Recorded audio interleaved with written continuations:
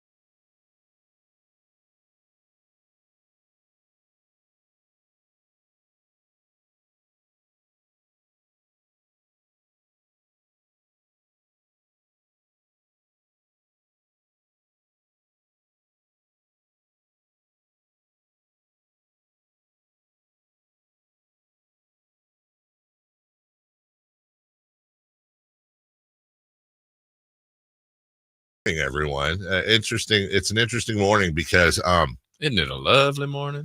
I got my new coffee maker yesterday. Ah! Yeah, and You drop pizza in it? No, not yet. Although I still am working on figuring it out. But excuse me. There's the coffee right there. Wow, when you are literally like, it was like my fourth sip, and my heartbeat went squeak, like just. I was like, oh yeah, this might be it. Also, might be bad news. I actually forgot my regular mug of coffee. And I wasn't a coffee guy forever. Yeah. Now I'm more of a guy just in the morning. It's just a cup a day. It works. I had to give up coffee once I started doing mornings. Why? Because I try to get a nap in, and I just couldn't do it. So then I would drink coffee, up all day, couldn't sleep. Then on no sleep, wake up exhausted, drink coffee to get back up, then can't sleep. Just a vicious circle. Just kept on doing that over and over. Just I just got to stop this. I'm curious. So I'll do the coffee in the morning, but then I'm usually done coffeeing around 7. And by the time When's your nap? Like noon? Yeah, 11, about 12, 11:30 to noon 31 is like the prime nap zone. Okay. By the time, I'll go home, usually get home around 11ish. I'll just eat whatever the hell's in the fridge. And then, chili. Yeah. Yesterday, finished off the chili yesterday. Oof. But could you have caffeine? Gross. Could you have caffeine at night and then not sleep? I mean, would you? Oh, I would not be able to sleep. Really? See, No. I don't think it works on me. Really? I mean, don't drink coffee. Yeah. I don't have a ton of soda, but if I had one, 8:00, 9:00 before bed, I could. You'd be fine? Yeah. Caffeinated soda, obviously? Yeah. Wow. Mm-hmm. Yeah, no. I've been in that position a few times, and you're just in bed, just knowing the alarm's going to go off. You're losing hours. You're losing minutes. And and then it's that's a vicious cycle. It's just stressing about it. If I go to sleep now, I'm going to get 4.5 hours. Go to sleep now, it's going to be 4 hours and 20 minutes. Go to sleep now, or whatever it is. And then I'm almost asleep. And then Gus decides to rearrange and steps on my nuts. Yeah. I mean, that happens. Or you get a call from somebody like, hey, you got to see this guy's last name. You won't believe it. What? This sounds important. Just a text goes off. Yeah. No, it was a phone call. Sounds like a real life experience, Chris. Explain yourself, Chris. I got the call first, I think. I don't know. Maybe I was second in line, or third or fourth, but I was on that call. Wait, was I involved in this? You called me. Yes. Wait, what was the And last? me. Oh, okay. I got it now. Okay. Yeah, Nope. there was a lot of energy behind that call. Whoa, there was. You were excited. I called so many people. You did. I called 4 people, but I called very strategic people because I needed to know. Yeah. I needed to know the answers. Mm-hmm. I'm actually comfortable talking about it, but I won't drag you guys into it. But I guess it's solved because, well, I can't say that without going into it. So Hopefully he doesn't go pro. yeah. that was one that had me incredibly stumped. Have we talked about that on the air, by the way, at all? No, No. don't believe so. Okay. I'm going to choose to keep it that way. I just Have another cup of coffee. have another cup of coffee. But yeah, I don't know what to do because like normally I'll have like the travel mug, but this isn't how it's designed, man. It's like designed for like a cup. It's like espresso and stuff. So you'd have to make a second one? Yeah. You never have that at home. I never have that at home. I'd have to make like honestly, it would be the equivalent of 3. And this thing I was excited because this thing like it like froths the milk for you. Okay. So you just hit the button and it like grinds the beans and it frosts the milk and then it drops in the espresso for like a nice mug of well, in this case it was a macchiato, right? Which Okay. is what I get at Starbucks. And the whole idea about attempting to dazzle Dave. I was like, I'm excited. Like I got the beans, I got the whole thing, like I'm good to go. Got a little squirty, a little vanilla squirty. Okay. Grind the bean. Huh? What? Grind the bean. Right, exactly. Grind the beans. And then but I didn't have any. It came yesterday afternoon, and I couldn't have any yesterday afternoon because I would have been up all night. So like it was like Christmas. Like I was super excited. I set the whole machine up last night, and then I bounced out of bed. I was like, oh, this is great. What a wonderful day. And then yeah, like I don't know if I'm gonna be okay being this awake. Not awake, but like kind of tweaky. Just I'm like freaking jacked. yeah, exactly. Although maybe, I mean, it does help with the multitasking, if you will. But other than that, what else? Oh, sad situation last night. We went after school. I had to do the whole daddy daycare thing. Went and got my daughter, came home. Then my son had practice till 7:30, but Melissa was coaching a game till like 9. So I had to go back, get Mason, bring him back. So it was like, and the school's like 22 minutes away. So it was a total of like 88 minutes of driving. And, you Great know, movie. yeah, wonderful movie. And we went to this, like, I was just kind of in this mood. I'm trying to get my kids to drink protein shakes in the morning, like with fruit and stuff, because they just have like honey bunches of oats, which is fine. Yeah. And then my son every day has, this is so Mason. He goes to school. It's the same thing every day. It's the same breakfast every morning. Same lunch. He has a bag of carrots and celery, a thing of milk, and an Uncrustable every day, every single day. And then he's got to go and he does practice. So he was saying how his legs hurt today. And part of that he's growing, but part of that is like he doesn't have enough protein, right? He's just not feeding himself right. And so I'm trying to convince him, like, guys, do a protein shake, like almond milk, frozen fruit, some of that, you know, like whey protein powder, some of those seeds, the Flax seeds, some Greek yogurt, and I always put a scoop of peanut butter in there. That's optional. It's a fine breakfast. I'll get you through all the way to lunch and all that. So that put me in this mood for like, well, we got to get something for dinner. I don't really want to do fast food. So we'll do, is there like a teriyaki plate? Like, you know, some chicken and rice. Yeah.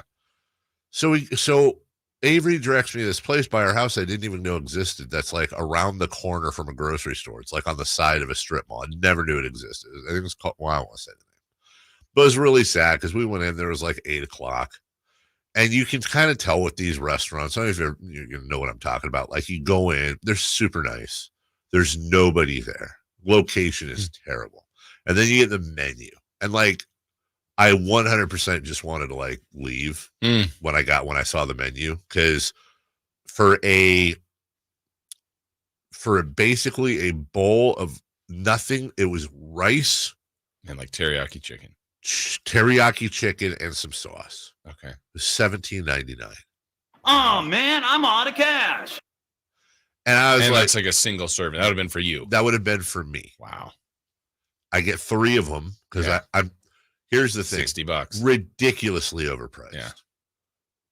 But and you could make that in no time at your house and for a third of the price. And I was 100% like dadding with my kids because we're like waiting for it. I'm like, just guys, and then it was $17.99.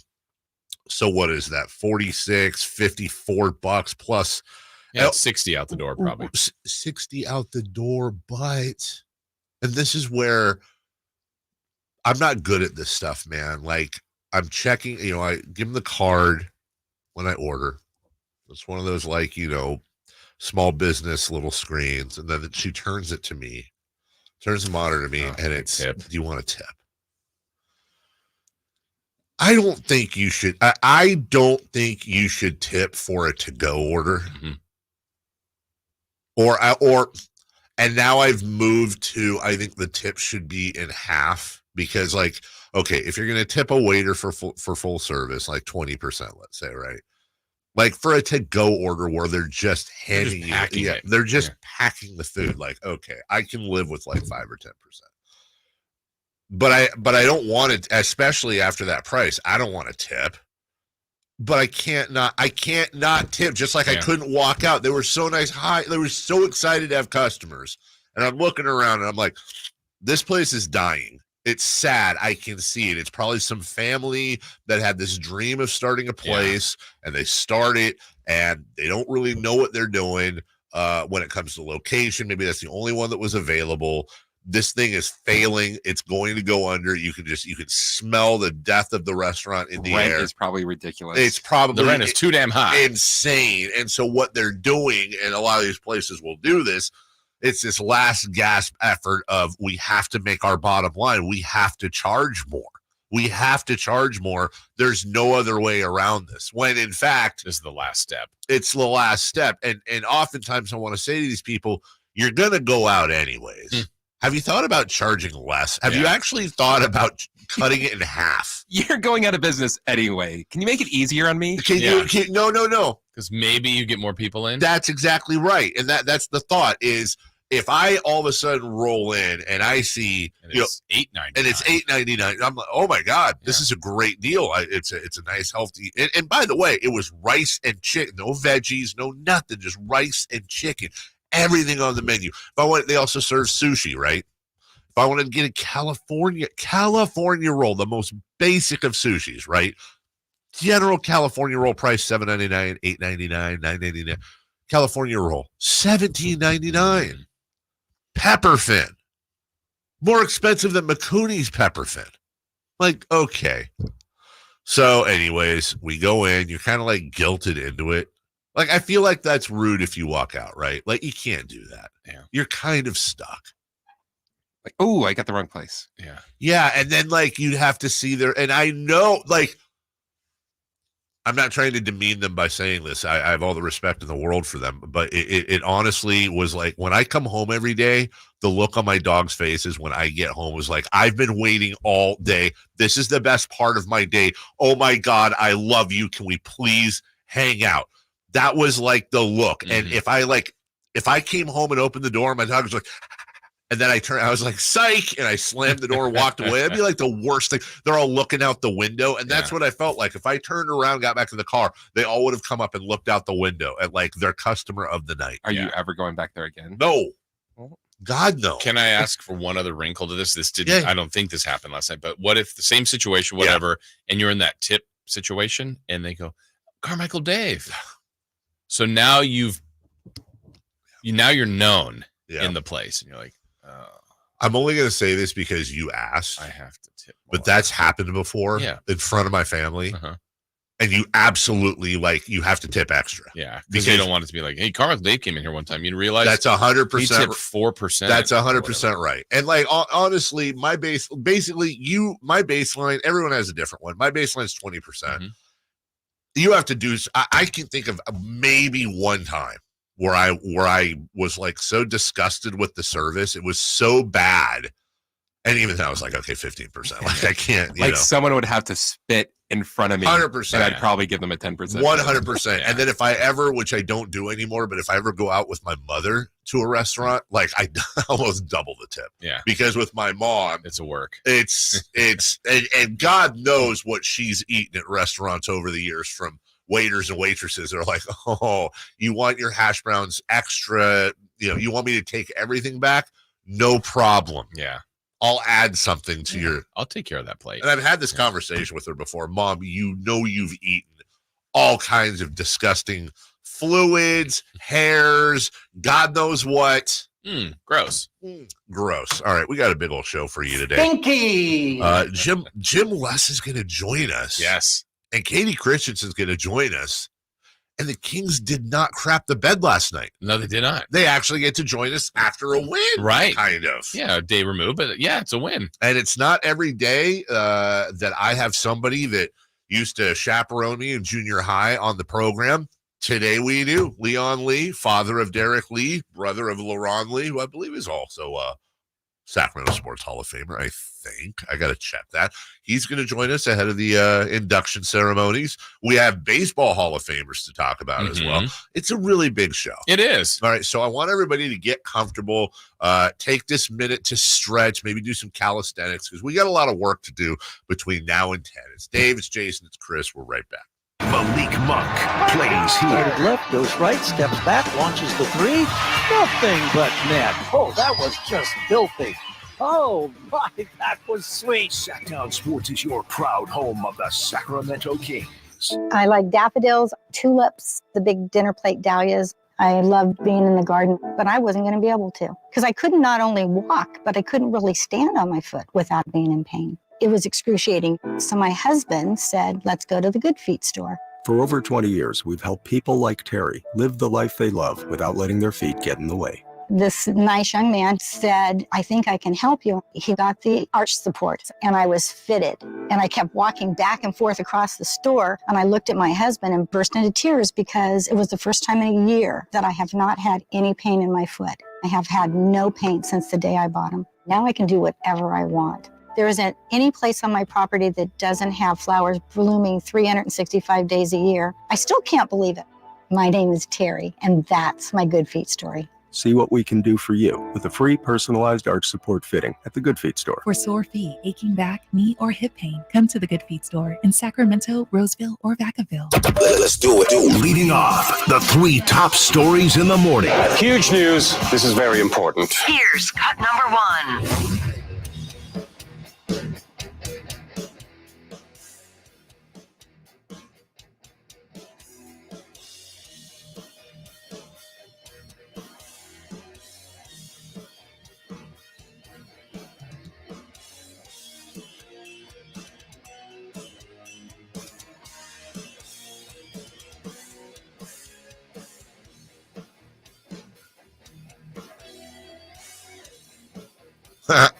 Well, you're in the player pool.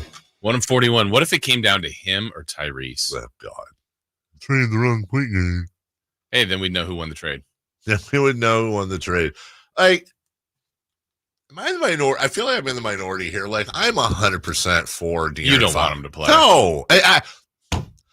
I don't want him to play unless it's important to him as a human being. Yeah. And then I will like begrudgingly get behind it and be like, if it's important to you, you deserve this gold medal, represent your country. Like, who am I to yuck your yum? But if he's not into it, let's go, dude. There's plenty of other people that'll represent Team USA as they smoke the rest of the world. So when they win, yeah, and De'Aaron's on Team USA, and he's a gold medalist, and they're back for the first game next year, like, please, Rod. Smoke's like, yeah. And G-Man's on the radio going, and everyone is on their feet honoring, except for Carmichael Dave is not on his feet. He is booing De'Aaron Fox in his gold medal. Like Randy Quaid, Major Leagues. Boo. No, I would stand up. I would cheer. I'd be super proud of him. But I welcome him not caring. Like, that is awesome, because what you just did there is you verbalized a positive. And we never want to verbalize negatives. But let's just all sit and think for a second about possible negatives for in playing for the Olympic team that we don't want to jinx or verbalize. And that's where my head goes. Yeah. Take the off season, hang out with your beautiful family, sit on a beach somewhere, go to work, get better. With Luke Laux over there hanging behind a palm tree with a basket set up. He's always here. He's just always there. They're in the middle of nowhere on a beach, and he just gets like a hollowed out coconut. Hello, good sir. You ready to shoot some baskets? Yeah. I'm in the hollowed out coconut. I'm fine with that. Who cares? But what he said there was at this moment. Yeah. So maybe which was that training camp. Right. It's going to be a tough team for him to make. It is going to be a tough team for him to make. And there's a lot, it's not just like, hey, it would be one thing if it was like, hey, here's your golden ticket. You're going to Paris. Yay. It's summertime, it's off season, all that stuff. Maybe getting, you kind of treat it as like a pre-training camp, training camp. But that's not, it's like you got to go to the workout and then the tryouts and then the things and the meetings. It's like a whole thing, dude. Yeah. And I mean, I don't know if it's like, how else to word it, but like extra credit if you were on the group that just played this last summer, like Tyrese and a few others that were kind of putting in some work for Team USA already. And then you've got the quote legends that weren't, but it's like, oh, are you going to not take LeBron? Are you going to not take Steph? Are you going to not take, I think KD. Maybe even Dame that's been on the teams before. It's like, all right. I bet Carmelo can still get a gold medal on this team. Probably. So, I mean, I think the point guard list was what, like, Tyrese, Damian Lillard, Tyrese, Fox, Curry, and there's a few more. I think Brunson, maybe. I don't know. And I feel like if they take 4 point guards, he should make it. Yeah, I mean, who would beat him out? I mean, isn't there another one or two on that pool? Drew Holiday, hasn't he been Olympic-y? I think he's been Olympic-y. And I feel like Drew Holiday is like the type of guy that. Coaches are like, we need that because we can have the defense and the stuff and blah, blah, blah. You know what I'm saying? Like, is that what they say? That's what they say. Yeah. Trae Young. Okay. It's Harden. I don't know if he is. Booker. Yeah, I think Booker's one of the guys. Won't be Cunningham or Chris Paul. Jamal Murray. Hey, Jamal Murray play? Stupid question. No, I think he's Canada, isn't he? Is he? Yeah. Okay. Not a stupid question. Oh, Gilgeous-Alexander. No, he's Canada. Oh, that's right. Forgot about that.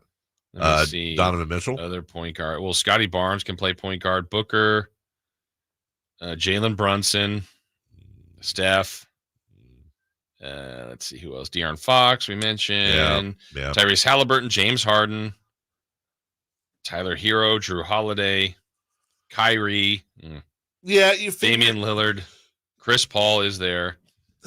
You figure Dame and Steph are semi locks, right? Derek White, yeah. And then if I'm the Olympic guys, that's the thing. I'm going with like a Drew Holiday, maybe a Derek. Like you got to. It can't just be like the most prolific point guards. Yeah. You also have to have like the guys you could throw out there on. Frederick Von Weasel Hinkle and Alex Caruso. Yeah.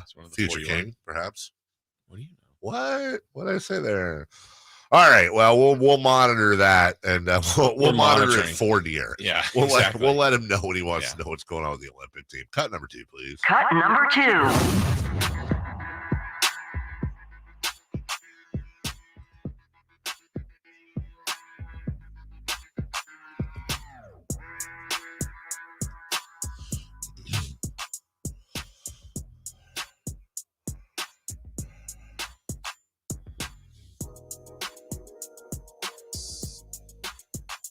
Ends up with 3,166, a 21-year career. Not only did he bust 3,000 hits comfortably, had over 100 stolen bases. That's not what he was known for, but 477 home runs, over 1,700 RBI, had 5 Gold Gloves. Like Adrian Beltran, we've had this conversation before, is like one of the, it's starting to get rated because so many people are saying it, but one of the most underrated careers, seriously, of all time. Yeah, I'm glad he made it. When he's one where I think sometimes people just jump off the, like, oh, Hall of Famer. You have to do a little bit of work if you don't remember his career, and then you just go, man, how would he not be a Hall of Famer? There's no way. Yeah. Shoe in, first ballot, no problem. Joe Mauer was voted in 76%. I was a little surprised. I was too. I mean, and not that Joe Mauer, look, no disrespect to Joe Mauer. I think a lot of that is. What are his career numbers? Yeah, I'm going here right now. I feel like it wasn't as much of a career as I thought it should have been, if I remember right. No, 143 home runs, 923 RBI, a little over 2,000 hits, lifetime batting average of 306. It's look, if he's not a catcher for the bulk of his career, there's just no chance. Yeah. Then he wasn't a catcher for a long period of time. Yeah, didn't he? What, last 4 years of his career? Or am I off there? Yeah. He was a first baseman, but when the Twins came in and they had like Joe Mauer and Justin Morneau came in right around the same time. I mean, you want to talk about two amazing guys to build your team around, and they did. Joe Mauer, also a lifetime Minnesota Twin. I feel like that matters weirdly. Yeah, and I think it's also one that I think a lot of people just liked him. Yeah. So it's like, I agree. That's an easy one to check. Yeah, I guess it makes sense. Like one of the greatest Minnesota Twins of all time. Exactly. But if he's a Yankee, he's just like, oh. Yeah, he's just another guy. Yeah. I don't know. On the surface, not Hall of Fame numbers. Yeah. But you add in the accoutrements there. Yeah. Also, the guy who Peyton Manning had to back up at Tennessee, Todd Helton, former Rocky, he makes it. It's been a minute for him. He's had to work to get in. Yeah, he's had to work to get in. I like the things they do now where they video the phone calls. Uh-huh. Like it's a total setup. You know it's coming, but still it's so cool to see the reaction of the family around that. So they should have cameras on the people that don't make it too. Yeah. This was last year. Don't show it. Do not show it. Yeah. But just so that, hey, maybe not. Maybe we'll show it just for fun. Yeah. Jim Leland, surprised he wasn't already in, but maybe he was eligible or something. I don't know, because that's a first ballot. Is he going smoking? 100,000% with the mustache. Yeah. Gary Sheffield, controversial here in his 10th and final year on the ballot, 64% of the vote. Billy Wagner, he was the closest, right? 73.8, missed induction by 5 votes. Mauer made it by only 4. Andrew Jones, 61%. Carlos Beltran, 57%. You need 75%. I feel like Sheffield's a Hall of Famer. I totally agree. He is certainly, his numbers are pretty awesome, but also Hall of Fame for like most intimidating player. Absolutely. Oh my God. Like if you could pick, hey, you have to play third base, I'd be like, can Gary Sheffield not be at the plate? Absolutely. Yeah. Like if I'm a pitcher, I don't want any part of Albert Bell, and I want any part of Gary Sheffield. Yeah. All right, we'll take a break. When we come back, a firing in the NBA that nobody. I was in the middle of walking through a furniture store with Scott Marsh, and the news came across, and we both hugged each other. It was like, hold me, because we didn't know what to do. Look at that couch. Look at that. The game of golf. We'll be right back with the firing with the Bucks right here on Sactown Sports. The NFL's leading rusher plays here. The handoff to McCaffrey, walks in the end zone. Handoff to McCaffrey, takes it right down to the goal line.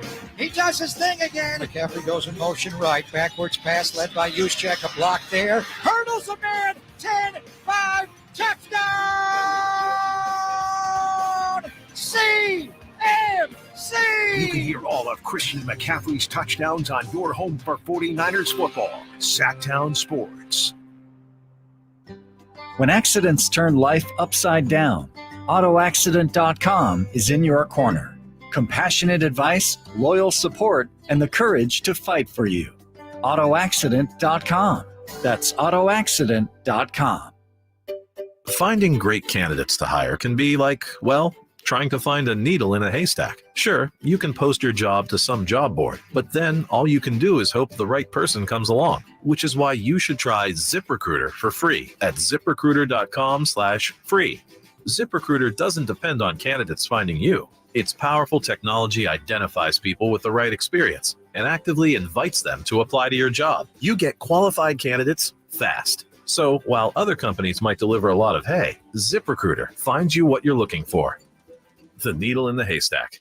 4 out of 5 employers who post a job on ZipRecruiter get a quality candidate through the site within the first day. ZipRecruiter, the smartest way to hire. And right now, you can try ZipRecruiter for free. That's right, free. Just go to this exclusive web address, ZipRecruiter.com/free. That's ZipRecruiter.com/free. ZipRecruiter.com/free. For a precision-crafted performance, the decision is easy. A new Acura from Acura of Stockton. Get the driving experience you've been waiting for in a new Acura. Get the best selection and customer service you deserve from Acura of Stockton. Shop in person or use our online express store at AcuraofStockton.com. Acura of Stockton will buy your trade, even if you don't buy from us. Don't settle for less than precision-crafted performance of a new Acura from Acura of Stockton and AcuraofStockton.com. Have you ever envisioned having $500,000 in advertising to conquer the remodel market, but felt overwhelmed at the thought of going it alone? Now you don't have to. Join Subcontractors United and share your advertising with 2 other contractors in your trade. Get $500,000 in advertising for only $1,042 a month. We are so sure this will work that we're giving away free advertising until June 2024 to qualified contractors. Visit subcontractorsunited.com today. Beachhead Deli on 711 K Street is now your place to go in downtown Sacramento prior to all the games, concerts, and events. Conveniently located just across the street from the arena, Beachhead Deli features the finest gourmet sandwiches and craft beverages anywhere. Beachhead Deli at 711 K Street is also your premier lunch destination 7 days a week. Come by and say hi to new owner Brad Wakai. He's so excited to take care of all your taste bud needs. That's Beachhead Deli at 711 K Street in Sacramento. Guys, did you know your testosterone affects everything in your system, including how you feel and perform every day? Right now, Revive Men's Health Sacramento will check your testosterone for free. Knowing your T levels is the first step in understanding if you have low T. Your testosterone level impacts your energy, libido, sleep, weight, hair loss, mood, and even ED.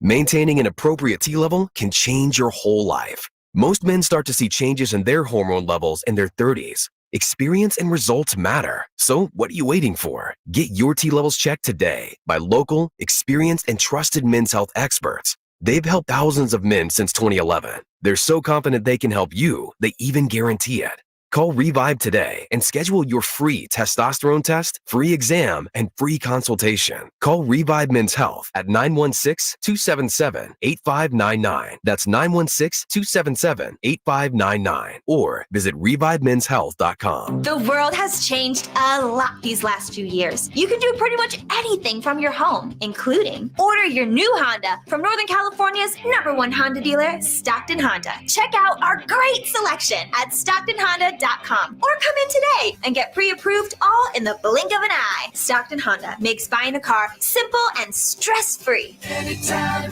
anywhere, it's all here. StocktonHonda.com. Time to get your tickets for the Sacramento Sports Hall of Fame celebration, February 4th at Thunder Valley. Inductees include Matt Barnes. Go to Ticketmaster.com.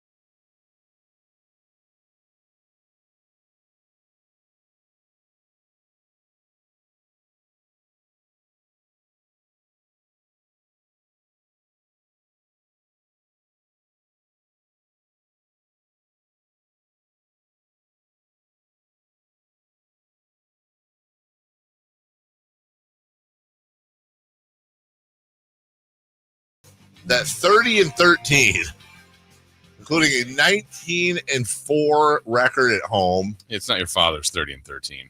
Yeah, it's not. The number 2 seed in the Eastern Conference was not enough for Adrian Griffin to keep his job. 4 months basically on the job. I did that came across yesterday. I was like, wait, what? And you'll remember last year, last couple years, Adrian Griffin was like one of the most coveted, up and coming stars of coaching when he was with Toronto under Nick Nurse. Adrian Griffin was always one of those guys this guy's going to be a really good head coach. He gets the Milwaukee job, which I think kind of surprised a lot of people. Usually a rookie coach, and that might have been their mistake. Mm-hmm. Usually a rookie coach is going to go to like the Kings a couple years ago, that type of thing. That would have been a great place to put Adrian Griffin. Obviously, we lucked out with Mike Brown. You generally don't see rookie coach go to established team, but there we were. And apparently, the first thing I thought, I'm not going to lie. The first thing I thought is I was in the furniture store with Scott Marsh. After you hugged? After we hugged. Honestly, and this isn't what happened. Just saying. The first thing I thought was Ime Udoka. It was like, oh God. Something happened like that. What did he do? Right. What happened? There's more to this. You're not firing a guy who's 30-13 unless he does something really, really bad. I thought the exact same thing. I don't think we're alone. You're thinking something. Well, as I was thinking, why is Dave in the furniture store with Scott Marsh? So we were looking at countertops together. So at the furniture store? Yeah. Well, they do tile and I shouldn't have said furniture store, but yeah, multi-purpose. Actually, a potential new sponsor. I'm really excited. Oh, well, there we go. Let's go. That's why we were there. This place is actually really cool. So by the way, shouts to Joe Prunty, who fill in again. And assuming they hire, it looks like it was reported that they hired Doc Rivers. Right. And then the Lee Corso, not so fast, but it still sounds like that's where it's headed. So Joe Prunty might get a game. It's the third time in his career following the firing of Jason Kidd back in 2018. He did it with the Bucks as well. So second best record, 40. And by the way, what a great career head coaching record for Adrian Griffin. I have a feeling he's going to get another job rather soon. Again, unless there's more to it, but it's just all I've heard so far is that he lost the locker room. Yeah, Milwaukee's a little strange. Remember, they wanted to fire Coach Bud a few years ago. Then they won, the year they won the championship. I think he was going to get fired, but they won it. And then you kind of have to keep the guy around. And then last year, all right, yeah, we're done. We got to move on. Losing the first round of Miami, he's got to go. Well, careful what you wish for. And they were having some success. I think their offensive numbers are way better this year. Yep. Their defensive numbers are worse. And I don't know if they're putting that all on him. They've changed the team. You took Holiday out and put in Dame Lillard. You're going to be better offensively, and I think lose something defensively. Yeah, you are. You took away one of the best backcourt defenders in the game. You replaced him with Dame Lillard. What you just said, yeah. I was listening. Yeah, just backing up your point. Your defense is going to suffer. Yeah. It's kind of weird. And honestly, is it just me? This is one of those is it just me questions again. Chris, I'd like you to participate in this. Is it just me, or have there been,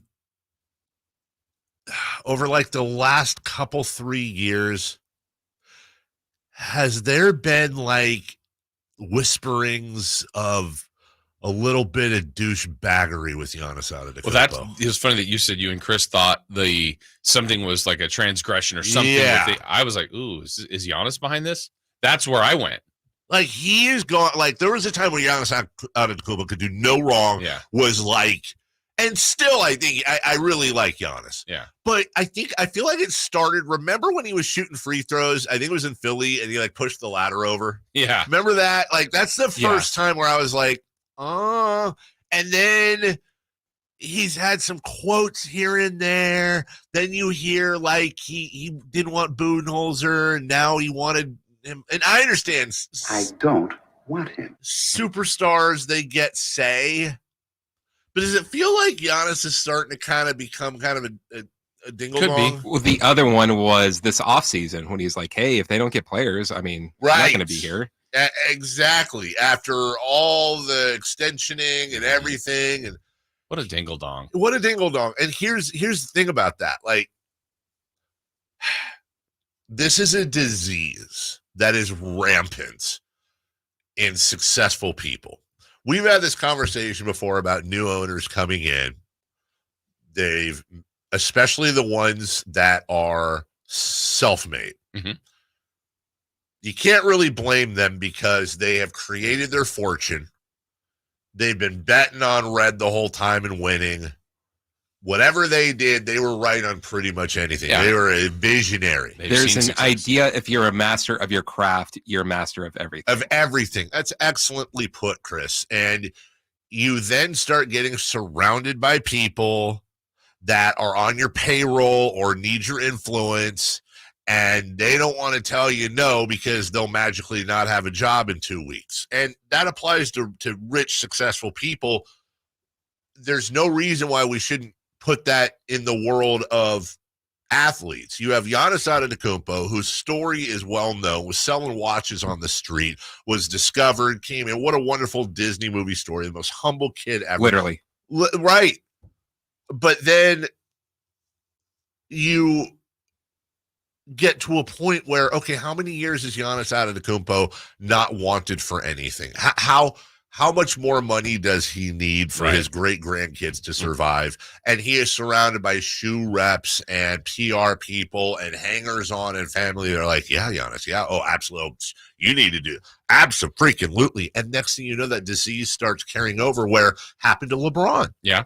Where LeBron, you see it all the time. He makes a team give up all their assets for him to go there, or in the Lakers case, signs free agent as a free agent, basically forces the Anthony Davis trade and gathers his super team or whatever. It eventually fails. He blames the GM and coach. They get fired, rinse and repeat. They got to go out and mortgage assets, of which it seems the Lakers always have a endless supply of assets to mortgage. And you feel like it's like, is Giannis going down that road here? Mm-hmm. Players should not run teams. Players should have input. Right. Agreed. But that's not their job. That's it. Input is it. Yeah. We'll take a break. When we come back, we mentioned it before. De'Aaron Fox has been named in the player pool for the Olympics. We've got the Baseball Hall of Fame inductees as well. We'll talk about that as well. In the meantime, I don't know if you noticed outside, Jason, it's raining. Yeah, it is. Something fierce. Something fierce. And I don't know what kind of car y'all's drive. But I can tell you this, when you've got this inclement weather, it's one of those words I've read a bunch.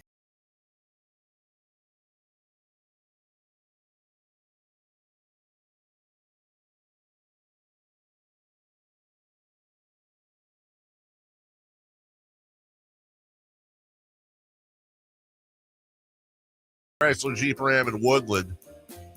It's the Start Something New sales event, because you got the new year. This is your last chance to get your hands on some American muscle. When this rain clears up, it's springtime. You want that iconic V8 power? And now's the best time to buy because you can get up to $7,000 off MSRP and 0% financing for 72 months on the new 2023 Dodge Charger SXT and Challenger GTs.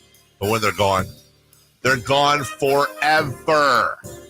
See the full selection when you search, select, and save at HoblettDodge.com. Unbeatable prices, unbeatable selection. Nobody, that's right, nobody beats Hoblet, period. Hall of Fame inductees and De'Aaron Fox. Is he going to get himself a gold medal? We'll talk about it next.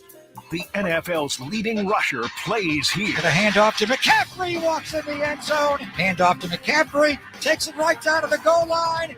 He does his thing again. McCaffrey goes in motion right. Backwards pass led by Juszczyk. A block there. Hurdles a man. 10-5. Touchdown! CMC! You can hear all of Christian McCaffrey's touchdowns on your home for 49ers football. Sactown Sports. Denise has been playing jazz for 40 years. Last concert, one of the musicians fell sick with RSV. Respiratory syncytial virus, or RSV, is a highly contagious virus that can lead to breathing problems. This time, she's choosing to help protect herself with Pfizer's RSV vaccine, Abrysvo. Abrysvo is a vaccine for the prevention of lower respiratory tract disease caused by respiratory syncytial virus, RSV, in adults 60 years of age and older. Abrysvo is not for everyone and may not protect all who receive the vaccine. Don't get Abrysvo if you've had a severe allergic reaction to its ingredients. People with a weakened immune system may have a decreased response to Abrysvo. The most common side effects are tiredness, headache, pain at the injection site, and muscle pain. Ask your pharmacist or doctor about Pfizer's RSV vaccine, Abrysvo, respiratory syncytial virus vaccine. For full prescribing information, please call 1-844-989-7284 or visit abrysvo.com. Brought to you by Pfizer. Jerry and Kenny here from Bell Brothers. And if you've even thought of replacing your old, outdated, inefficient windows, now is the time to take action. Right now at Bell Brothers, when you buy one window, you'll get the second one for 30% off. That's right. Buy one, get the second one 30% off. That's real savings, up to $6,000. You have to buy at least 4 windows to qualify, and you can't mix windows and doors. But beyond that, every second window is 30% off. For example, when you buy 10 windows, you will get 5 windows at 30% off. We also have 0% interest financing available for qualified buyers. Call for details. To take advantage of our buy one, get one 30% off sale, call Bell Brothers now at 916-444-1234 or find us online at theNoSurpriseGuys.com. The No Surprise Guys, Bell Brothers. Sacramento weather is brought to you by Folsom Lake Kia. I'm Dirk Verdorn in the KCRA 3 Weather Center. Chance for scattered showers will remain throughout the day today, with temperatures warming into the mid-50s for daytime highs and winds anywhere from 5 to 15 miles per hour. Get the latest forecast on the KCRA 3 News and the KCRA 3 app.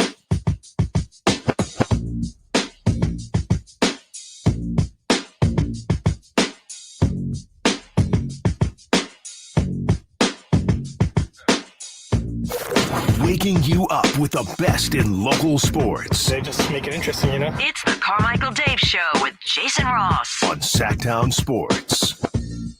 Good morning to all the chatty mobs. The chat mob. Roar. Welcome in.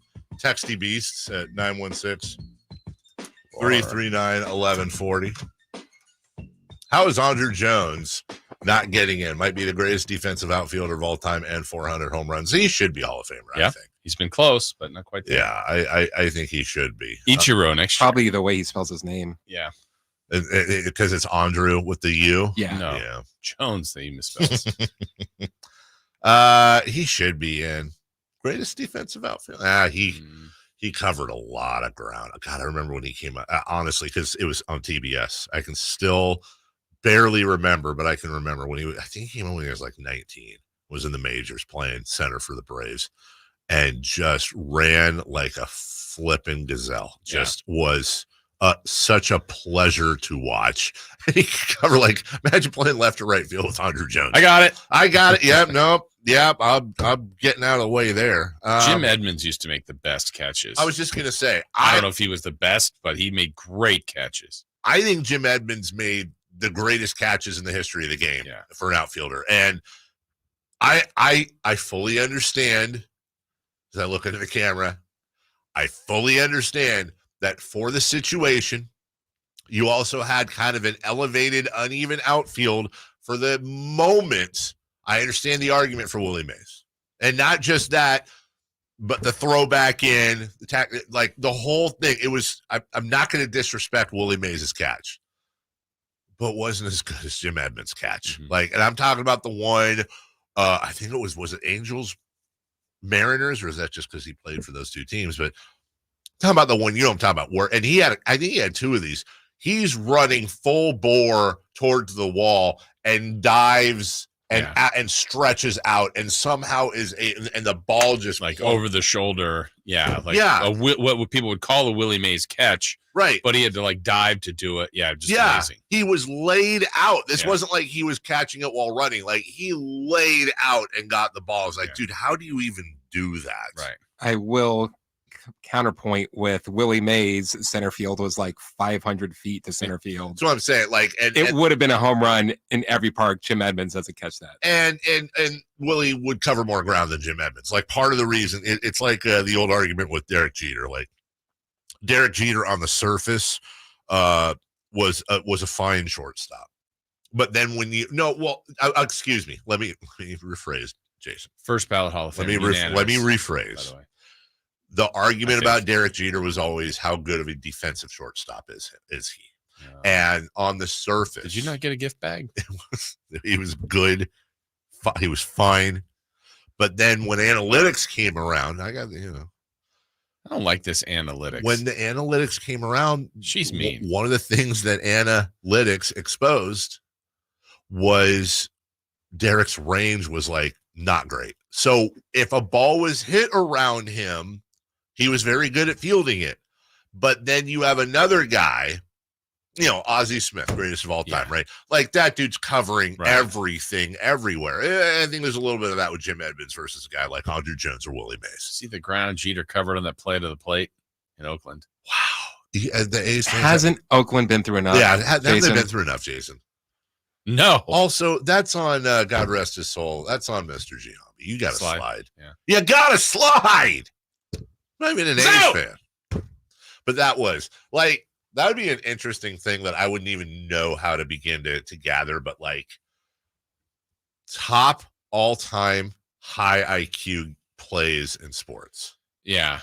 Because that's on there. Yeah. You know what I was thinking as you're saying, like the analytics, so it'd be cool. You know how they can do sometimes they'll show like a pitcher's fastball compared to his curveball, and like the ball comes out of the hand and then they're both there, and then there's like two things. So you'd love to see like every shortstop is in this position and the ball is hit here. Where did Ripken get to? Where did Jeter get to? Where did Ozzie Smith get to? That would be cool. Just to see the difference. That would be cool, because there would be a 100% difference. And then you have some guys that have great range, but maybe they don't have the best arm. You have some guys that don't have that range, but holy crap, do they have a gun? Like Crawford's been a great shortstop. It's been wonderful. Yeah. I always remember, especially when he was with the Padres, like maybe for a time being, I don't know that I've ever seen a better defensive catcher than Benito Santiago. Like, dude, that guy was ridiculous. Just gunning fools out from his knees. Right. Not for show. Different arm angles, too, like Mahomes, right? He's just up top, side arm. Seriously. Yeah. So Todd Helton is in the Hall of Fame. Congratulations to him. It took a while. It is true, and you'll hear that a lot today. Yeah. Peyton Manning was his backup at Tennessee. That's how good Todd Helton was at football. He was starting for Tennessee with this Peyton Manning. And by the way, people knew Archie Manning. It wasn't like Peyton Manning was some rando. He was Peyton flipping Manning, and they still had Todd Helton ahead of him. Yeah. What do you think about the 10-year rule, basically, to get in? Because I'm a little mixed on that. For me, part of it is like, if it takes you 10 years, are you a Hall of Famer? But then why cut it off then? I don't think they should cut it off. I just think it's dumb. It's like, why are you a Hall of Famer now? Your numbers didn't change. Yeah, like Wagner will likely get in next year. Again, I don't know that I'm not trying to punish him, but sure, if he's 5 votes short this year, it's like, well, he's going to next year because it's his last year. Well, then is he a Hall of Famer? Or are you doing this because like, I did want to put him in, but he's not a first ballot. It's like, it just feels like there's some games going on. There is a whole. And then why is Sheffield now out? Like, you're either in like in the first maybe 3 years or something, or I don't know, or just leave them all perpetually a chance to get in. I think Hall of Famers should be voted in by Hall of Famers. And I think that the media should have like a media selection every year, like for different categories, like give them a player, give them a coach, / manager, and then give them a broadcaster, writer, right? Yeah. Whatever, but I think Hall of Fame, because look, the flaw with Hall of Famers voting for Hall of Famers is, there's occasionally going to be that Ty Cobb type dude, like nobody liked, but should be, deserves statistically to be in the Hall of Fame. But that's where the media comes in. But why you have media guys, of which we hear this every year. Like, look, I love Marcos Bertone. He's a friend of the show all the time, but he got a lot of flack earlier nationally because he was talking about how he didn't vote for Gary Sheffield. and you just vote for him next year if you want. It's like, well, he's not eligible next year. And Marcos admittedly has not covered baseball. He's a baseball fan, but doesn't cover baseball for, I think, 3-4 years, but he gets his eligibility, I think, grandfathered for at least either another year or another 6 years. I can't remember. It's 5 or 10. The whole system is flawed. Yeah. Like, let the Hall of Famers get a vote. I want to see Raleigh Fingers voting for Barry Bonds or not. I want to see how they would. I really do wonder how Hall of Famers would handle the Palmeiros, the Bondses, the McGuires, the Clemenses, people that played, a lot of which played against these guys. Yeah, and I mean, we also want to say, I don't believe the whole Hall of Fame is pure. I know there's people in there that were on enhancements, right? So then if we know people that have been voted in recently, like, just look at them. Poppy was on the list. Yeah. Poppy was on the list. Yeah, but everybody liked him. Right, but then, and that's the whole thing. It's like, well, okay, which is worse? Barry Bonds, like, rubbed some clear stuff on him and hit, like, even if you take away the, like, steroid use, okay, so what is he? 3,000 hits, 500 home runs, 500, whatever. Did he get 3,000 hits? Did he? Yeah. Oh, maybe he did. I don't know. I think he did. Wait, did he? I think so. But then you have, like, flaming horrible racist Ty Cobb who's just chilling. You're like, really? Yeah. Oh man, if you had to take racist out of the baseball, that's what I'm saying. But you can. And the point is, I don't know that you should. It reflects the times. I get it, but like, performance enhancers kind of reflect the times too. Yeah. Pete Rose isn't in it because he bet on baseball. Now it's like the Hall of Fame brought to you by FanDuel. Yeah. Shoeless Joe isn't in because he signed an X allegedly on a piece of paper. He was illiterate, yet he was one of the best hitters in the 1919 World Series. Yeah. So his statistics do not reflect a guy throwing a series. Is Jim Leland, he's not going in primarily off his run at the Pirates, but that's a lot of Barry Bonds. It's a lot. That's exactly right. And then he didn't have A-Rod on the Marlins, did he? No, but he coached that. I mean, that's where he won his title, but still, like, it's a career thing, and just, it's, yeah. La Russa's in. Yeah. Coaching Canseco, and you can't let Barry Bonds in. He only had 2,935 hits. Oh, he was short. Oof. Probably had 3,000 walks. That's the thing. The fact that he even had that many, because his on-base percentage is like 9 billion. He only had 2,500 walks. Oh, that's it? Still, I wonder if we'll ever see a guy walk with a base. So you get on base 5,000 times. It's insane. That's just absolutely insane. We'll take a break. When we come back, hey, we're talking to Jim Les after a win. We'll talk UC Davis basketball. We'll talk a little Kings as well. We'll do all that right after this. On the move? Got somewhere to be? Take Sacramento Kings basketball with you. The Sactown Sports app will let you stay connected to your passion. Never miss a moment of Sacramento Kings basketball with the Sactown Sports app. Why? The team's looking good this season. I think so. Man, I miss playing football. Being young with unlimited energy to burn. Ever since I turned 40, I just can't find that fire I used to have. Think you could be lower testosterone? What do you mean? All guys lose their edge when they turn 40. The body has less testosterone. That's why I take Nugenix Total T. I've heard about Nugenix. That really works? Since I started taking Nugenix, I'm lifting like when we played for Coach Carter. I feel more energized at work. It's even spiced up things between me and the missus. Are they still giving out complimentary bottles for people to try? Yep, send a text. It's that easy. Text JUDGE to 42424 right now for your complimentary bottle of Nugenix Total T. It's the #1 selling testosterone boosting brand at GNC and Walmart. Do it now and they'll also send you a bottle of Nugenix Thermo X, their newest, most powerful fat burner ever, absolutely free. Text JUDGE to 42424. That's JUDGE to 42424. These statements have not been evaluated by the FDA. This product is not intended to diagnose, treat, cure, or prevent any disease. Sacramento weather is brought to you by Folsom Lake Kia. I'm Dirk Verdorn in the KCRA 3 Weather Center. Chance for scattered showers will remain throughout the day today, with temperatures warming into the mid-50s for daytime highs and winds anywhere from 5 to 15 miles per hour. Get the latest forecast on the KCRA 3 News and the KCRA 3 app. Don't miss out on New Year's savings at Folsom Lake Kia. Low prices and payments on your favorite new Kia models. Go see my friends at Folsom Lake Kia right here in Sacramento for over 25 years, or FolsomLakeKia.com. What if I told you there was a way to step into another gear for your brain and be much sharper, more focused, and improve your memory to a level that you could only dream about, and notice these results in 30 minutes? Hard to believe? Neuroscientists are calling this new brain discovery the biggest advancement in brain science to date. It's called Limitless, the brain pill of the future. Take it, and within 30 minutes, you'll transport your mind to a new level of focus and clarity you would have never thought possible. I took Limitless and it started working in minutes. All of a sudden, it felt like a dark cloud had been lifted up right before my eyes.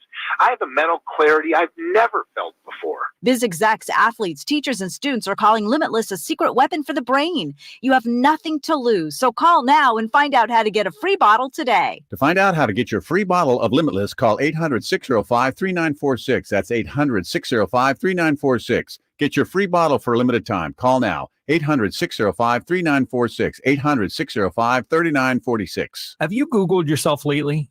Are there negative posts from an ex-employee or from a former client? Maybe an outdated news article or sensitive personal information about your family? Search engines don't always get it right. For right or wrong, it's your reputation on the line. That's where Reputation Defender by Norton comes in. One of the most trusted names in online reputation repair, Reputation Defender has been fixing people's search results for over 15 years. Their cutting-edge approaches help you to wipe away unwanted information in your search results. They also promote the good stuff so that it rises to the top, helping you put your best foot forward. Your good name is too valuable to leave to the whims of a Google algorithm. Take control with Reputation Defender. You can start by getting your free reputation report card at reputationdefender.com. Or call 800-401-6681 to speak to an expert. That's 800-401-6681. Guys, did you know your testosterone affects everything in your system, including how you feel and perform every day? Right now, Revive Men's Health Sacramento will check your testosterone for free. Knowing your T levels is the first step in understanding if you have low T. Your testosterone level impacts your energy, libido, sleep, weight, hair loss, mood, and even ED. Maintaining an appropriate T level can change your whole life. Most men start to see changes in their hormone levels in their 30s. Experience and results matter. So what are you waiting for? Get your T levels checked today by local, experienced, and trusted men's health experts. They've helped thousands of men since 2011. They're so confident they can help you, they even guarantee it. Call Revive today and schedule your free testosterone test, free exam, and free consultation. Call Revive Men's Health at 916-277-8599. That's 916-277-8599. Or visit revivemenshealth.com. All guests come to you from the Folsom Lake Honda Hotline. Folsom Lake Honda, your one-stop Honda shop. From the Power Business Technology Toshiba Studios. KHTKAM Sacramento, KYMX HD2 Sacramento. Sacramento's official home for the San Francisco 49ers. Touchdown! San Francisco! Sactown Sports. The Carmichael Dave Show. He's on the microphone when he's not on the microphone. He's playing a song, and when he's not playing a song, he's on the microphone. And then boom, with Jason Ross. No, he didn't. Yes, he did. Call or text at 916-339-1140. It's the Carmichael Dave Show with Jason Ross on Sactown Sports.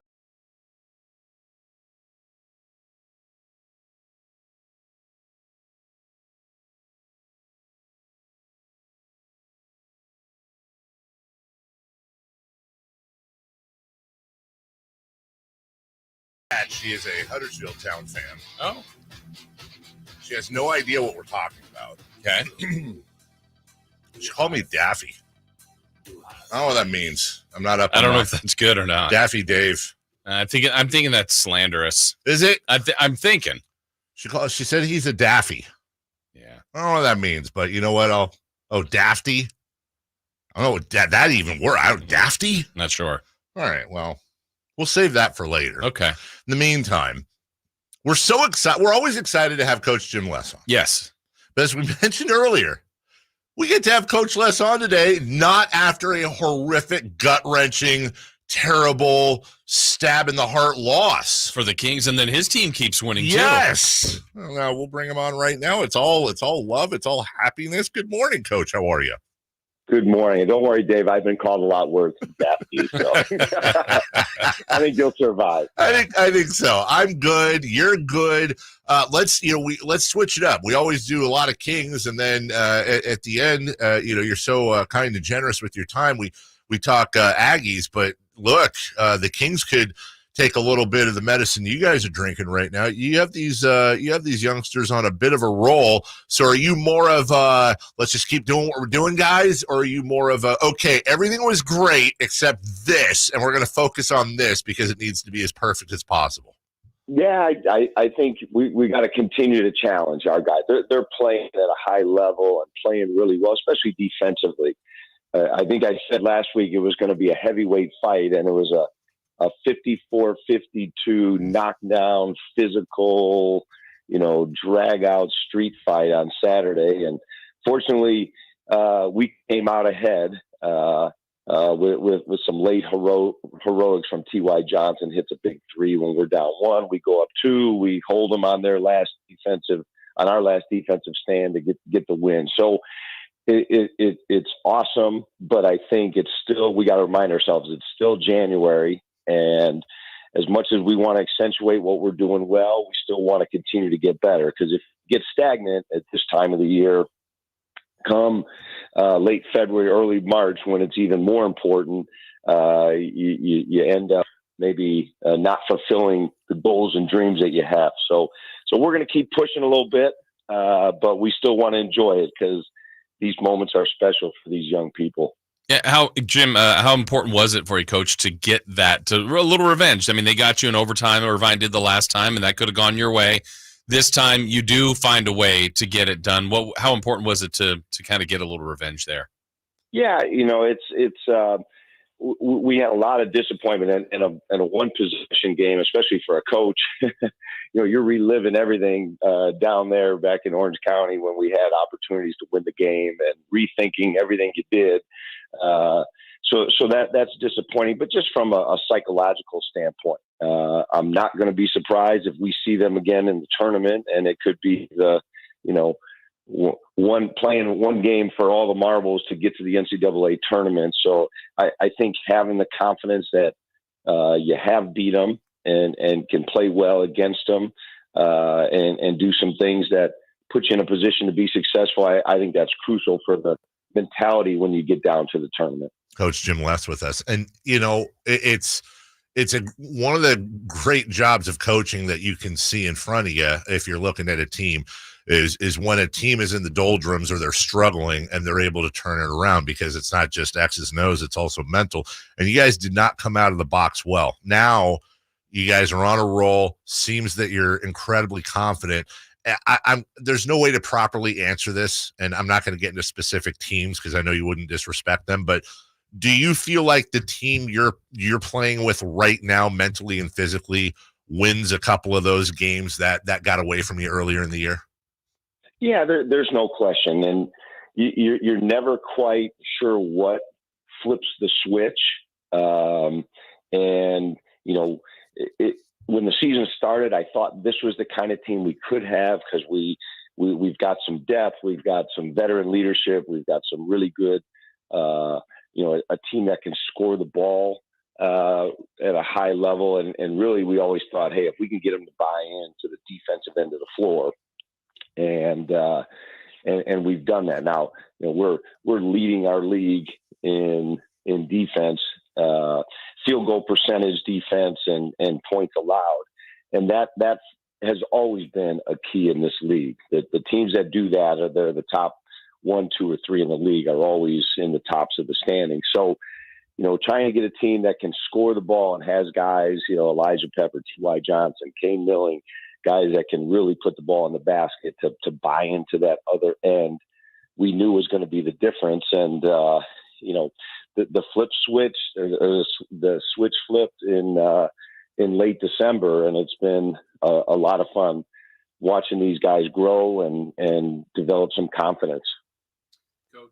Coach, you have a opportunity where you only have one game this week. You don't play tomorrow, so you get the advantage of a couple extra days to get ready for San Diego on Saturday. Another team that, like you said earlier about Irvine, you might face again later. That's a team right up the top with you guys. So What about the extra time to get ready for San Diego this weekend?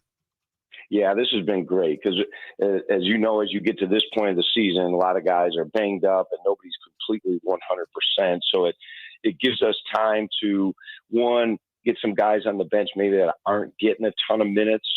We call it the stay ready crew, is to get them some extra shots, some extra work, some extra work with our offense and the timing, and maybe some new sets that they haven't gotten a chance to execute in game-like situations. But I always say those guys are a sprained ankle away from playing big minutes, and the mentality of staying ready while some other guys get some rest. So that's a unique opportunity for us, and for us, the bye couldn't have come at the right time. And again, I would encourage the college basketball fans out there to come check us out this Saturday at 2 p.m. UC San Diego, also near the top of our league in the standings, a really, really good basketball team, very efficient offensively, solid defensively. Kind of reminds you of like a Wisconsin type team. They just don't beat themselves. They play well together, skilled team. So this will be another great matchup on Saturday at 2 p.m. at UCU. So if you're not doing anything Saturday, it's raining, come check us out. Coach Jim Les, pitchman extraordinaire, and he's pitching a great product joining us right now. I want to go back to something you said, and Kings fans, they can perk their ears up a little bit here because I think the philosophy, whether it's in college or pros, is probably pretty similar. You talked about trusting defensive principles and the success that you've had, and the numbers show it now that they're buying in defensively. So, Coach, how do you and your staff accomplish that? Defense is not as fun as offense. It's, you see far more posters for dunks than you do for, taking a charge or a great blocked shot. How much of it is mental and motivation, and how much of it is you have to, let me back up because I'm thinking out loud, Coach. Can you take a player who maybe is average and turn him into a above average defensive player easier than you can offensively? Is it mental? I think it's mental. I think it's part marketing. Our guys want to play fast, and in order to play fast, we tell them all the time, it's a lot easier to play fast if you're not taking the ball out of the net. So being able to get stops, and it takes all five guys. And, for example, Elijah Pepper, who just broke the, 2,000 point barrier in his career, which is unbelievable at UC Davis. And teams now, if we've got to walk the ball up and play 5-on-5, then they are locked in. We've seen box and one. We've seen every defense imaginable running two guys at him versus, hey, if we can get stops and now we can get out in transition where defenses aren't set and teams are scrambling a little bit. Now you're going to have a little bit more freedom, more openings to get opportunities. So it's part mental of understanding how important that is. And we know March comes down to the teams that are the better defensive teams are going to advance. But it also comes down to, hey, we want to play fast and we want to get the ball up the floor, and you want to score. Everybody wants to score. Everyone wants to feel good about scoring. And being able to get stops and first rebounds puts us in those opportunities. And traditionally, we've been one of the better transition teams when our defense is really good. Coach, a lot from the NBA people say, hey, the trade deadline, all-star break, kind of from that point on, that's when you want everything as tightened up as possibly could be for that sprint to the finish. You're not quite there, but I mean, look, you're about a month away from your own postseason tournament, potentially the NCAA tournament. We're close to that. Is this about when you really want things as sharp as possible for your squad? Yeah, no question. I again, and Dave talked about it to start. We want to enjoy the success we're having, but we also have to be mature enough to handle success. I've always thought in teams, especially 18 to 22-year-olds, and it's applied in the NBA too, is adversity. A lot of guys handle it pretty well, and you can get their attention, and they're going to respond, react, maybe change, but success. and especially now with social media and just, all the accolades and attention, and you can get caught up. We can all get caught up with people telling us, how great you are and how good things are. And boy, you can lose track and lose focus. So we're just trying to make sure we enjoy what's going on, but be able to wipe the slate clean, because we know whatever we did last Saturday against Irvine to get a really important win has no bearing on what we're going to do this Saturday. There's no carryover. So we got to wipe the slate clean, get back to work and practice, and have the right mindset. Otherwise, we've seen it, and we've talked about teams that have had this great starts, and then all of a sudden, man, the basketball gods get you. If your mind and your heart's not in the right place, this thing can change momentum and go the other way just as quick. So making sure we instill that message and keep guys on their toes to keep doing what we've been doing. That's a lot of Aggies talk. That's the way it should be. Yeah. When the Kings aren't ripping our hearts out, and we don't need to get on Coach Les's couch. That it all works out in the end. Coach, we always appreciate you. Well done over there. Keep it going. And as Coach said, make sure you get out. Big game coming up coming up this weekend. And you promised a heavyweight fight the last time we had you on. You certainly delivered. So looking forward to this one, Coach. Thank you again. Well, and I want to give you guys some juice, because I haven't maybe been as good for the Kings' karma, but you guys have been pretty good for my karma. So keep up the good work. I want to give you guys credit. We'll take it. You got it, Coach. We got to get out there and see you in person. We'll do that very soon. Thank you so much. You guys are welcome anytime. All right. Take care. That's Coach Jim Lassen. Honestly, I think we should. You and I should make a commitment. I know you have your schedule, but we should make a commitment to go see a UC Davis game. Chris, you too. And I have the game. And I think we might be close to our time off. It's on a Saturday. Mm-hmm. It's February 10th. Okay. At Hawaii. I think it's a perfect. Yes. You know what? I was about to be like, Super Bowl weekend. What are you talking about? You know what? I think that would be a good one. Maybe we Coach puts us on the team plane. Go on the team plane. Yeah. Fly over there. Watch them go, Aggies. Yep. And then Sunday, we're in Hawaii. Might as well watch the game. I guess so. Yeah. Mualaka, Mauna Loa Sports Bar. Yep. And you know what? I'm trying to think now. Yeah, the game would be at like 12:30, wouldn't it? Yeah. That's awesome. We're waking up at 4 a.m. for primetime Super Bowl coverage over there. Yeah. How great would that be? Pretty fabulous. All right, let's check in with the powers that be. Okay. Make that happen. Yeah. Brought to you by Jiffy Lube. When we come back, 3 for Madness brought to you by Fire Wings. Everyone bring up your eligibility ballots. Who gets on if you had a Hall of Fame vote or votes? This team might have interest in Harrison Barnes, it was reported. There's one guy on that roster where it makes sense money-wise to trade across. We'll ask you if you are good with that. And the Warriors game tomorrow. How's your emotion level for that? We'll get to all that next.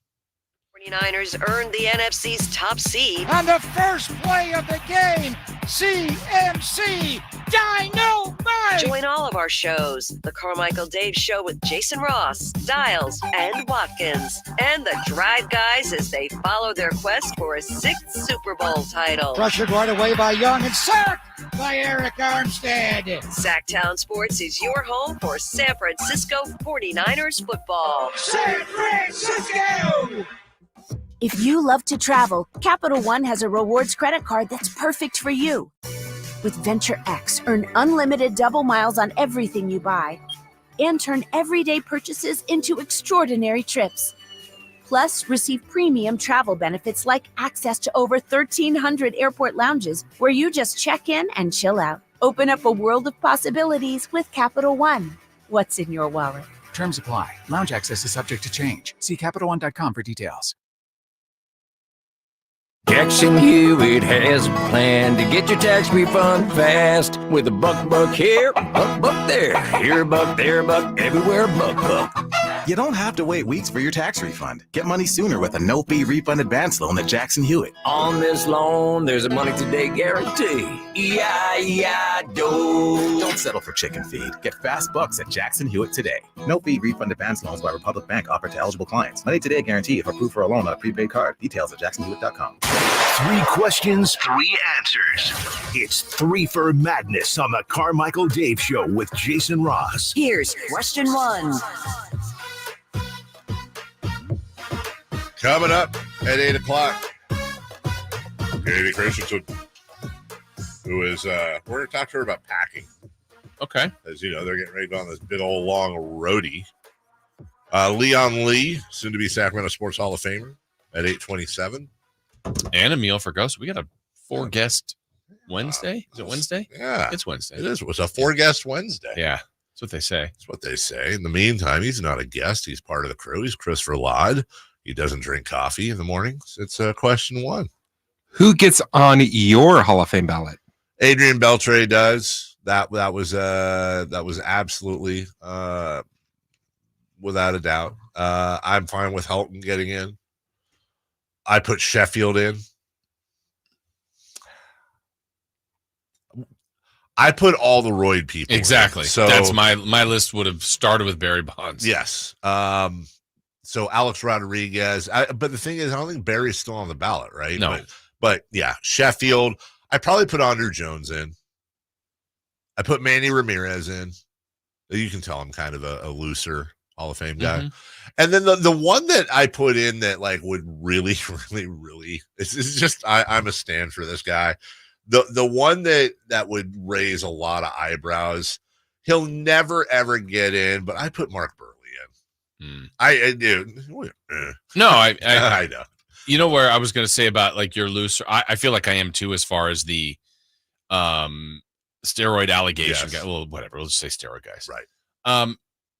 What's interesting is because literally when Mark McGwire, I still remember this press conference and like someone in the like, what's that? And he was like, it's whatever he called it, androstenedione or whatever it was. Yeah. And it was not at the moment illegal. Right.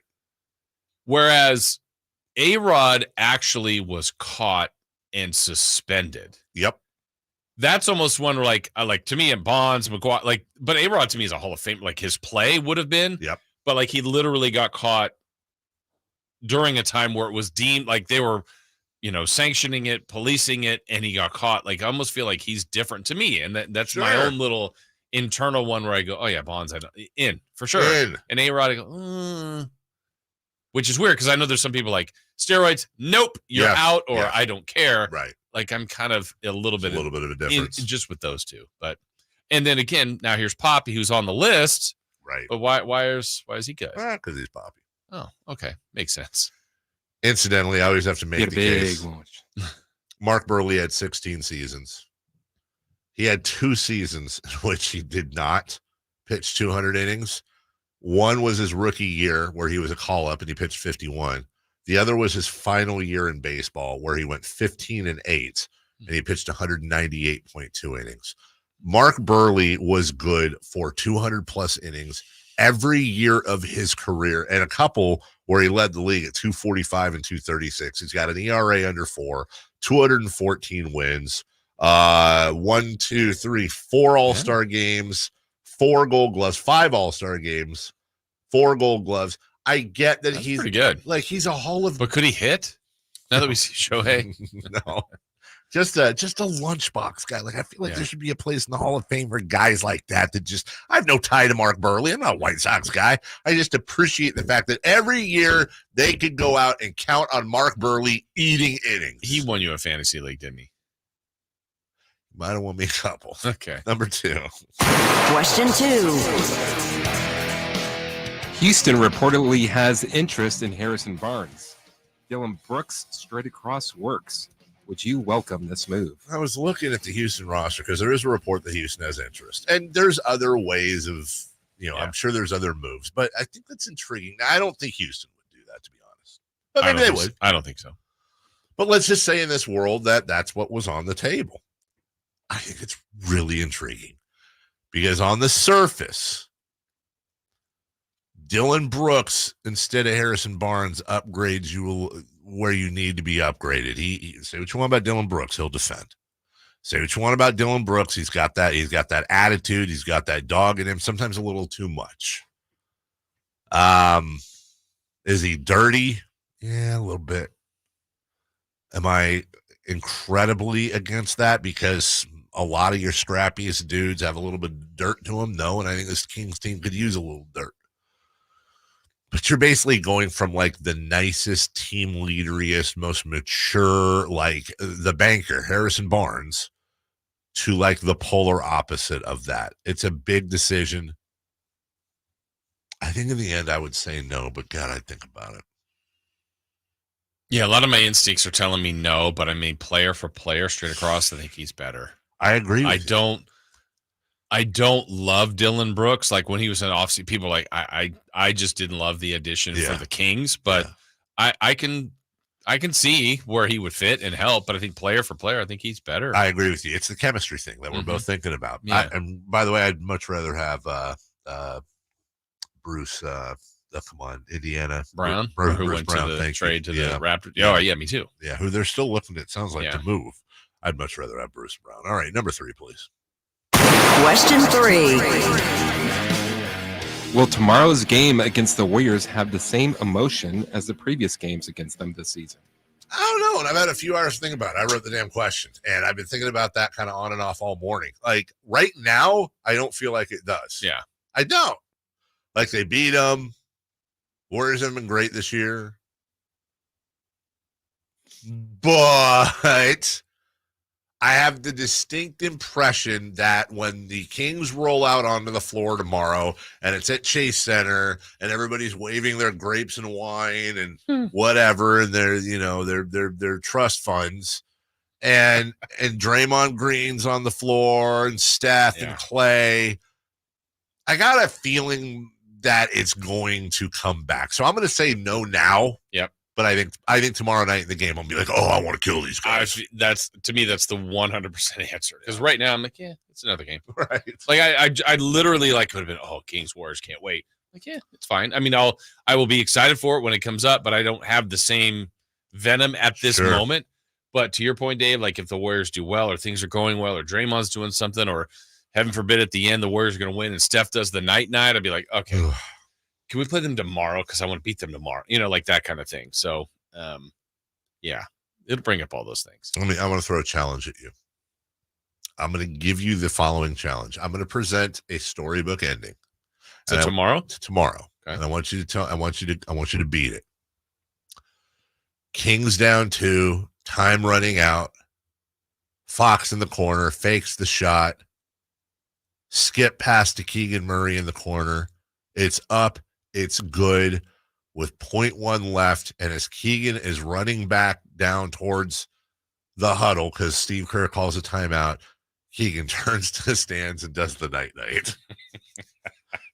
That's got to be the only thing. My only submission to your plot, would be Keegan's a really good one because you never expect it. Never. It be in the same exact spot as last year's game 4 and Harrison Barnes hits it and does the same thing. Or for some reason, JaVale McGee does it. Oh my God. Oh, honorable mention. Same situation, but Fox hit Sabonis coming down the lane and Sabonis dunks on Looney. On Draymond, and he does the thing where he dunks and he gets to hold on without a tech because he's got Draymond below him. But his crotch hits Draymond right in the face, and his motion sends Draymond Green into the 3rd row. Okay, I like that better than Kiko. Then you go. Then you're all excited. You're celebrating, and you hear the very late whistle. Offensive foul.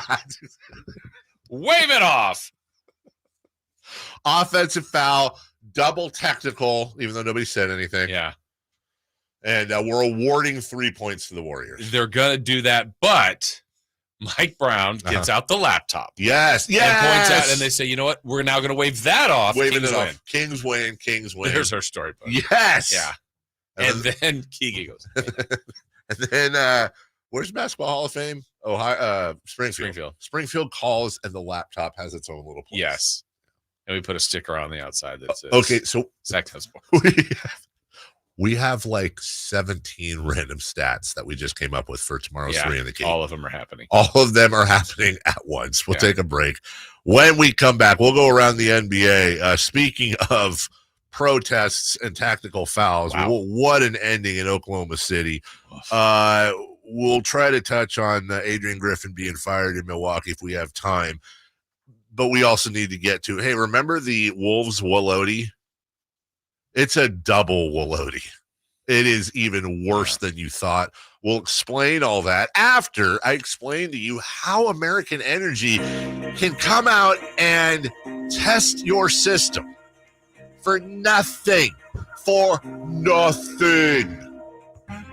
Right now, American Energy Heat and Air offering a $0 HVAC diagnostic. That's a $99 value. They're going to test your system, connections, and all the moving parts of your system to ensure it's functioning properly, which will take care of the rest of winter, obviously. Maybe you're not using it a ton in spring, but you'll have that peace of mind of knowing everything's going to be running smoothly in the summertime. Nothing worse, man. Nothing worse. Then it's like 108.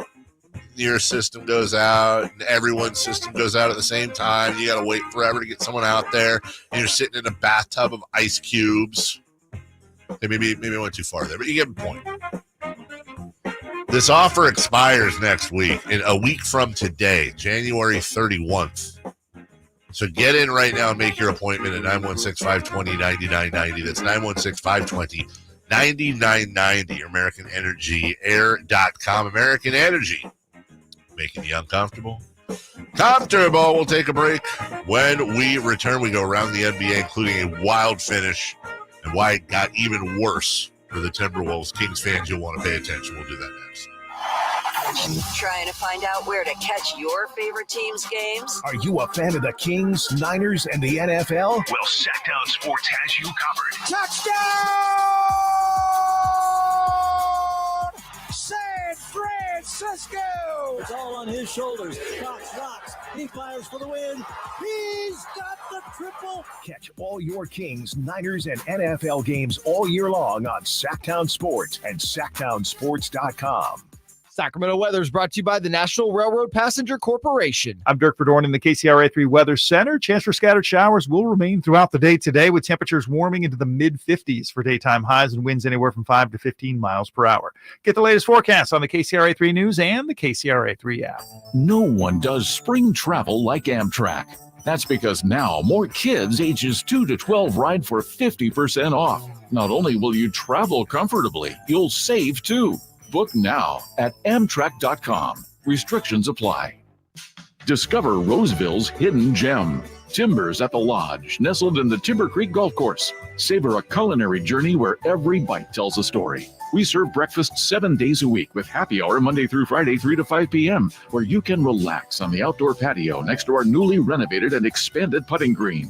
Thursdays always feature our $28 prime rib dinner. Reservations encouraged. Learn more at timbersatTheLodge.com. We look forward to welcoming you to Timbers at the Lodge, where exceptional food meets great times. Have you ever envisioned having $500,000 in advertising to conquer the remodel market, but felt overwhelmed at the thought of going it alone? Now you don't have to. Join Subcontractors United and share your advertising with 2 other contractors in your trade. Get $500,000 in advertising for only $1,042 a month. We are so sure this will work that we're giving away free advertising until June 2024 to qualified contractors. Visit subcontractorsunited.com today. Sactown Sports is home to the Kings, Niners, and now the business of sports. Hosted by Kelly Brothers and brought to you by Cap Trust, offering customized, independent financial advice at captrust.com. Join Kelly Brothers, Carmichael, Dave, and Jason as they look at the business of sports every Thursday at 7:40 a.m. You want to know how sports really work? Follow the money with Kelly Brothers from Cap Trust on Sactown Sports. Sacramento's premier music festival, Country in the Park, is back. 2 big old nights, May 17th and 18th at Cal Expo, with Brantley Gilbert, Dustin Lynch, Burger Haze, and more. Plus line dancing, a mechanical bull, and Sacramento's best food trucks. 2-day general admission tickets are on sale now, starting at $85, or upgrade your experience with VIP or pit passes. Country in the Park, May 17th and 18th at Cal Expo. For more info, visit CITPFest.com. Brought to you by Oak Ridge Winery.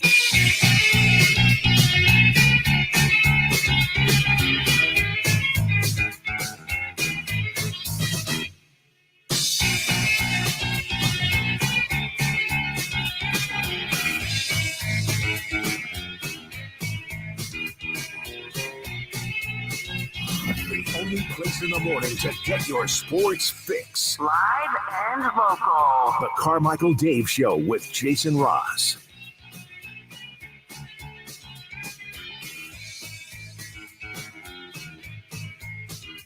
Oh, this just in. Chris does not like charity. That's what I heard. Wow. But you have said yes. Yeah, but I would have, because I would have thought about let's just bring everybody in, sort of. So basically I said to Chris, hey, you get $70 million, but you have to do this horrible thing. It's not illegal, but it's this horrible thing, right? For 4 hours. But then and people will know people will know you took part in this, and they'll never want to speak to you again. However, you also can't tell anyone that, oh, I did it for this bet, but you get the money.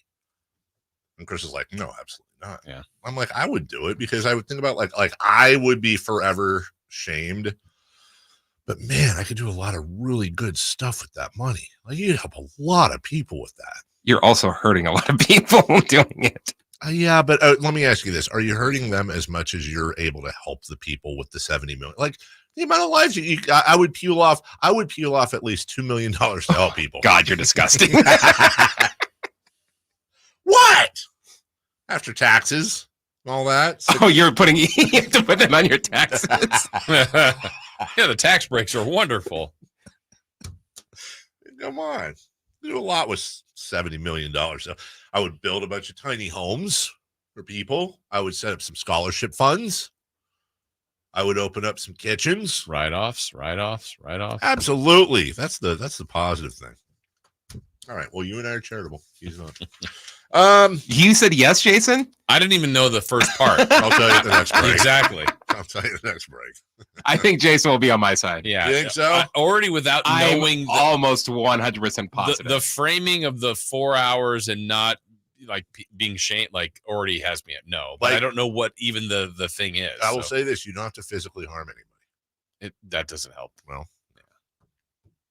Oh, it would be better if I did. I could. No, I was thinking it might be worse. Major pain. Where do we start? Okay, how about Oklahoma City playing the what a bizarre finish. It really was. Here's the audio, and then we'll walk you through kind of what happened after that. Here's the audio, and when I say here's the audio after I unmute the site, and then here's the audio.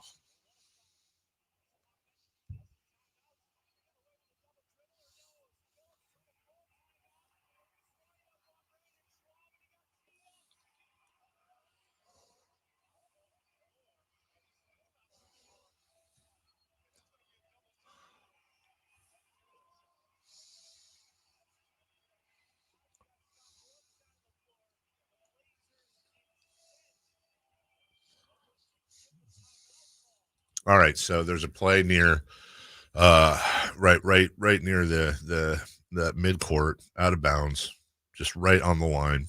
Malcolm Brogdon gets trapped by the Thunder. The ref has his back to Chauncey Billups and is looking at the play. Billups runs up behind him, with his hands. Well, actually, I don't think I even saw a hand signal, but yelling timeout. Ref doesn't hear him. Brogdon tries to dribble his way out of the double team. Problem is he'd already picked up his dribble. That's a double dribble. Billups freaks out that he didn't get the timeout. Technical foul, stays on the court, technical foul. Now, this was in a 109-108 Blazers lead game with 15.6 left in the fourth quarter. Technical foul, that's 2 points. I think they added another point or two, and now Portland is actually protesting the game. Yeah. I don't think they're going to win. I mean, generally you don't win these things. You can, and then we'll, I know we got last 2-minute report to talk about coming up too, and that all stuff will all be filed. I guess this one is going to be filed under, referees can make mistakes too. And I don't even know if it's a mistake. I mean, execution wise, it's on the referee to watch the ball and watch the play. There could have been another ref that had seen Chauncey Billups. They could have looked at some things there, but if they didn't hear him or see him, you can't assume or guess. Prove that. Yeah. It's just an awful way to lose a game. Now, they still might have lost the game anyway. We don't know. Mm-hmm. But, I mean, that would have been a Willotti for OKC because the Blazers aren't very good. And they were at home, but the Thunder found a way to win. Let me ask you something. What would you think about, I love my not thought out rule changes. What would you think about having Chris just looked up from whatever he was doing. Radar. What would you think about a coach having like a clicker, and it could do two things? Number one, he hits the clicker and it instantly like timeout, like lights go on, buzzers, whatever it is. Like coach can basically call his own timeout because it doesn't have to be, if it's not an appropriate time to call a timeout, then that's a technical foul. So why do you need the ref to grant it? Just ball comes in, click, timeout called. You don't have to worry about making eye contact. And then the other thing it would do that always kind of bothered me is like if you're trying to intentionally foul, you just hit the clicker as soon as it's inbound, and whoever has the ball, that's who you intentionally foul. Like I don't like the idea of like players just hacking other players when it's like, dude, I'm trying to foul him. Can you just call a stupid foul? Like, yeah. But what about another mechanism? It just seems almost like the whole like hand measuring the first down thing. Like, why are we relying on a ref actually seeing and acknowledging this thing? Why not just make it easier? Any loopholes in there you're seeing? I mean, is it like on the coach's wrist? Do they have it in their pocket? Like, I don't know, just a couple little things like that. Did the coach put it down at one point? Because, coaches get into different things. They put it on, like Mike Brown walks the sideline a lot. Did he put it down on the, press tape? Oh man, where is it? And, I guess you could still have the regular functionality of timeout. Or do you have to have the clicker? You can do both. Yeah. You can do both. You had me until the foul. The foul. What's wrong with the foul thing? What am I? Because like if you're swiping for the ball, I think a lot of the time. So you're saying like it takes away the ability to like get the steal? Yeah. Well, but it's coach's option. Yeah. So maybe the coach doesn't want to use the clicker and you go the other way. I wouldn't think a lot of people would use the clicker. You're probably right. guess unless there's like 1 second or something like that. I really like the timeout. Didn't they used to do that for the Olympics, or do they still do that for the Olympics? If they do, that's news to me. You might be right. It just seems a little antiquated is all I'm saying. And it takes some of the pressure off the refs. You know what I'm saying? Yeah, like absolutely. You're right. Like they're trying to pay attention. Like he should be watching. Like, would have been worse if he's like, hey, I'm going to look back at the coach to see if he's calling a timeout. Of course you're not. And then the guy traveled. How many times is that just a fan just screaming timeout, timeout, timeout? Say the same thing. He has no idea who's saying timeout behind him. It's Bill Kennedy. Bill Kennedy's an experienced ref. I mean, we're not talking about John Smith, Johnson. Yeah. It's anyways. We talked about the Wolves and Hornets and the Hornets going in, even though Cat scored 60 plus, and getting that win. And that was the worst loss of the year. Yeah, it's worse. The last 2-minute report came out. It was a doozy. 10 missed calls in the last 2 minutes. Not 10 missed calls for the game, which would be a doozy on its own. 10 missed calls in a game would be a tremendous amount. 10 missed calls in the last 2 minutes, 6 of which went against Minnesota, 3 of which went against Charlotte. You're saying, Dave, well, hold on, that's 9. The other air quotes missed call is they misassigned a foul to the wrong player, so they call that a missed call. Like they called a foul on you, and I'm the one that actually fouled. So 6 missed calls, a net 3 missed calls against Minnesota in the last 2 minutes of a game like that.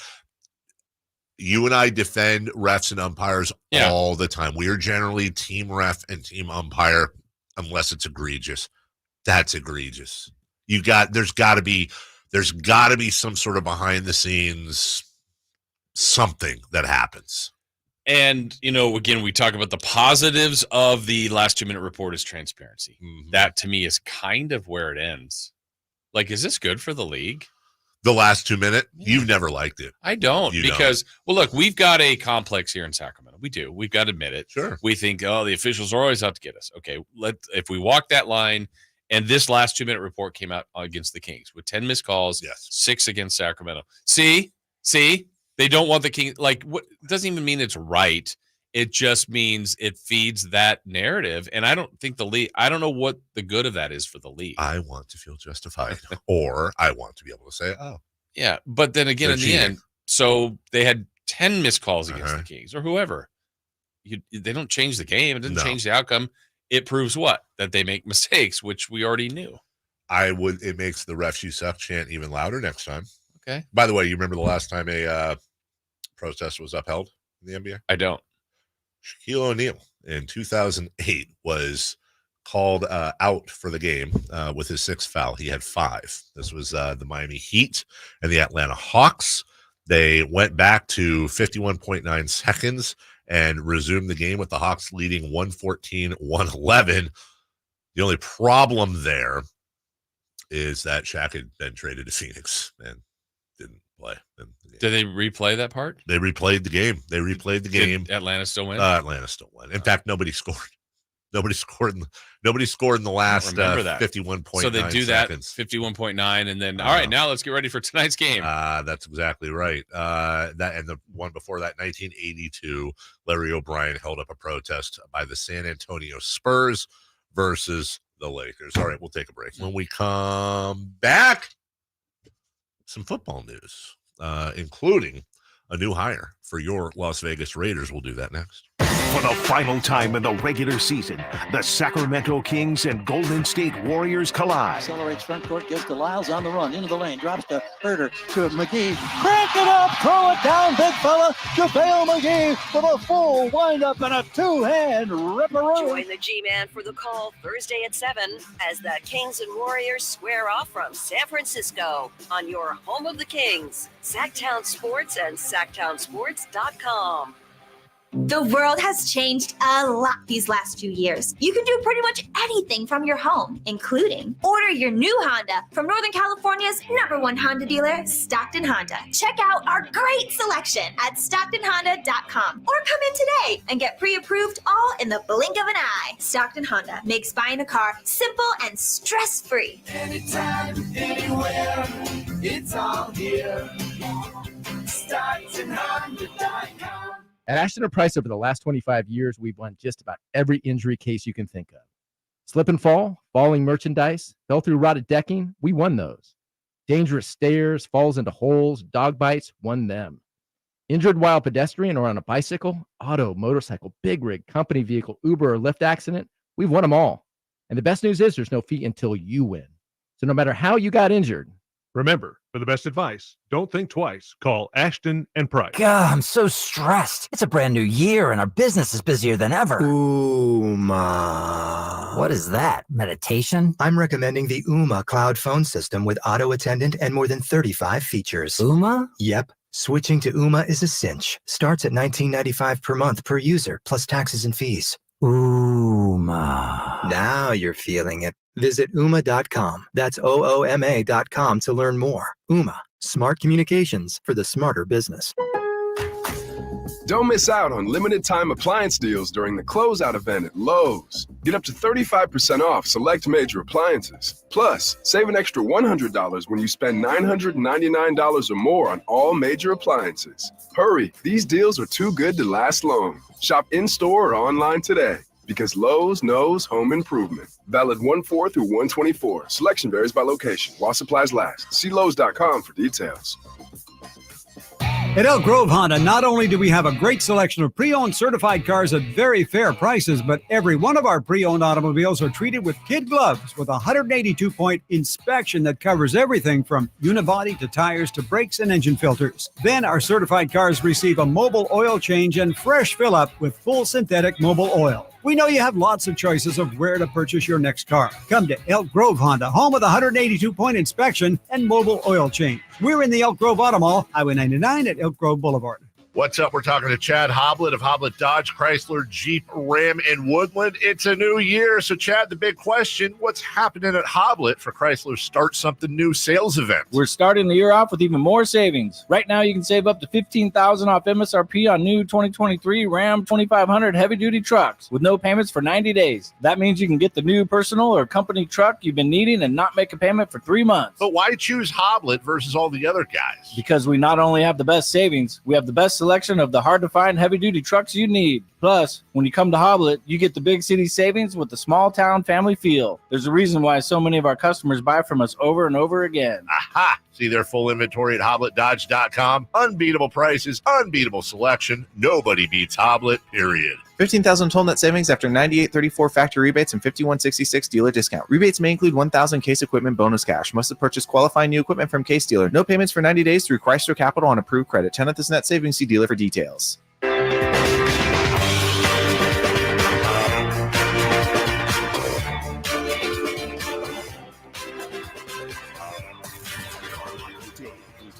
Sources, and he just kind of tells it as it is and gets to the point. Jason Ross. He has a lot of pretty smart things to say. He's good at what he does. On Sactown Sports.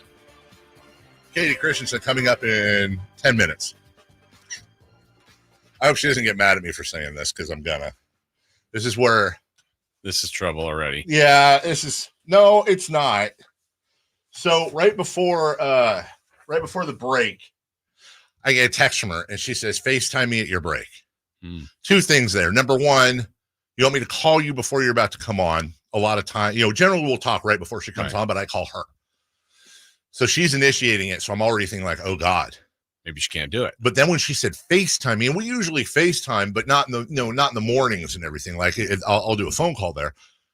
And I'm thinking, oh, God, did she? And I'm thinking about like when her daughter was 2. And remember when Katie had that giant black eye? And I'm thinking, oh, God, did something happen? So I rush out of here at the break to call her, prepared for something really bad. And she answers the phone. She's got this big smile on her face. And I go, why are you smiling? What's wrong? And she's like, why are you happy? Right. This early in the morning, why are you happy? And why did you want me to FaceTime you? And she's like moving her head around weirdly. And I'm like, did you hurt your neck? Like, what are you doing? She went to sleep last night with like these new curlers in and wanted to show me how full of body and curly her hair was. And she's really happy with how her hair looks. And she's very excited about it. So she should be on the That's what I YouTube said. for everybody to see. That's what I said. I said, so we're going to StreamYard. We're going to bring you on. She's like, nah. I'm like, why not? You're the one guest we have that people want to, they want to see you. They want to see their Katie. Yeah. Yeah. So anyways, that's a setup for. That was absolutely insane. But no, like seriously, I was very worried. All right. So we'll have Katie. I'm sure we'll rehash that here momentarily, and then we'll fit in some Kings talk. How about that? And by the way, this is going to be a lot of how are you packing for the trip? Because I'm kind of obsessed with this right now.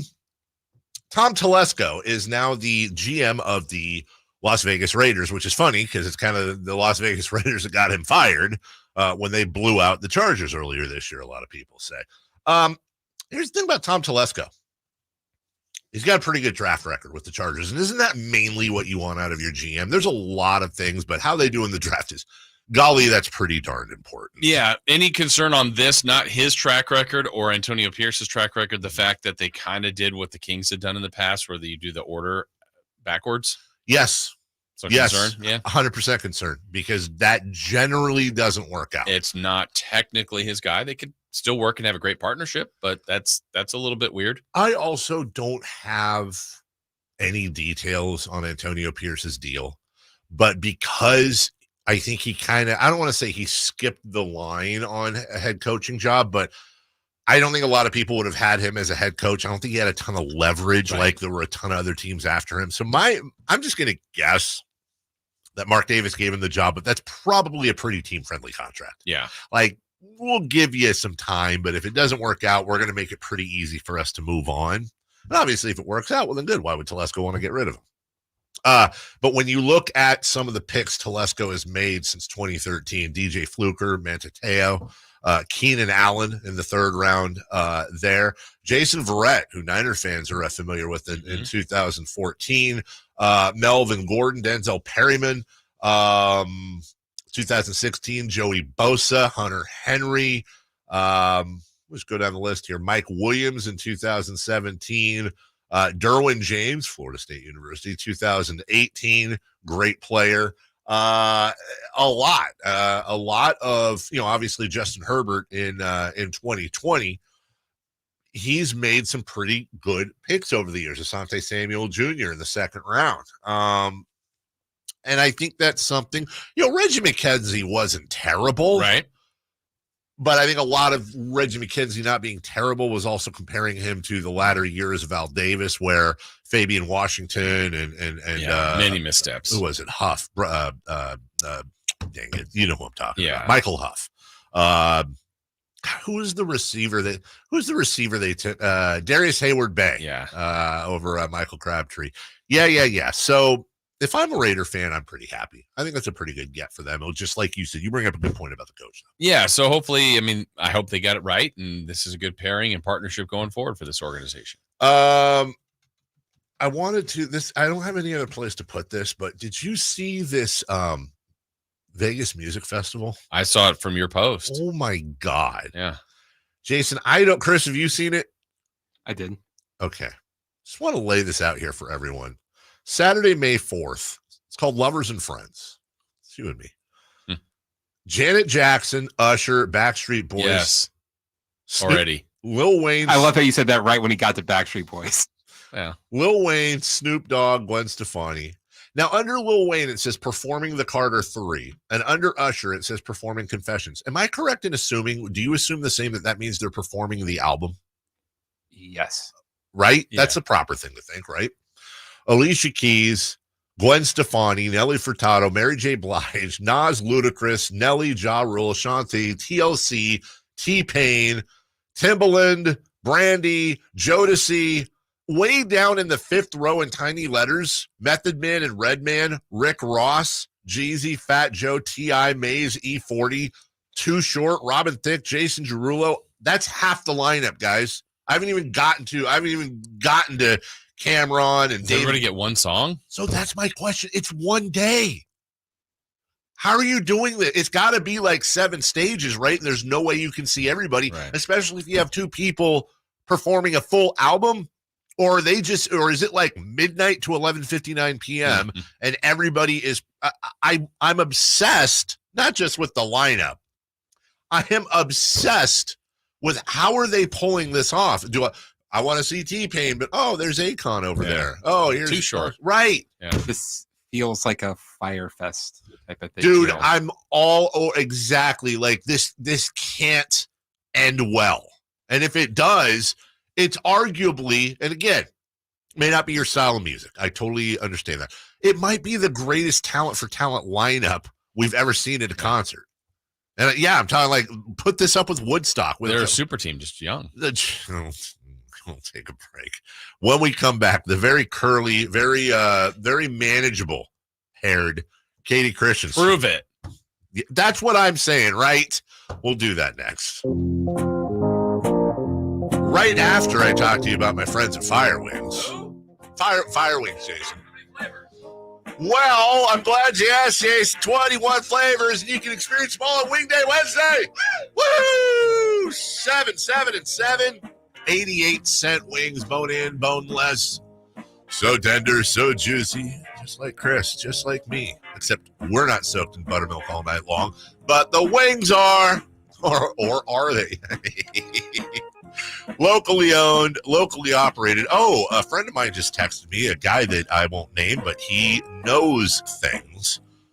And he says this is actually the second year of that festival. Okay, I'll have to look at who the lineup was last year. My God. Friend, I know you're listening right now. If you want to go, I'm in. You and me, buddy. Let's roll down there. I'll fly down there with you for a day just to experience the hell that might be, or the greatest memory of all.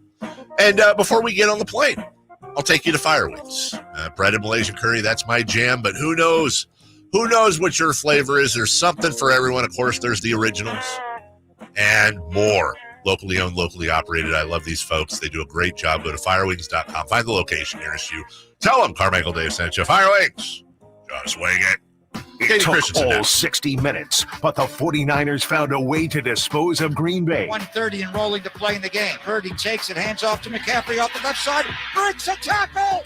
Touchdown! Next up in their quest for another Super Bowl title is a major roadblock with the Lions. San Francisco hosts Detroit Sunday at 3:30 in the NFC title game. You can hear all the action right here on Sactown Sports and Sactownsports.com. Slayer and get your guaranteed maximum refund? It feels like the last level of a video game, facing off against the final boss who stands between you and your refund. All your refund is belong to me. Using the power of TaxSlayer like a secret power-up he doesn't see coming. Only the most tax-confident can defeat me. Throwing your laptop at his video game face and watching him crumble into a giant pile of shiny coin tax refunds. Oh, not fair. You use TaxSlayer. Save up to 80% when you file with TaxSlayer. Start for free. Some people just know the best places to eat around town. Those are the people who know to choose Allstate. They know exactly where to go to get exactly what you're wanting. They know where to find the spiciest hot pot, the gooeyest brownies, and the tenderest, most flavorful portobello steak. Those people also know that safe drivers save 40% with Allstate. Saving 40% is based on the national average premium savings for all state auto customers with a clean driving record versus those without. Savings vary by state and vary based on how you buy, subject to terms, conditions, and availability. Allstate Fire and Casualty Insurance Company and affiliates, Northbrook, Illinois. Sacramento weather is brought to you by Folsom Lake Kia. I'm Dirk Verdorn in the KCRA 3 Weather Center. Chance for scattered showers will remain throughout the day today, with temperatures warming into the mid-50s for daytime highs and winds anywhere from 5 to 15 miles per hour. Get the latest forecast on the KCRA 3 News and the KCRA 3 app. The new year is here at Folsom Lake Kia. Shop my favorite dealer, Folsom Lake Kia, for low interest rates, low payment with zero down deals with approved credit. Folsom Lake Kia for over 25 years right here in Sacramento. I remember as if it were yesterday. I reached down to move a nightstand and was astonished at the weight of the piece. Hi, this is Frank LaRosa with a word about Naturewood Home Furnishings. At that moment, I instantly recognized the difference between Naturewood's quality furniture that will last a lifetime versus lesser quality furniture found elsewhere. Now, I suppose there's a huge difference in what you'd put in your first apartment and what you would live with in the comfort of your own home. Right now, Naturewood Home Furnishings Made in USA sale is a great time to fill your home with solid, superior quality furniture to reflect your own love for life.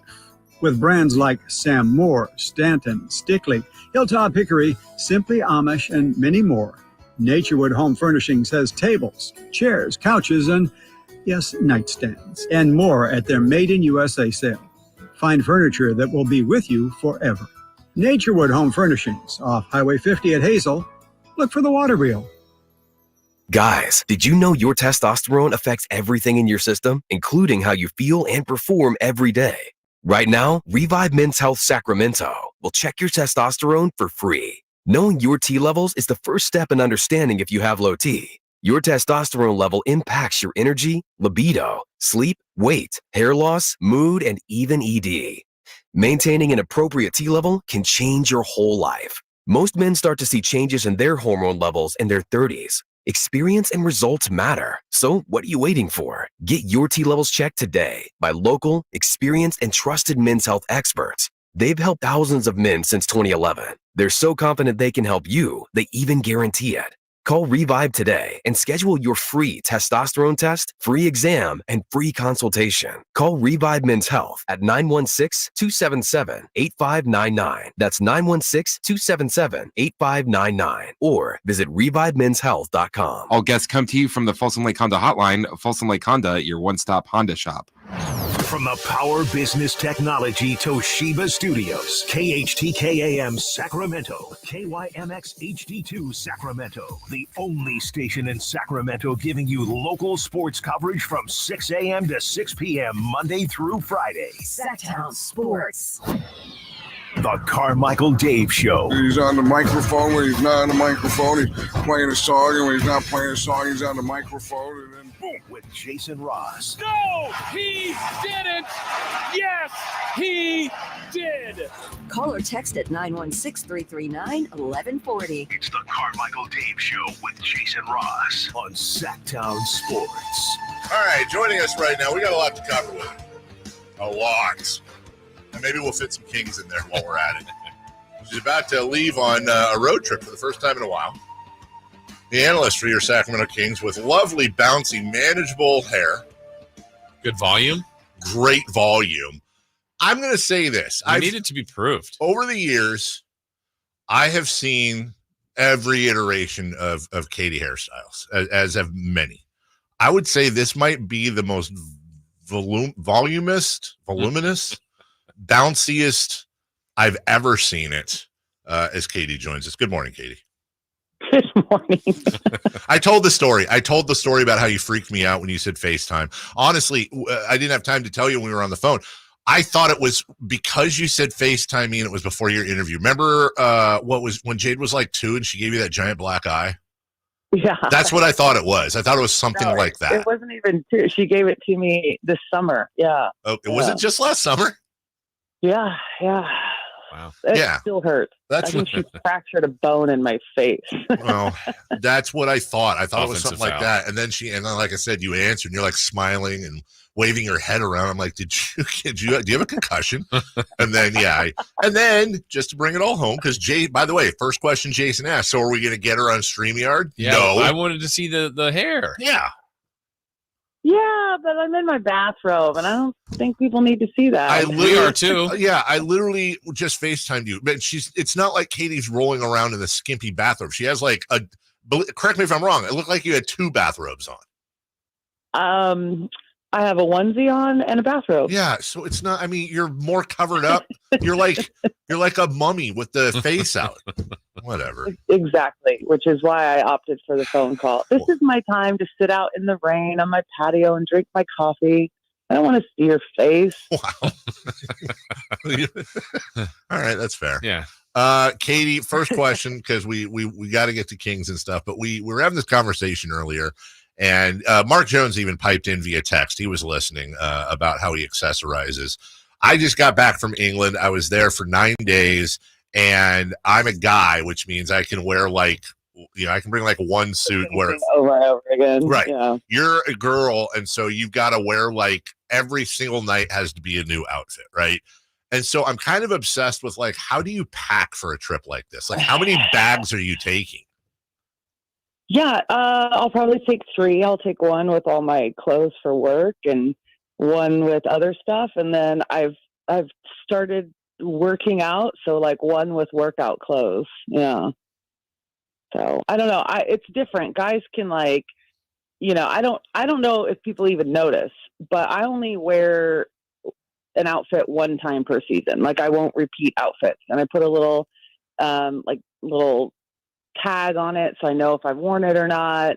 But guys, I feel like they can just wear the same suit multiple times, change the shirt, change the tie, whatever. Yep. And no one really knows. I don't even notice. So one per season? It's my yeah. Where do you keep? I've seen your not house. quite 82, but yeah. Where the hell do you keep all your stuff? Yeah, I bought 3 IKEA closets and put them in my garage so that I could put my work clothes in there. Now, will you recycle some of them next year? Like, will you bring back? Oh yeah. Okay. Yeah. So yeah, I don't buy a new wardrobe every year. I'm not made of money. No, I've built this wardrobe up since 2006, when I first got here. I started building it, and the sizes have changed over the years. Some things I can't wear anymore. The joy of having children, and being lazy and not working out. But yeah, no, it gets tedious. It gets annoying, to be honest. It really does. I'd imagine, Kayte, that you almost need a bag for your shoes. Mm-hmm. I mean, to match outfits. How much of a challenge is that? On the road, I'll generally take I'll probably take 3 pairs of shoes on this trip, and just they'll go with multiple outfits. Yeah. Well, nobody can see your shoes though. So why not just take one? Yeah, I mean, that's a very valid point. And normally what I do is, because a lot of times in arenas, we're high, we're not low. So we'll do our sit down or our stand up interview where we sit down on the floor, and then we have to go up the stairs. And so sometimes I won't even put on a pair of heels because I'm like, that is a trek. It's a dangerous set of stairs. But most of the time I'll wear them, and then I'll either wear them for the whole game or I'll change out of them. I mean, this is like hard hitting stuff right now. Well, you just revealed that usually you guys are high at the arena. So Kayte Christensen joining us right now. Okay. Last thing, and we'll wrap it up. When the baggage handlers or whoever it is that's in charge, because I know you guys fly charter, when they see you coming, like, are they like cracking their knuckles and like stretching? Or do you have more luggage than anyone else on the plane? No, I don't, because just alone with all the stuff that they have to take. Do you realize that the team takes their own water? No. Yeah. Boxes and boxes, like cases of water go on the plane. And then, like for this trip, and I found this out last time, we'll take a bunch in the beginning, but then they'll get shipments to the hotel of this specific water that they drink. Is it Fiji? Because it would be Fiji no, for me. It's not. No, it's not. We have questions from the text line and the chat room. Do you keep one loss records for your outfits? I do not. Okay. Yeah. That's interesting. Here's a question. You would. I would 100%. Yeah. Have you burned that orange one that you wore on opening night a few years ago against the Suns? That is like a special edition, like black label or whatever it is, like Ralph Lauren. I will never burn that. I don't fit into it anymore, but I don't think that was a question from the text line. I feel like that was Dave's. What are you question. talking about? Don't pay attention to that stuff. Oh, okay. All right, ask a Kings. All right, I'll ask a Kings question. Kayte, we saw a fantastic version of Harrison Barnes the other night. I don't know that anybody would expect that every night, but that sure was great to see. One, I guess, what did you see to lead up to that? I mean, they really featured him and he took advantage of that. And can we see more of that? Yeah, I think that, this is kind of an interesting question because Mike Brown has been asked about play calls and things like that in the past. And usually Mike doesn't call plays. He really lets them kind of, flow, and he'll call some plays, but it's not like a consistent thing. But what I do know is he'll call a few in the beginning, right? Like he'll start the game with some looks. And a lot of the times Kevin Huerter is the one that gets like the first shot of the game. He's trying to get shooters going, that kind of thing. And I don't know if he started out trying to feature HB, but, he got good looks early on. And sometimes it's really, it may not be what they're looking for, but it's what, the defense is giving. And he was super aggressive from the beginning, and they're just really good about featuring, the hot hand. He had a fantastic, first half of the game was a little bit, third quarter, if I remember correctly, was a little bit quiet, and then he got going later. But, HB is such a pro. And he understood like the situation, 4 losses in a row. They really needed it. They needed someone to step up. He got it going early, and then he just remained aggressive. There's times where people feel like he's like the wilting flower of the starting 5, and he's not, he might get 4 shots, and it's like, how is he getting 4 shots, So yes, I agree to a certain extent. He has to be more aggressive in some situations. But sometimes it's just the flow of the game and how it's going. And I will tell you what, Sadiq Bey is probably still having nightmares about Harrison Barnes because he just brutalized him in about every way possible. Kayte Christensen joining us. So they beat Atlanta, swept Atlanta, and that's a team they rarely beat.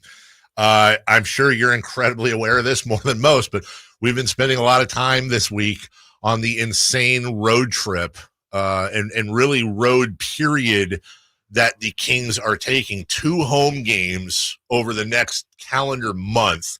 And you just got back from a long road trip. 5-gamer, yeah. Yeah. You've seen more than your share of road trips. I know people go, well, they're on private planes and they stay in 5-star hotels, and they do. But it's away from family, it's traveling, it's different time zones. It does take a human toll. But could this be something maybe that they're looking for? Could this be that bonding, get away from home, get out there and right whatever has been wrong seemingly over the last few weeks with this team? So there's multiple things to say about kind of the statement and the question you just asked. All right, pick the top two. It's brutal to be on the road. Yeah, you're on private planes. Yeah, you're in 5-star hotels. But you arrive in a city like, they'll go to Golden State. Then after that, leave for Dallas. And it's not very often that you stay overnight in a hotel after a game. You fly out right after you go to the next city. And you're getting in about 2 a.m. Like, your time is so incredibly like wacky on the road. You're in different time zones. Like, it's not, all of the comforts of the travel are there, but the schedule is brutal in terms of your sleep schedule and your recovery schedule. And when you're at training table, which is, when they go and get treatment and all that stuff, like it's a very scheduled out, methodical thing, meals, all that stuff, practice, shoot around, film, walk through. Your time is really accounted for on the road. But I do recall being on the road was a great time to really bond and do stuff together, because you're not really doing that at home, right? You've got your families, you've got your, adult responsibilities that you manage and maintain. And on the road, there's a certain freedom in the sense that you don't have to deal with kind of the details of life, right? So that can help to a large degree. But, I look at this last stretch and that 4-game losing stretch, and Philly, they got their butts kicked. They got it handed to them, right? The next 3 games, the next 3 losses were really games that they should not have lost. That's on them, right? It's not because they got outplayed. They gave it away in various, Milwaukee, it was the free throws in overtime. And then the next game was Phoenix. They had a 22-point lead in the fourth quarter and just completely allowed a change in defense, Phoenix going small to stall out their offense. And then Indiana, same situation. You're up big. You let them back in. You weren't able to hold on to the lead. So those are all games that I feel like they should have won. And if they'd won 2 of the 3, I don't think we'd have the same feeling right now as we do, even though they're coming off a win against Atlanta, because they're going on this road trip. So I'm hoping, and I'll be honest, I know the first 2 games.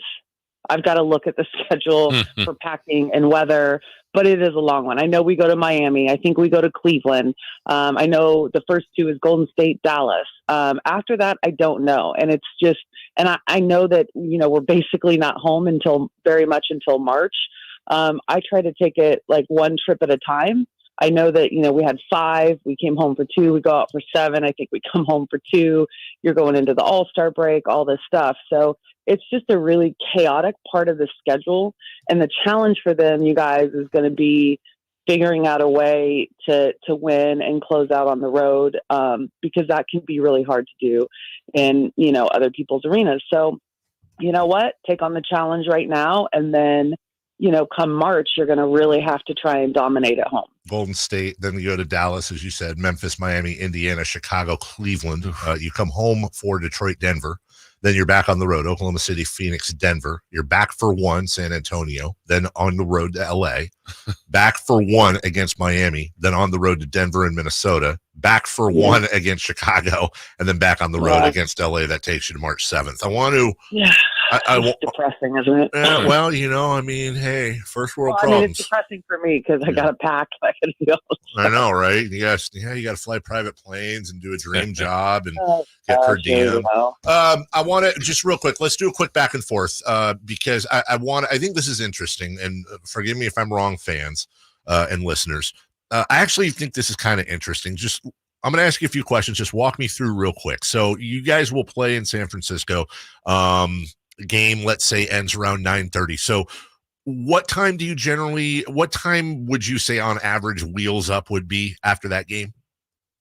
Well, they're actually staying the night in Golden State that night, but normally after a game, it'll be anywhere between like 11 and 11:30 at night. Okay, so you're up at 11:30. Let's see here. Let's look at, for example, Dallas. Let's say they leave that night. So you get into Memphis at I don't know, Dallas to Memphis. Let's say that's 2 a.m.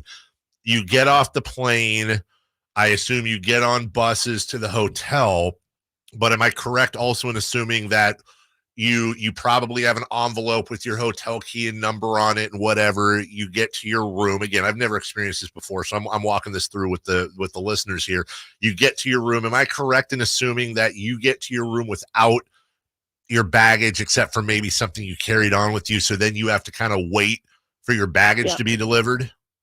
Yeah, generally. And like you can go downstairs and wait for the it's a moving truck that brings all the luggage. You can wait for your bags and then take them up yourself, or you can let the baggage guys bring them up.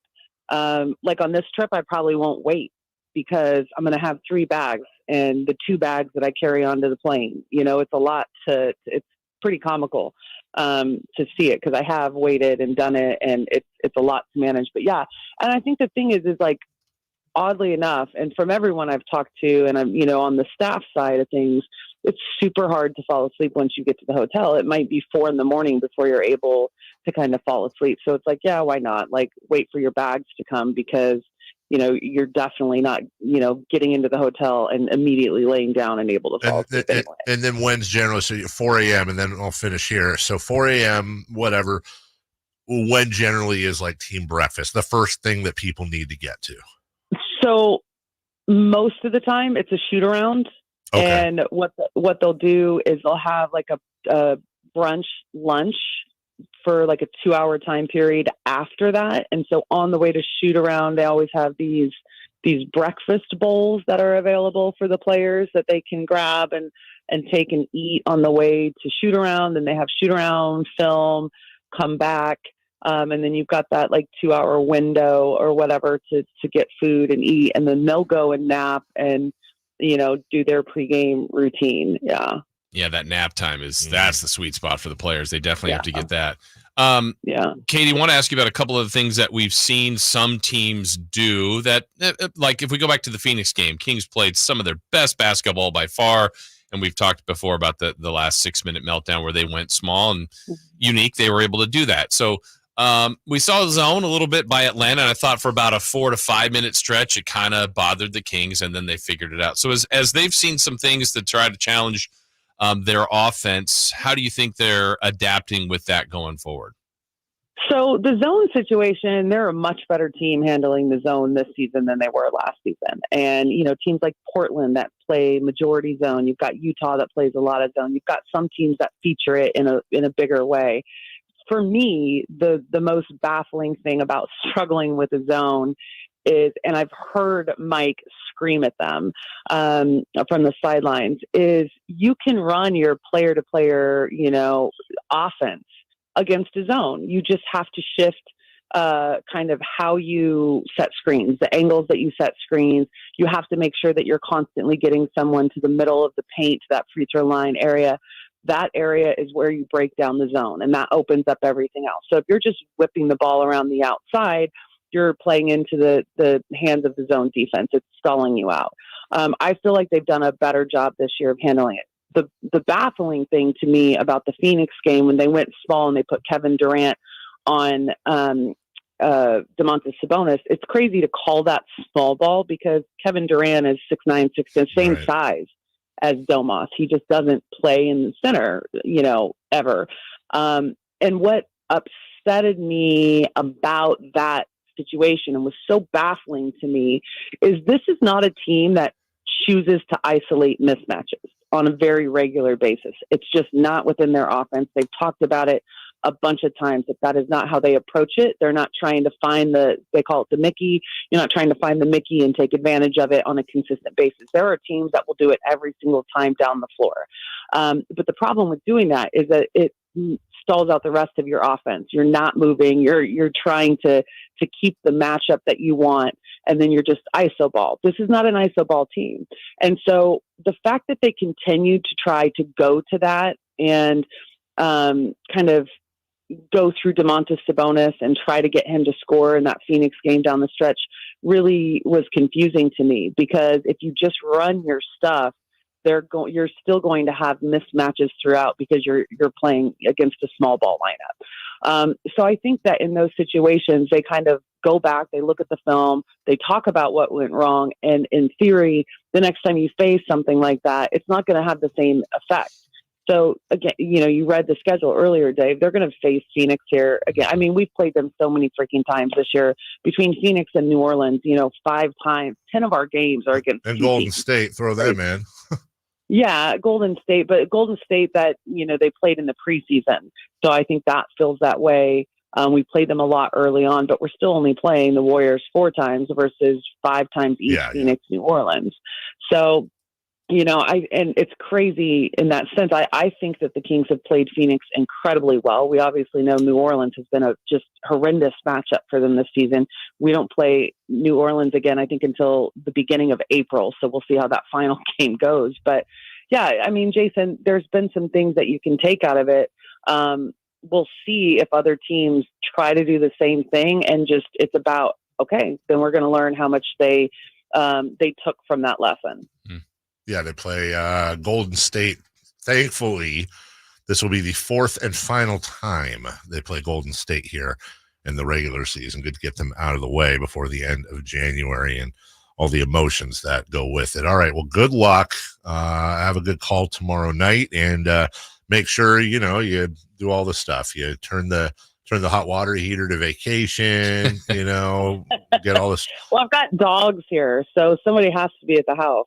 So yeah, my house is not empty. Will you be spending your day cooking up all the dog food while you're gone for them to be piecemeal out? So I've got 2 weeks of dog food to make. Yeah, I do have dog food to make today, but I have it down to a science, Dave. So most spoiled dogs on the planet. That's right. Why take 5 minutes to do something when you can take 30? It's Kayte Christensen joins us each and every Wednesday. Thanks. You're so lucky that I am not there to physically just smack you upside the head right now. At least the audience would benefit because they could see your voluptuous and bouncy hairstyle. I don't think it's voluptuous. I think you're looking for voluminous. Sorry. Oops. Okay, I'm going to turn red. Talk to you later. Okay, bye. Jesus. Want to get away? Yeah, maybe. All right, that's Kayte Christensen. Voluminous. We'll take a break when we come back. Leon Lee will join us. Hall of Fame inductee to the Sacramento Sports Hall of Fame. Will be fun to catch up with him. We'll do that next. On the move? Got somewhere to be? Take Sacramento Kings basketball with you. The Sactown Sports app will let you stay connected to your passion. Never miss a moment of Sacramento Kings basketball with the Sactown Sports app. Have you Googled yourself lately? Are there negative posts from an ex-employee or from a former client? Maybe an outdated news article or sensitive personal information about your family? Search engines don't always get it right. For right or wrong, it's your reputation on the line. That's where Reputation Defender by Norton comes in. One of the most trusted names in online reputation repair, Reputation Defender has been fixing people's search results for over 15 years. Their cutting-edge approaches help you to wipe away unwanted information in your search results. They also promote the good stuff so that it rises to the top, helping you put your best foot forward. Your good name is too valuable to leave to the whims of a Google algorithm. Take control with Reputation Defender. You can start by getting your free reputation report card at reputationdefender.com or call 800-401-6681 to speak to an expert. That's 800-401-6681. You never know what you might hear when listening to a Sacramento Kings game. Out of Keegan, going for another triple. Man, is he feeling it. Keegan, can he do it? Yes, there's number 11, Keegan Murray. Keegan steps back.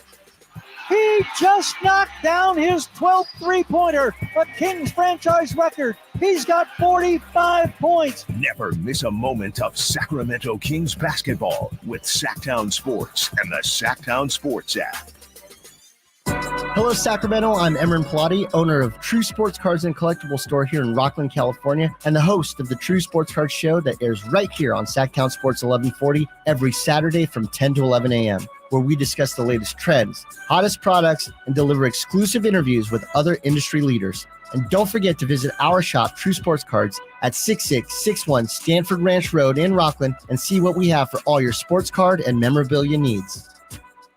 Big savings are back at Folsom Lake Honda, your one-stop Honda shop. Looking to own or lease? We have options for everyone. Plus, lower interest rates at Folsom Lake Honda make for lower payments. It's no wonder Folsom Lake Honda is your one-stop Honda shop. Get an instant cash offer for your trade at FolsomLakeHonda.com. We'll buy your car whether you buy from us or not. Visit us today at FolsomLakeHonda.com.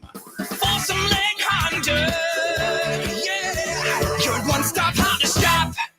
The Sacramento Sports Hall of Fame celebration is back Sunday, February 4th at Thunder Valley Casino. Meet and greet the class of 2024. Matt Barnes, James Donaldson, Leon Lee, and Jamie Whitmore. Don't miss Sacramento's best sports night of the year. Food served between 6 and 7 p.m.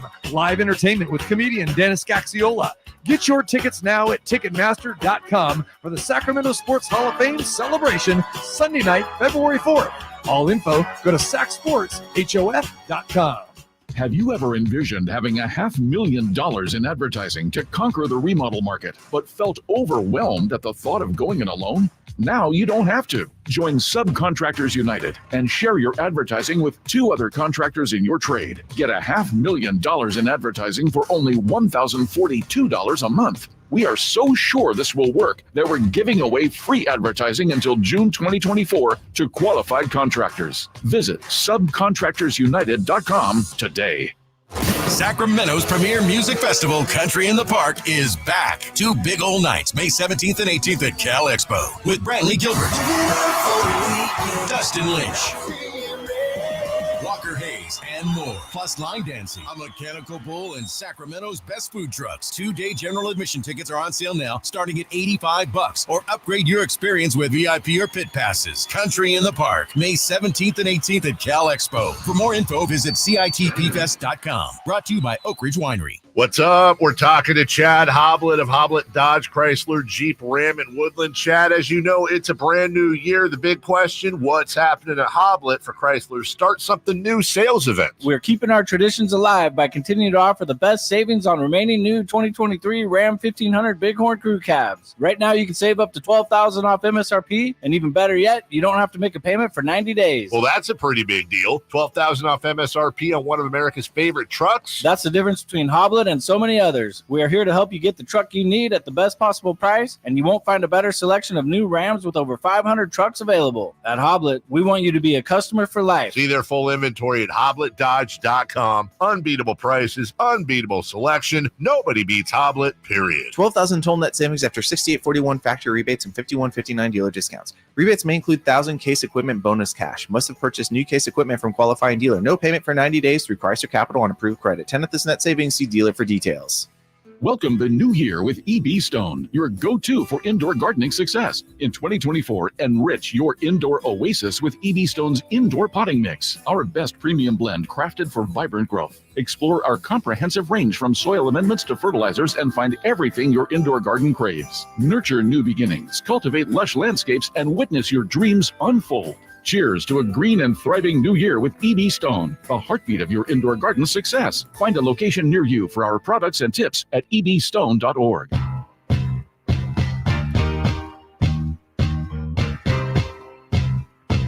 They bleed black and purple.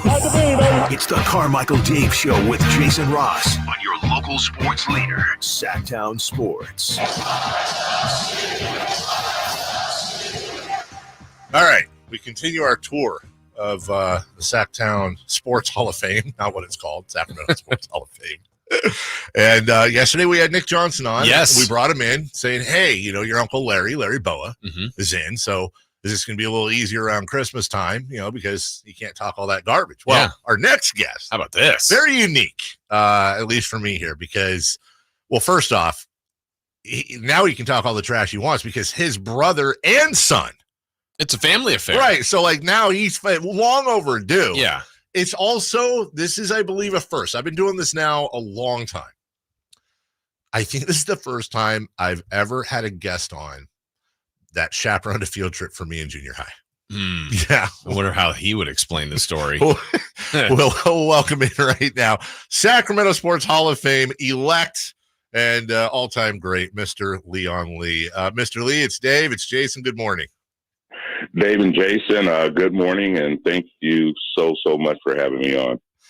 This is, like I said, this is I grew up with your son, as you know, and with you, and it's been very interesting, not just following you, but over the years, of course, we all followed Derek with so much pride and everything he did, not just the numbers he put up, but how he carried himself. And now it's his turn and our turn to honor you as long overdue, like we said. You finally get your place in the Hall of Fame. Well, it's number one, it's a great honor. Number two, I think the bigger honor, and I know Jason mentioned something from the past, but Dave, you come in really big in our past. I mean, your whole family, your mother, sister, father, I mean, we were like family back in the day. And you not only grew up with Derek, I mean, it was almost like, there in Carmichael area where we grew up, actually, not and call you Carmichael Dave, but those are some of the best memories in history when the kids are growing up and you were at the house, and it was wonderful. It's some great memories, and I'm just so honored to be on the radio with you and Jason. Well, I got to ask you then, how was Dave as a kid? Oh, no. I mean, we know Dave as an adult. Sometimes it feels like he hasn't quite grown up. So how was he as a kid? Well, Dave was kind of, our family, and, Derek, I used to always tease him. He was a good athlete, but he was kind of nerdish. And hanging out with Dave, it was sort of like, well, two of a kind hang together, they're kind of nerdy, Yes. You know what I mean? Too nice, never get in trouble. As a parent, you're going like, come on, you guys, sometimes, make some kind of trouble sometimes. and I lost track with Dave, and I'll start hearing all this stuff about Carmichael Dave. Carmichael Dave, who in the heck is that? And I've been away in Japan for a long time and come back and I go, oh my God, that's Dave Wegman. Oh my goodness. Well, I should tell you, since we're having kind of a retrospective here, my mom and dad still follow you, and as you said before, you and Pam and my mom and dad and the whole families were so close. And my mom, first thing when I said you were coming on, said, please tell that man I love him and I miss him. And she does, and she does. And we just thought the world of each other. And for those listening right now that are hearing us catch up, I'll now apply this in a broad sense. It's about, I very much, this is the first time in my life, it's weird for me to hear I got to call him Mr. Lee. Sorry, I can't do it.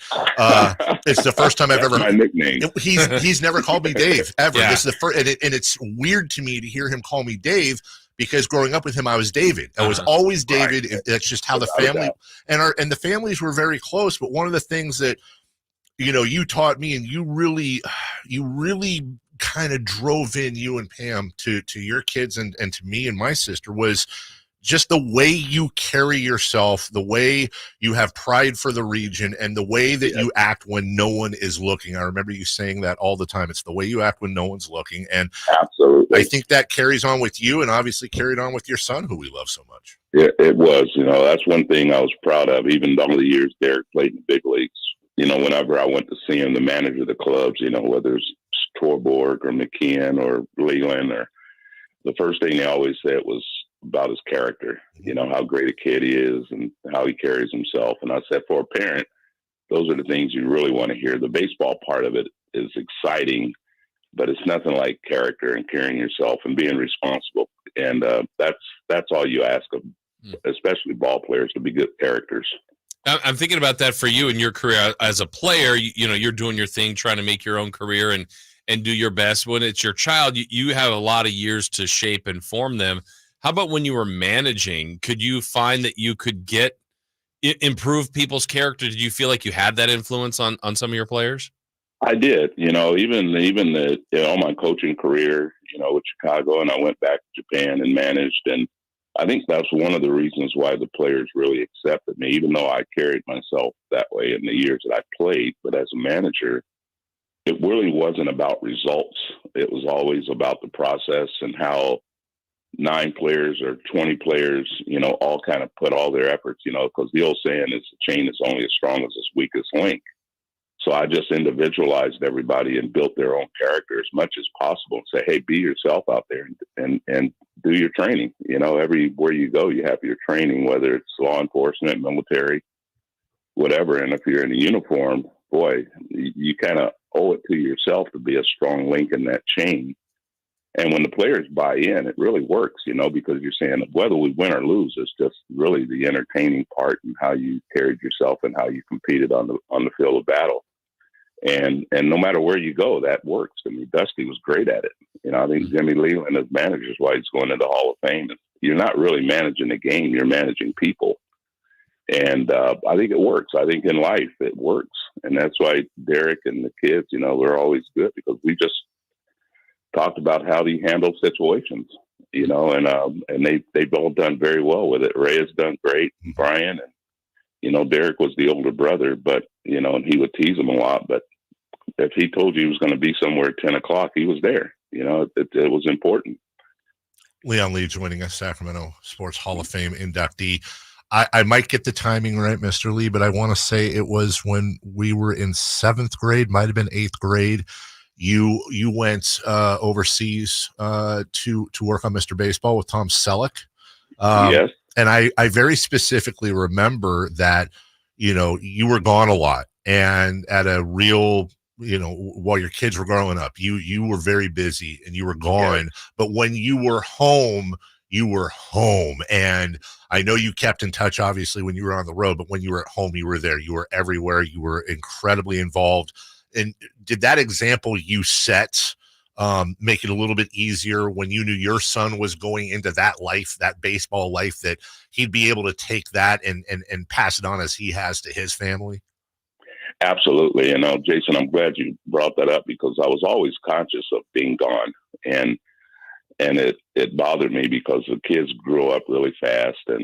But yeah, you're right. When I was home, and such a coincidence because when Brian was the youngest, my youngest son was young, and he sent me a letter one time. He goes, "Pop, I don't know where you are, but wherever you are, I still love you." And that those type of things really mean a lot. And coincidentally, when I come home and he was playing in a recreation basketball league, when one of his teammates was Matt Barnes.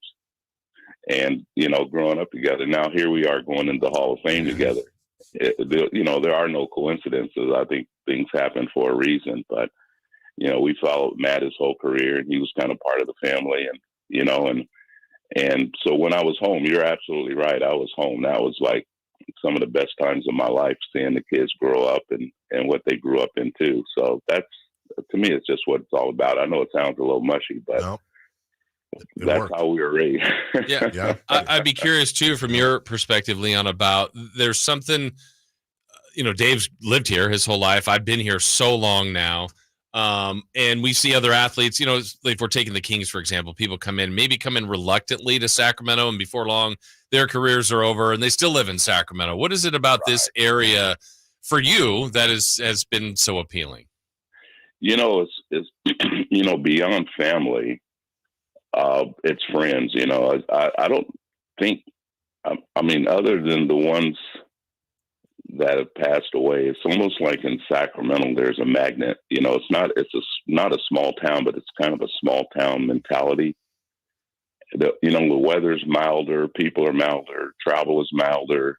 Home is home. My parents always considered like, there's just no way when the season is over. I enjoy playing and being away from home, but the key or the big part of the year was actually coming home. And I could never picture myself going anywhere else. And what I was saying is friends are for life here in Sacramento.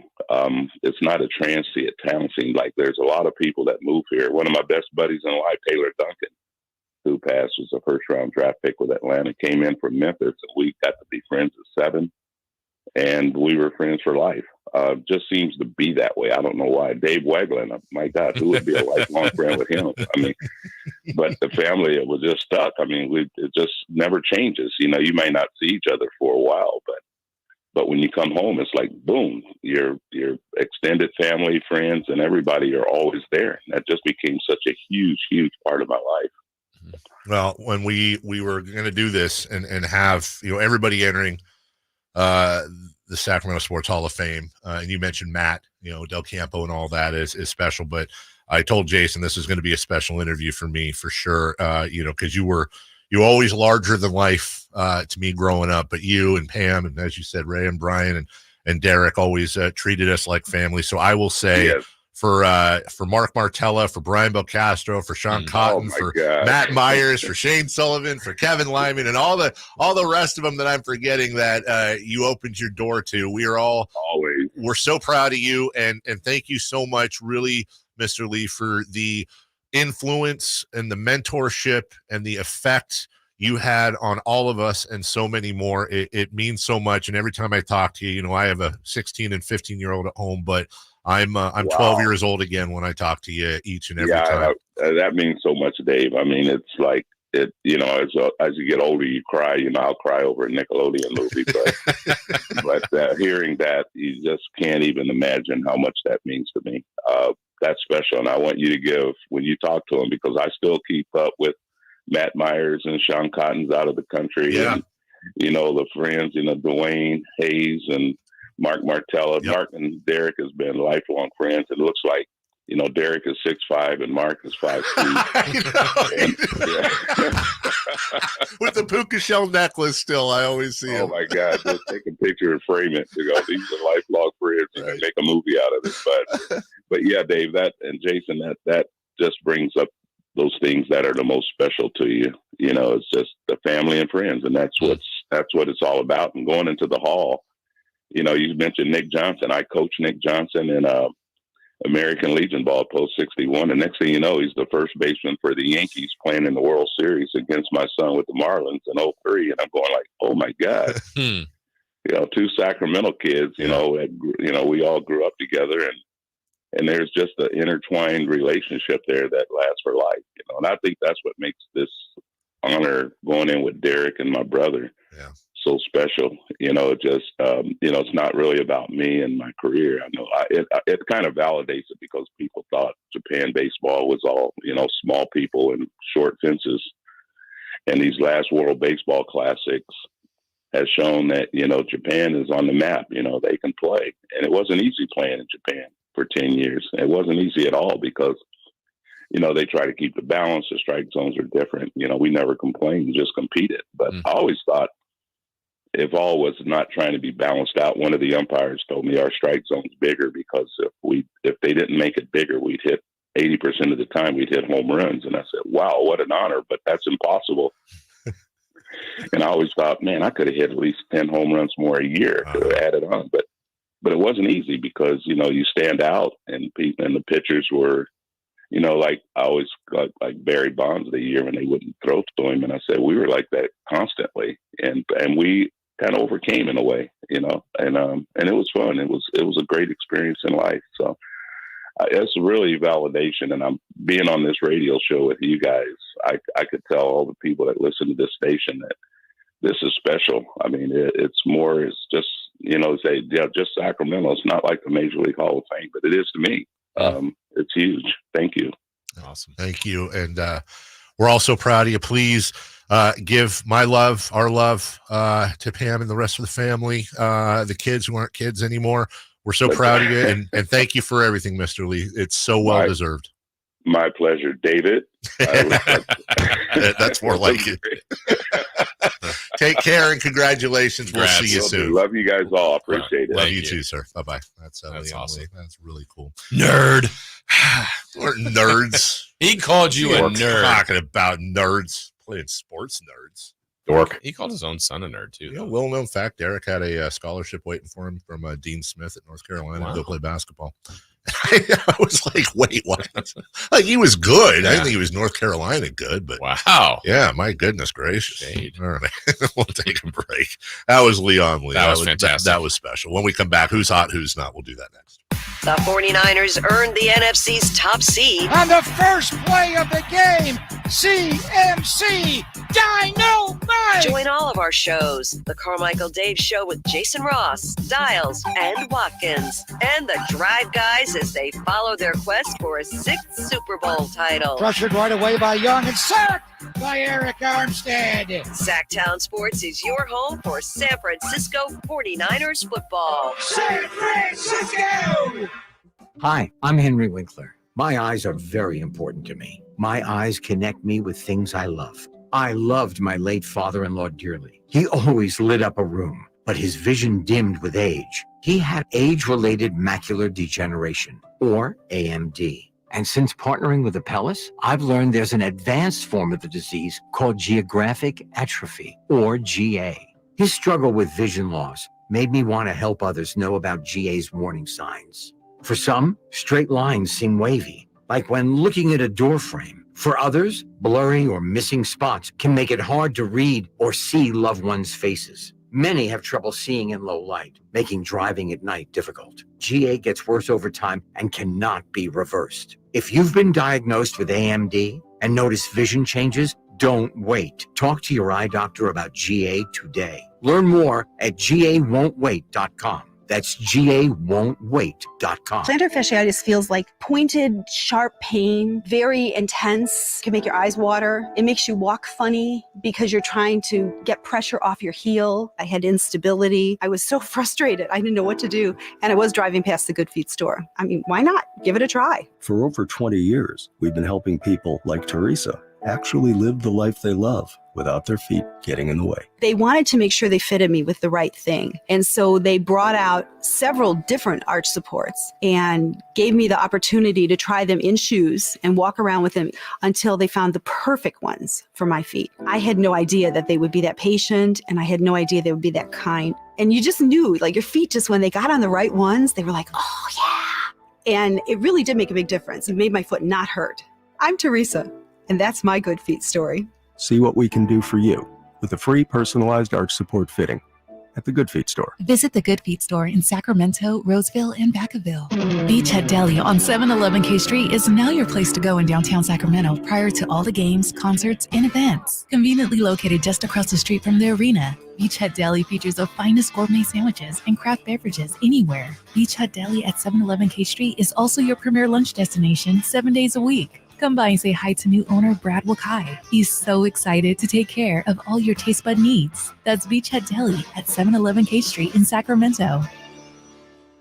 Guys, did you know your testosterone affects everything in your system, including how you feel and perform every day?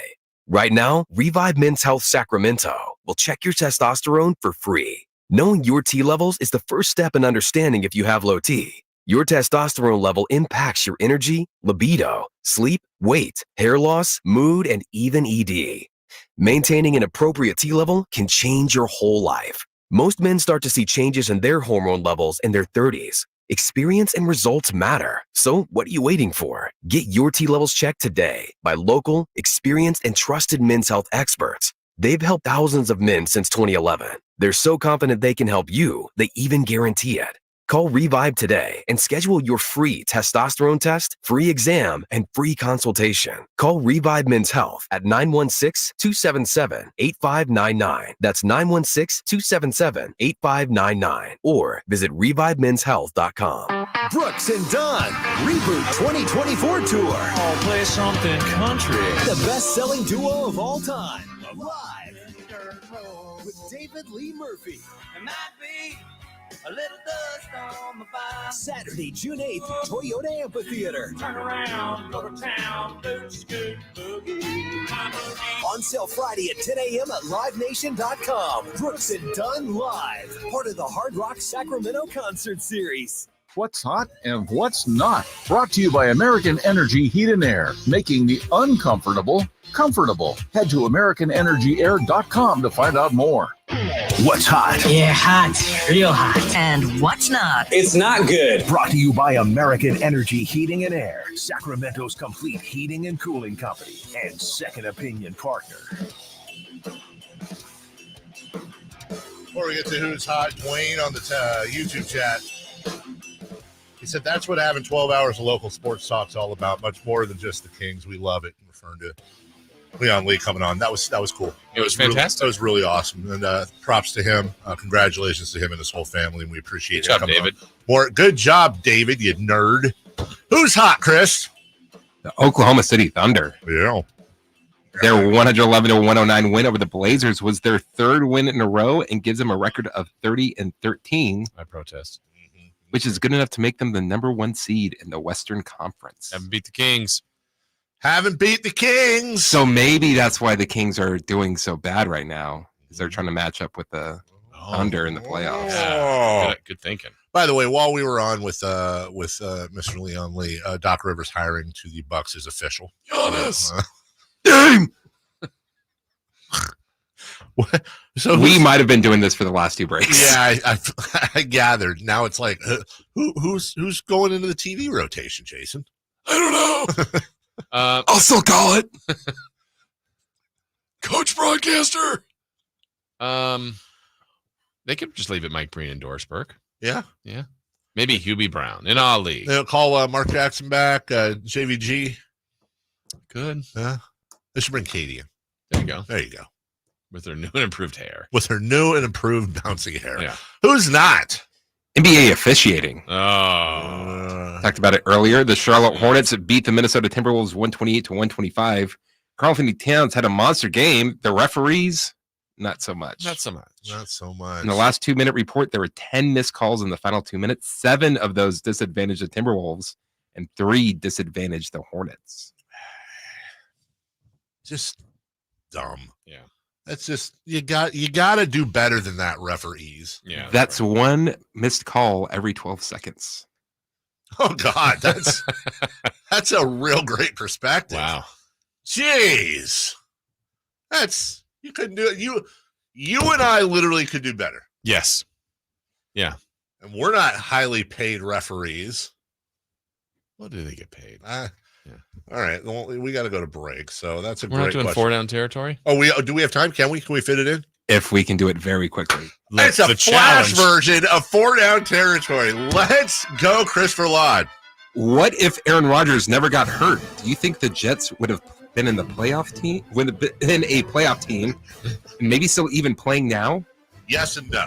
I do think they would have been a playoff team. I don't think they would have made the conference championship. Okay. I do think they would have been a playoff team. I'm going to go with no and no. You're wrong. I don't like it. Second down. A couple of NFL mock drafts are out, and they have the first 3 picks as quarterbacks. Are teams too obsessed with drafting that position? No, it's the most important position in sports. You've got to have a quarterback. Yeah, so then you can get it wrong and draft one in Fields and now we're going to have another first pick. Man, maybe we should take a quarterback. What are they doing? Well, look at, when you look Brock Purdy. Everybody should draft a Brock Purdy. Look at last weekend. Every single quarterback in the final round of divisional, every single one was a first-round pick except Brock Purdy. Yeah, 7 great QBs of Brock Purdy. Yeah. Oh, wow. Jason Trask. Third down.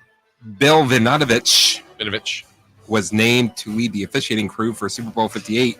Would you want the pressure of refereeing the Super Bowl? Well, on the surface, of course I wouldn't. But, if I'm a referee and that's my job and I'm getting paid. You made it to the big Yes, time. I want to be able to say I was a Super Bowl ref. And everyone's chasing, who was it, Jerry Markbright?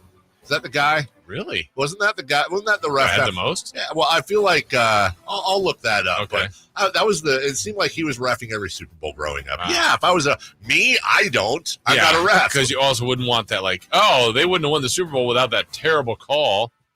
Exactly. I hope it doesn't. I don't want that to ever happen to a ref. With betting and all that. Yeah. No thanks. Yeah. Jerry Markbright is the only official to work for Super Bowls. Jerry Markbright? What a ball! How do you have that? I don't know.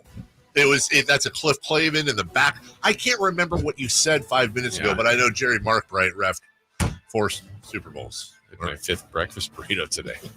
Well, how would you grade Kyle Shanahan? 4th down.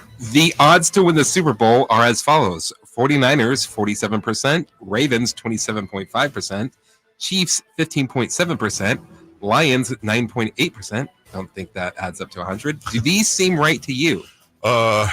No, they don't. I would first off switch the Niners and Ravens. The Ravens just went into San Francisco and spanked the 49ers 5 minutes ago. I don't understand how the Ravens are behind significantly the Niners. I would also probably take some off that 47%.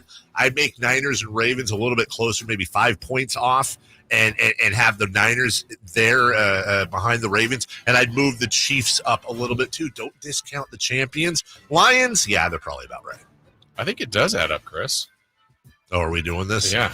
74, 84, 89. I was obsessed with adding it. 99. Yeah, I think. Oh, yeah, it does. Yeah, okay. Well, all right. Well, we figured that out. Okay. Another question. Well, yeah, the Niners seem a bit hot, at least as far as the ratio goes. I understand where the Lions are the lowest, but the disparity, it seems a bit high. I don't have a problem with the order, but am I wrong in saying why are the Ravens not favored ahead of the Niners? They just beat them. Yeah. They just beat them at full strength. Maybe because of, I think the perception is to win the Super Bowl, the Ravens would have to beat the Chiefs and most likely the Niners, which they're capable of. Maybe the path seems quote-unquote easier, so the percentage. I think you're right. That's the best answer for that. That's a good answer. I think that's a huge part of it, if not most of it. Thanks. We'll take a break. When we come back, a meal, not a snack, for Goso joins us, Niners at 9. Yeah. We'll ask him that question, too. Okay. We'll do that next. For the final time in the regular season, the Sacramento Kings and Golden State Warriors collide. Accelerates front court, gives to Lyles on the run, into the lane, drops to Herder, to McGee. Crank it up, throw it down, big fella, to Bale McGee with a full wind-up and a two-hand rip-a-roo. Join the G-Man for the call Thursday at 7 as the Kings and Warriors square off from San Francisco on your home of the Kings, Sactown Sports and Sactownsports.com. Why? The team's looking good this season. I think so. Man, I miss playing football. Being young with unlimited energy to burn. Ever since I turned 40, I just can't find that fire I used to have. Think you could be lower testosterone? What do you mean? All guys lose their edge when they turn 40. The body has less testosterone. That's why I take Nugenix Total T. I've heard about Nugenix. That really works? Since I started taking Nugenix, I'm lifting like when we played for Coach Carter. I feel more energized at work. It's even spiced up things between me and the missus. Are they still giving out complimentary bottles for people to try? Yep, send a text. It's that easy. Text JUDGE to 42424 right now for your complimentary bottle of Nugenix Total T. It's the #1 selling testosterone boosting brand at GNC and Walmart. Do it now and they'll also send you a bottle of Nugenix Thermo X, their newest, most powerful fat burner ever, absolutely free. Text JUDGE to 42424. That's JUDGE to 42424. These statements have not been evaluated by the FDA. This product is not intended to diagnose, treat, cure, or prevent any disease. What's up? We're talking to Chad Hoblet of Hoblet Dodge, Chrysler, Jeep, Ram, and Woodland. Well, it's a new year, so the big question is what's happening at Hoblet for Chrysler's Start Something New sales event? Sadly, the end of an era is here. Dodge has stopped making the classic gas-powered Charger and Challenger, so this is your last chance to get your hands on some American muscle with that iconic V8 power. And now is the best time to buy because you can get up to $7,000 off MSRP and 0% financing for 72 months on new 2023 Dodge Charger SXT and Challenger GT. Yeah, that's one of those things you hope they wouldn't do. Truly is the end of an era. Yeah. And that means when they're gone, they're gone. See their full selection when you search, select, and save at HobletDodge.com. Unbeatable prices, unbeatable selection. Nobody beats Hoblet, period. 7,000 total net savings after 6,500 dealer discount and 500 factory rebate. Includes 500 first responder cash. Must be member of qualifying first responder program. Plus 0% financing for 72 months on approved credit through Chrysler Capital. 700 plus FICO score required. $13.89 per thousand borrowed and no payments for 90 days. 5 at this net savings. Sample VIN 648404.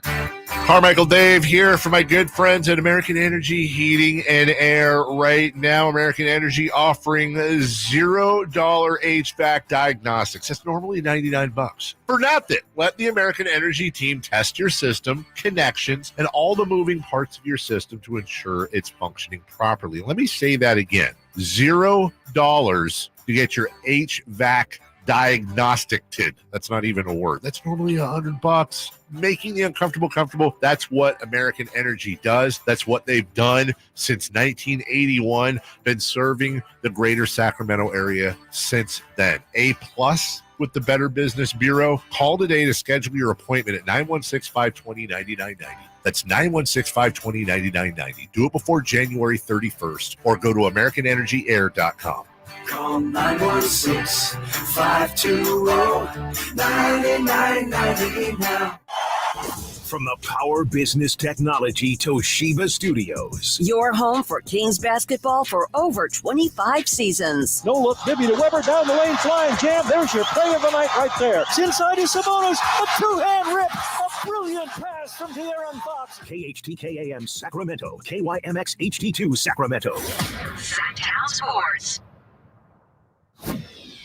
The Carmichael Dave Show. He's on the microphone when he's not on the microphone. He's playing a song, and when he's not playing a song, he's on the microphone, and then boom. With Jason Ross. No, he didn't.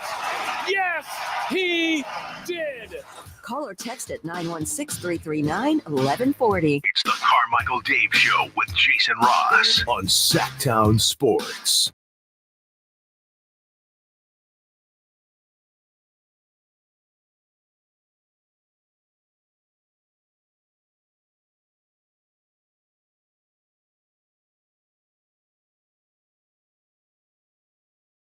It's you gotta love the angry shows. No, not the Australian Open booth, which is it is a clown car. You got John and Patrick McEnroe and Chris Fowler all sitting on everyone's lap, each other's lap. It's weird.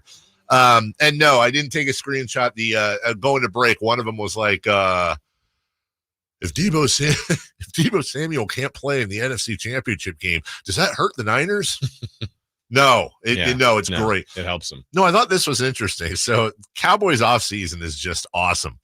CeeDee Lamb's mother says, quote, Dak isn't it. Dak Prescott's brother Tad posts, trust me, if I could get Dak to leave Dallas, I would. And he tags Dak on social media. Micah Parsons' brother Terrence says, quote, take $40 million or pack your bags about Dak Prescott. Wow. So they're not all, everyone basically is Jackson Mahomes. Yeah. In one way or the other. Things are smoother for the Niners. Just shut up, family. Yeah. Joining us right now, he's not Jackson Mahomes. He's Emil Fregoso, and he joins us for Niners at 9. Good morning, Emil. Good morning, boys. And thank goodness I'm not Jackson Mahomes, because at least I can go on the field. What? Wow. Was that you that got that pretty cool view of the Niners coming out of the locker room? Was that your camera I saw? That was me. Yeah.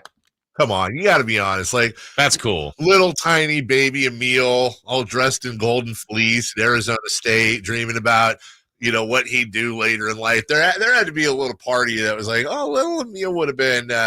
Little Emiliano, he would have, as our boss says, he would have been tickled to know that he was going to be front and center. It made the Walter Cronkite school seem all that worth it, didn't it? Yeah, just to give some background history for everyone listening. My last semester of college, when I was graduating, I was covering a community college soccer team. So to go from that to here, I mean, just blessing on blessings on blessings. And you're one more Niner win from covering your first Super Bowl. Yeah, it's special, and we thought it could happen last year, and then obviously the Eagles game happened, and this year feels even more likely because it's a home game. So fingers crossed, we'll see what happens. Well, I want to ask you a 4-down territory question that we used earlier. I'm curious. Odds to win the Super Bowl are as follows: 49ers 47%, Ravens 27.5%, Chiefs 15.7%, Lions 9.8%. Do those seem right to you? They don't, but it's also the 49ers, and they're going to get the favorites just because they've been, for most of the season, the best stacked team. They have the most talent on the roster, top to bottom, for every position. But at the same time, like you said, Dave, because I was listening earlier, the Ravens just went into San Francisco and beat crap out of them. They just went in there and smacked them around. Brock Purdy had one of his worst games of the season, not in rain, by the way, in dry conditions. They smacked them around, just saying. The Ravens are the best team in the NFL right now. I think they showed that against the Niners in a mano-a-mano clash. Maybe it just wasn't the Niners' night. Maybe they'll respond differently if it comes down to the Super Bowl. But I do think that the odds should be more in the favor of the Ravens winning it than the Niners. I think it's closer. I do think it's closer, like you said. But I would have it more like 40% Ravens and 30% Niners. Talking with our Sactown Sports 49ers insider, Emil Fregoso. Emil, of course, brought to you by our friends at Timber Creek. They got golf, but check out other things out there as well. If you're interested in their ballroom, they got things for social events, wedding activities, anything you might want out there at Timber Creek. So, Emil, let's go back to last week where the Niners, I still took it as an encouraging thing. I don't think they played their best. They had to chase the game, something they're not great at. Purdy was not at his best. But they found a way to win. So not a typical Niners style game. Yep. I think they need to avoid that again this week with Detroit. But what were your thoughts on getting through a game against Green Bay where they were very vulnerable to lose that one?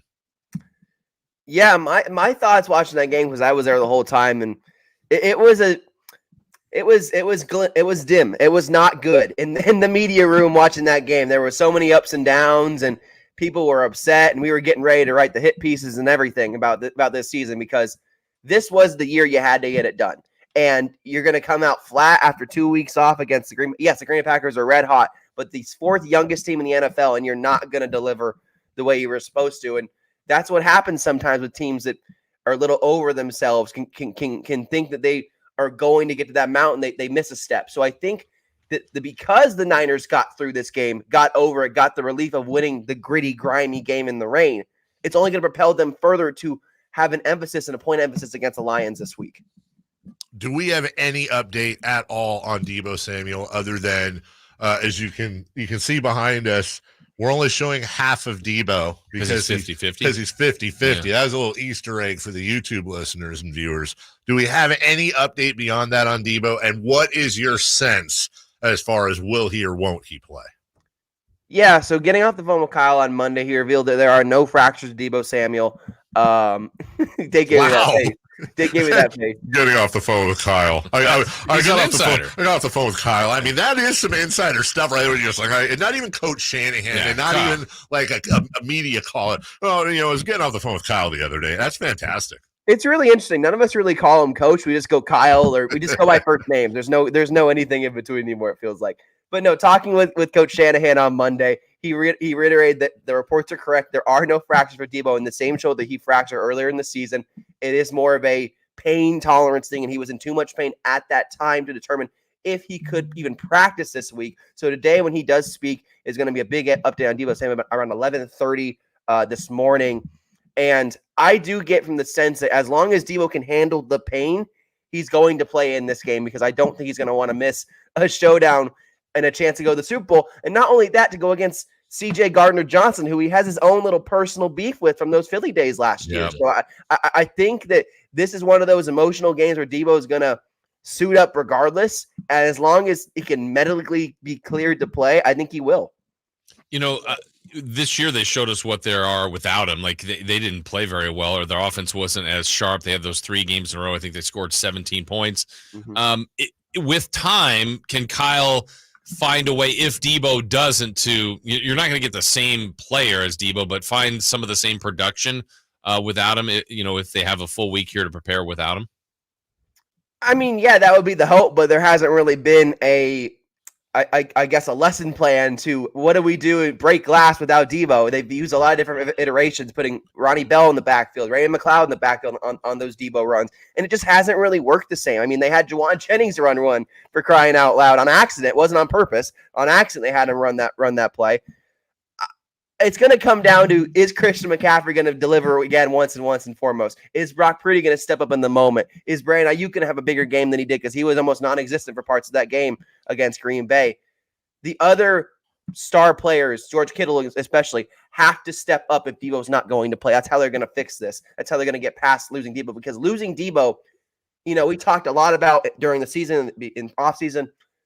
Who's more important, Deebo Samuel or Brandon Ayuk to this passing offense? And frankly, they kind of need each other. They're kind of a Batman and Robin, but more so 2 Batmans on this offense, because they just don't function the same without one of them. And I mean, the Niners have scored 30 points when Deebo's playing, without him 18 points. I mean, that's a glaring miss without Deebo Samuel. So you can't replicate that production. Only thing you can hope for is that the other star players step up in his absence.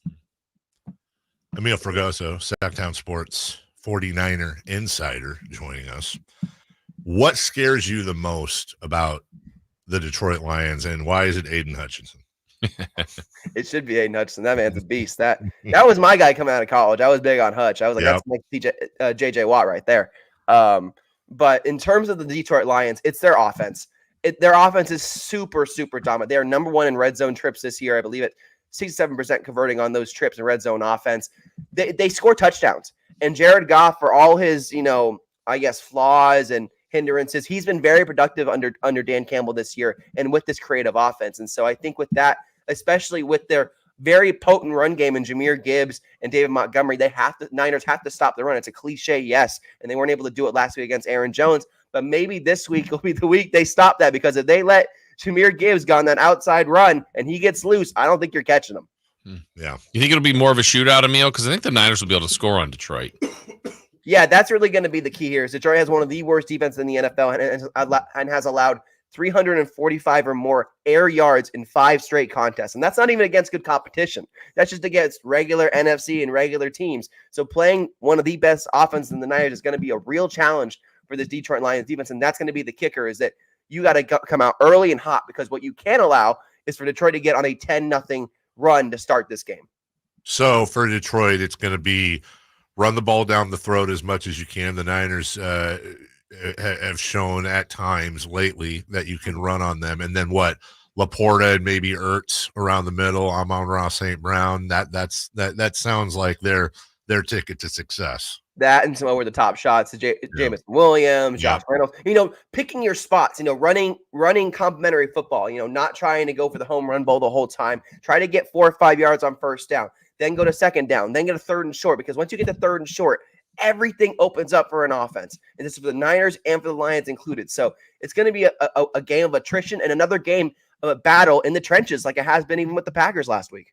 And Emil, it does look weather-wise like it's going to be okay. I know last weekend whether Purdy had some struggles throwing the ball. The Niners slipped a lot during that game. It looks like it's going to be pretty clear for Sunday, doesn't it? Yeah, it looks to be about 68 degrees and dry, some clouds, but no actual rain. Right. So that's good news. I mean, it's been raining off and on here in Northern California for the last 2 weeks. So who knows how that's going to factor in with the field. They probably have the tarp over it right now. This Niners team has to find a way to figure out how to play in suboptimal conditions, though. This has been a thing all season for them, is if the weather is perfect, they're great. But when the weather gets a little dicey, all things are up. And that's the mark of a truly great franchise, that you can overcome other conditions. They were able to do it just barely against the Green Bay Packers, but they got to show more heart against these Lions and more passion against these Lions if they want to get done, even with regular weather conditions, because the Lions are not going to roll over. They're not going to shoot themselves in the foot at the end. They have the offense to just be potent and keep scoring touchdowns.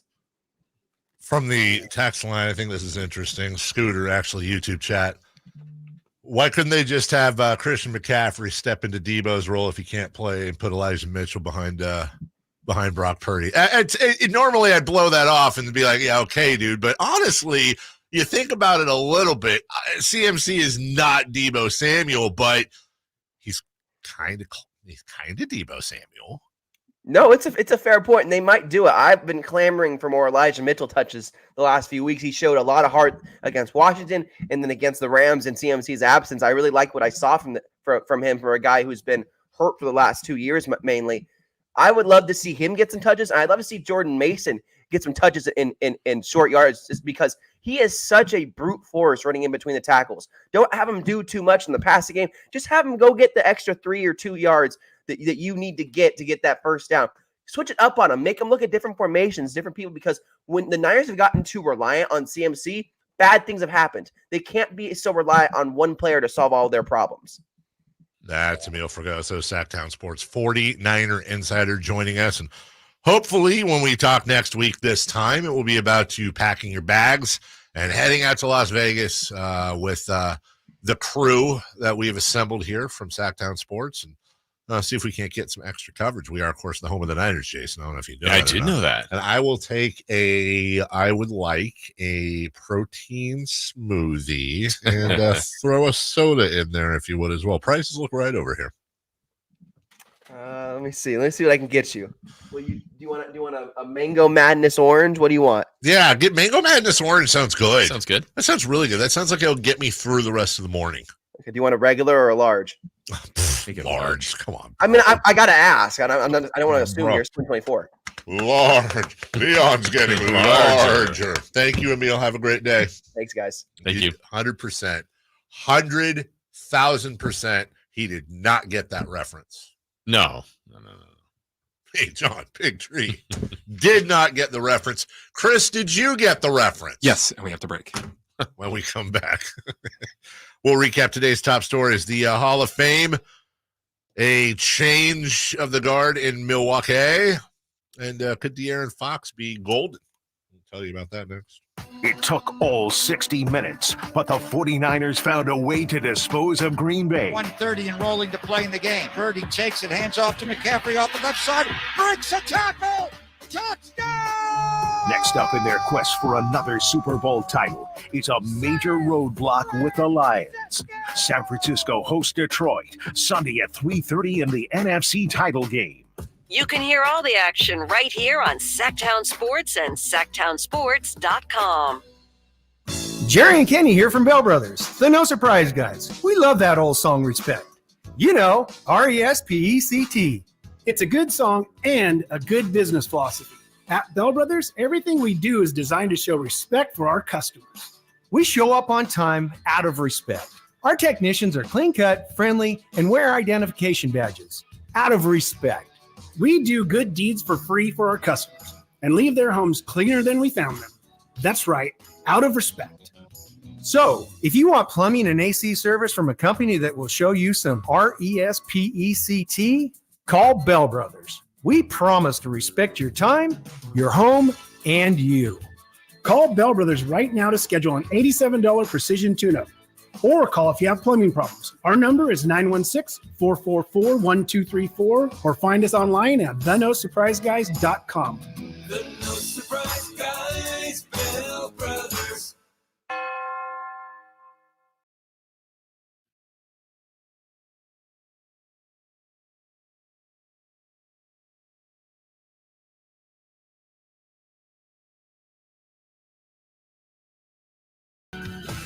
Carmichael Dave Show with Jason Ross Call or text at 916-339-1140 on Sactown Sports.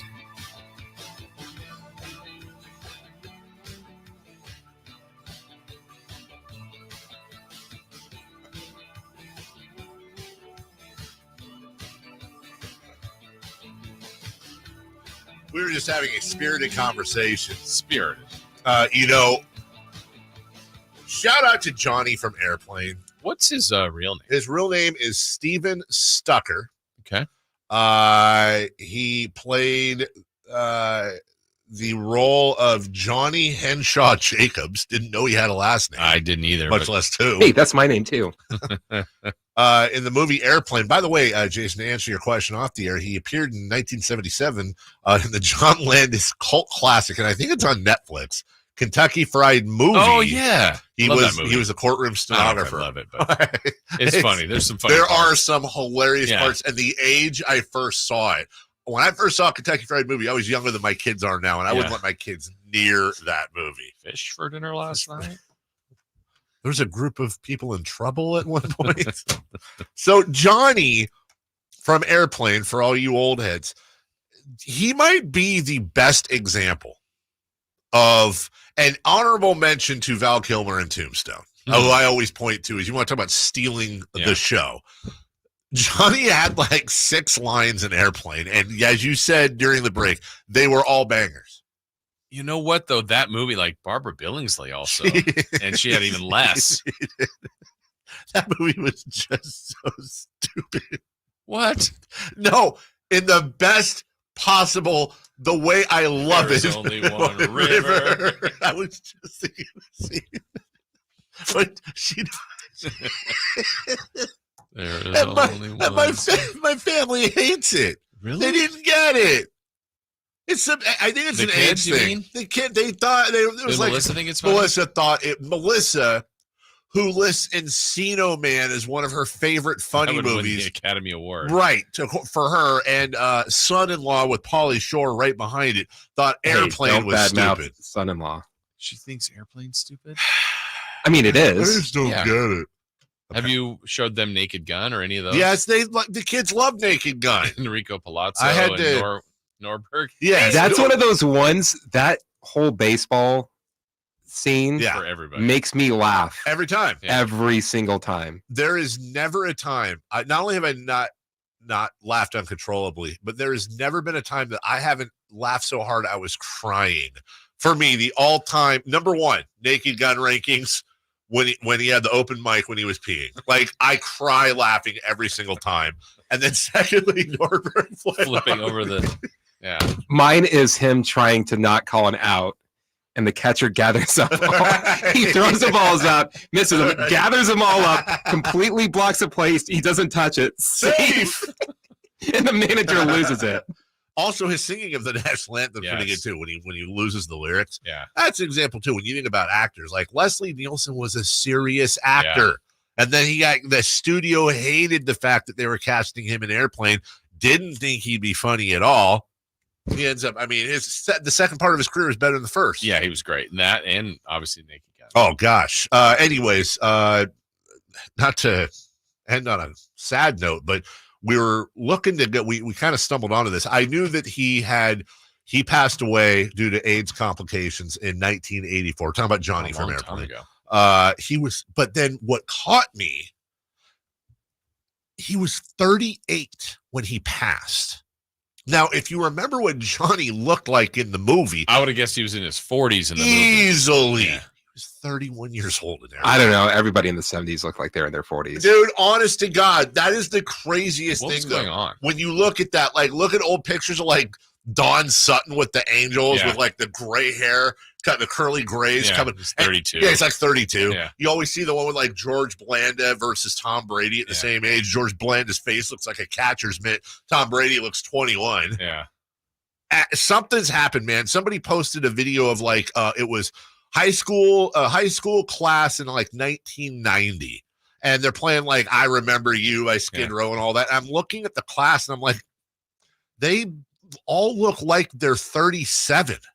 But then you have Ralph Macchio, right, who still looks good. Yeah. Same with Rob Lowe.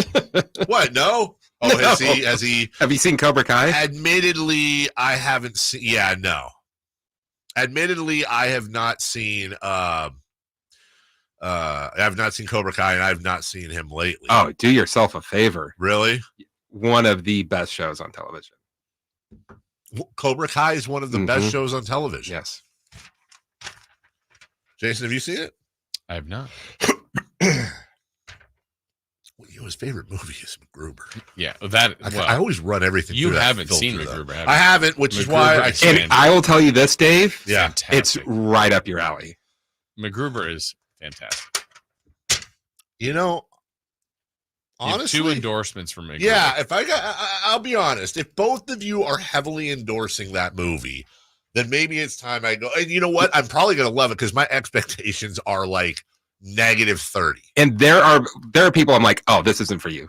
But I will say like, oh no, you'll enjoy it. Okay, all right. If you like some of the stuff you said you were laughing at with Johnny, and yes, it's not slap. I mean, right. Anyway, There's one scene I know that you will absolutely love. I like movies that are stupid. And when I say stupid and dumb, I'm not using those as insults. Like Airplane is so dumb. There's so many dumb concepts. Stupid funny. Yes. And also, like, you grew up in the era of like the HBO action movie, like on TV. Yes. It's okay. Just think of that. Do you remember the movie Kung Pao Enter the Fist? Yes. I just wanted that came out the other day. Again, that movie is 90% unbelievably stupid. Oh, know who I got to see the movie who loved it? Who? Doug Christie. Kung Pao? No. MacGruber. Yeah. And he loved it? Yeah. Yes. But even if you get 90%. Like, came back and was quoting the movie. Wow. Even, like, did a call on the game. Really? Yeah, from MacGruber. Those are 3 pretty heavy endorsements. But you could get 90% stupid, and the 10% was worth it. That's exactly like right. If it's that funny. That's the exactly 10%, right. That's yeah. why, like, Kung Pao is the dumbest movie in the history of creation, but there's like 5 laugh out loud, I'm dying scenes. Yeah. And there's not enough of that, by the way. We need more of that. As we go to break, because this segment's just kind of a hodgepodge. Johnny screwed the whole thing up. Yes. Just kidding. Shout out to Sacramento's own Greta Gerwig, who did a movie called Barbie about women's empowerment and so many other messages in there, and it made over $1 billion, but she didn't get nominated. Best director. She got nominated for adapted screenplay. Whatever. Nominated for best director. She deserved $1 billion. Barbie. It should win best picture, and she should win best director simply because if you'd have told me they were going to make a Barbie movie and it was going to gross over $1 billion, that in itself is worth, it should win every single award. Like, what's next? Hot Wheels? G.I. Joe, but like had that Oscar winner, but like no, like serious G.I. Joe. Oh, like Platoon meets G.I. Joe. Let's get Operation. G.I. Joseph. G.I. Joseph. Yeah. Operation. Yeah. Just take all the chutes and ladders. I need to get the spare rib, man. Well, now I'm hungry. When we come back, what to watch tonight? Yeah, we'll recap some of the stories as well. We promise next. Sunday on Sactown Sports. 4 teams battle to get to Vegas for Super Bowl 58. First, it's the AFC Championship, as Patrick Mahomes and the Kansas City Chiefs want to get back to the Super Bowl as they travel to Baltimore to face Lamar Jackson and the top seed Ravens. Then, the Detroit Lions head west to take on the NFC's number 1 seed San Francisco 49ers. The AFC Championship at 12, the NFC Championship at 3:30 Sunday on Sactown Sports. It's time to buck up Sacramento. The professional bull riders are back. PBR Sacramento Wrangler Long Live Cowboys Classic will take over downtown's Golden One Center this February 2nd through 4th. 3 huge nights of edge-of-your-seat bucking, featuring some of the biggest bulls and toughest cowboys on the planet. Tickets are on sale now at Ticketmaster. Stop by any participating AM/PM location for a 20% off ticket discount code when you buy Monster Energy. Grab the keys to a new, fuel-efficient Toyota. Head into the new year with more peace of mind and Toyota's legendary reliability. Get to your local Toyota dealer today and shop Toyota's entire lineup of 16 hybrid and electrified vehicles to choose from. Right now, get low 1.99% APR plus $2,500 bonus cash on the all-electric 2023 BZ4X. Toyota, let's go places. Offer available through TFS to buyers with premium-ready credit ends 1/31/24. Capital Casino has been serving the greater Sacramento area in the same convenient downtown location for over 20 years, with plenty of close-by, well-lit parking monitored by security staff and offering the most variety of table games in the region in a safe and friendly environment. Best food, best service, and the best action. That's Capital Casino. For more information on tournaments and gaming, check out their website at capital-casino.com. And please remember to gamble responsibly. 1-800-GAMBLER. Welcome the new year with EB Stone, your go-to for indoor gardening success. In 2024, enrich your indoor oasis with EB Stone's Indoor Potting Mix, our best premium blend crafted for vibrant growth. Explore our comprehensive range from soil amendments to fertilizers and find everything your indoor garden craves. Nurture new beginnings, cultivate lush landscapes, and witness your dreams unfold. Cheers to a green and thriving new year with EB Stone, the heartbeat of your indoor garden success. Find a location near you for our products and tips at ebstone.org. The world has changed a lot these last few years. You can do pretty much anything from your home, including order your new Honda from Northern California's #1 Honda dealer, Stockton Honda. Check out our great selection at StocktonHonda.com or come in today and get pre-approved all in the blink of an eye. Stockton Honda makes buying a car simple and stress-free. Anytime, anywhere, it's all here. StocktonHonda.com.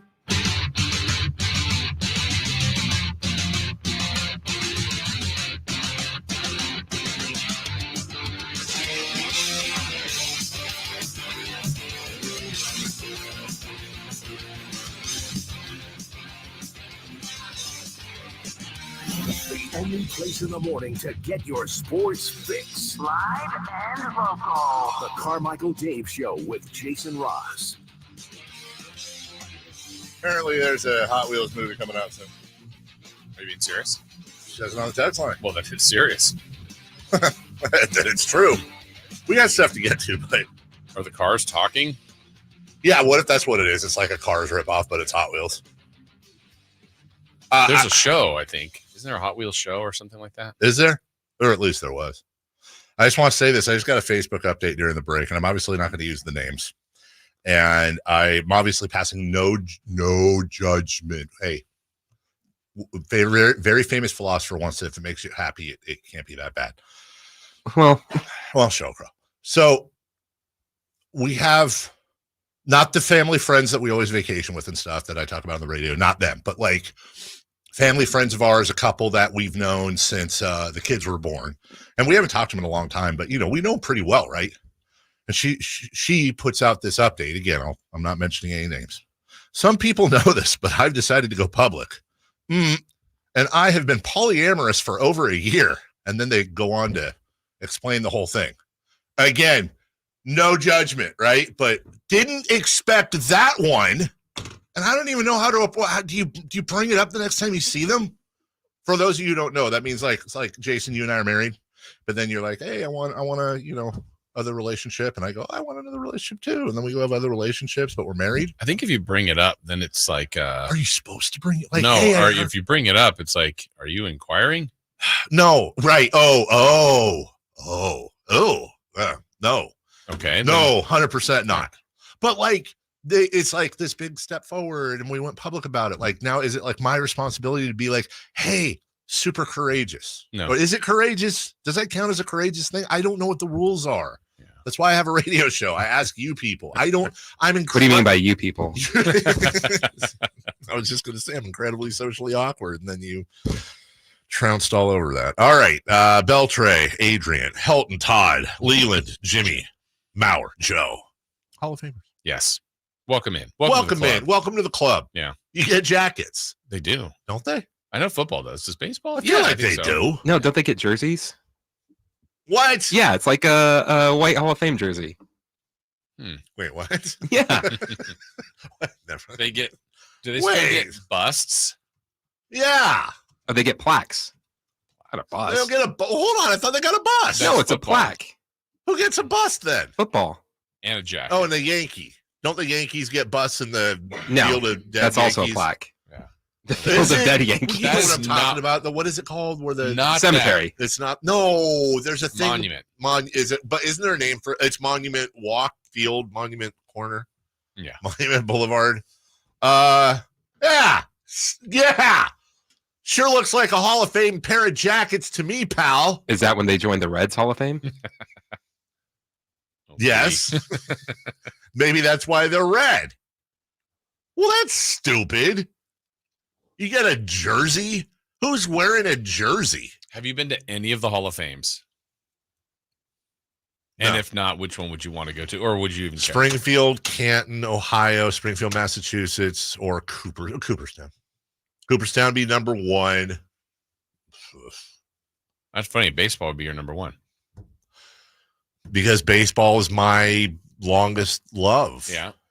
Although we're polyamorous right now, but baseball is always going to be, the one. That's a coin flip. Because I almost went to Springfield when Mitch got. We were going to go support when Mitch got into the basketball Hall of Fame. But Canton, there's something about the Pro Football Hall of Fame that just seems and it's in Canton, Ohio, which I don't know what that's like, but it seems Midwesty. It is. Yeah, like tree-lined streets and Rudy's running around, and what it all looks like the scene out of Few Good Men and Big to me, even though those are on the East Coast. But that's what I think Canton, Ohio looks like. Okay. I would. Yeah. What about you, Sam? No, I've never been to any of them. Yeah, I don't know. I don't know that I've ever had a desire, but if you're there, certainly you want to go.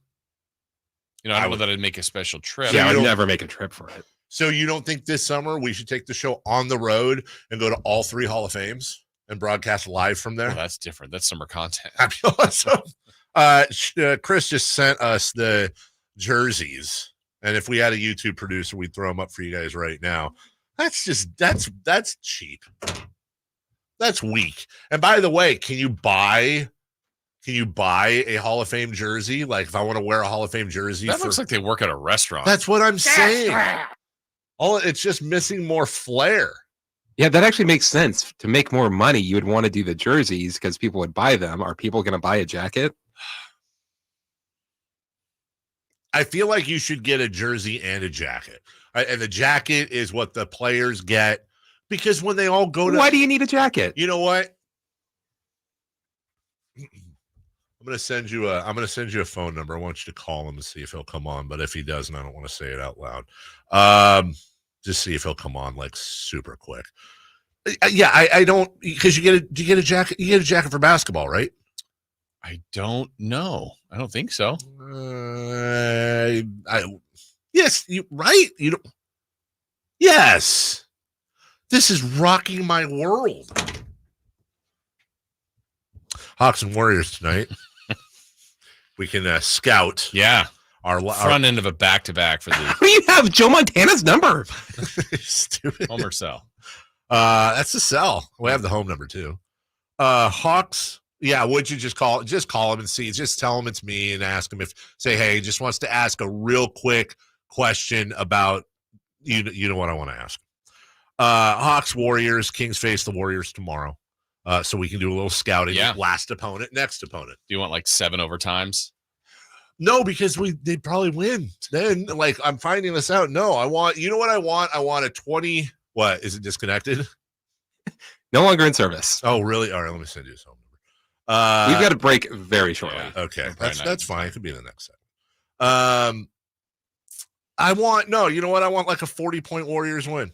Okay. That's what I want. So I want as rested as possible. They're feeling good. Yeah. Bring it on. Yes. All right. Why not? Grizzlies at Heat.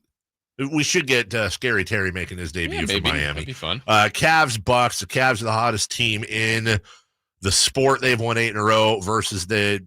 Is Doc Rivers there yet? That's a great question. Right? So Joe Prunty, once again, getting the fill-in job. That sounds weird out of context. Suns at Mavericks. Okay. 2 teams that they're right. Are they both right above the Kings? No, Dallas is right below the Kings. Suns are right above. So go Dallas. Well, the Suns have apparently moved to the front of the line where they want to bring in Miles Bridges now, which so seems like a Sunsy thing to do, which is weird. So I say go Mavericks, even though Luke is still recovering from being absolutely embarrassed in front of everybody with that crossover. We'll take a break. When we come back, is it crosstalk time? It is. Crosstalk. Styles and Watkins. We'll do that next. For the final time in the regular season, the Sacramento Kings and Golden State Warriors collide. Accelerates front court, gives to Lyles on the run, into the lane, drops to Herter, to McGee. Crank it up, throw it down, big fella, JaVale McGee with a full wind-up and a 2-hand ripperoo. Join the G-Man for the call Thursday at 7 as the Kings and Warriors square off from San Francisco on your home of the Kings, Sactown Sports and SactownSports.com. This is Monster Jam. Witness big air, 2-wheel skills, backflips, and all-out racing. It's the only place to see the world's best riders tear up the dirt in your favorite Monster Jam trucks like Gravedigger, El Toro Loco, Megalodon, and more. It's big-time fun for the whole family. Monster Jam, as big as it gets. Coming to Golden One Center this weekend. Brought to you by BKT Tires and Great Clips. Visit monsterjam.com today. With RT Painting, our name says it all. We are a reliable and trusted commercial and residential painting company serving the Sacramento area since 1998. Employee-owned, our attention to detail is second to none. Put our decades of experience serving our community to use for you. Get a free quote today. Call us at 916-900-8112. That's 916-900-8112. Or go online to rtpainting.com. That's rtpainting.com. RT Painting, your trusted and reliable painting contractor of choice. It's no secret to golf enthusiasts that Timber Creek and Sierra Pines in Roseville are one of the region's most unique and scenic places to enjoy a great game of golf. 27 holes, boundless options. Elevate your game on our newly renovated driving range, putting green, and chipping area. Whether you're aiming for fun, lower scores, or all-around growth, we've got you covered. Experience golfing dreams in Roseville and book your tee time at timbercreekgc.com. Timber Creek and Sierra Pines, your ultimate golf haven. I'm getting vaccinated with Prevnar 20, a Pfizer vaccine. So am I, because I'm at risk for pneumococcal pneumonia. If you're 19 or older with chronic conditions like asthma, diabetes, COPD, or heart disease, or are 65 or older, you are at increased risk for pneumococcal pneumonia. Ask your doctor or pharmacist about Prevnar 20, pneumococcal 20-valent conjugate vaccine. It can help protect you against pneumococcal pneumonia in just one dose.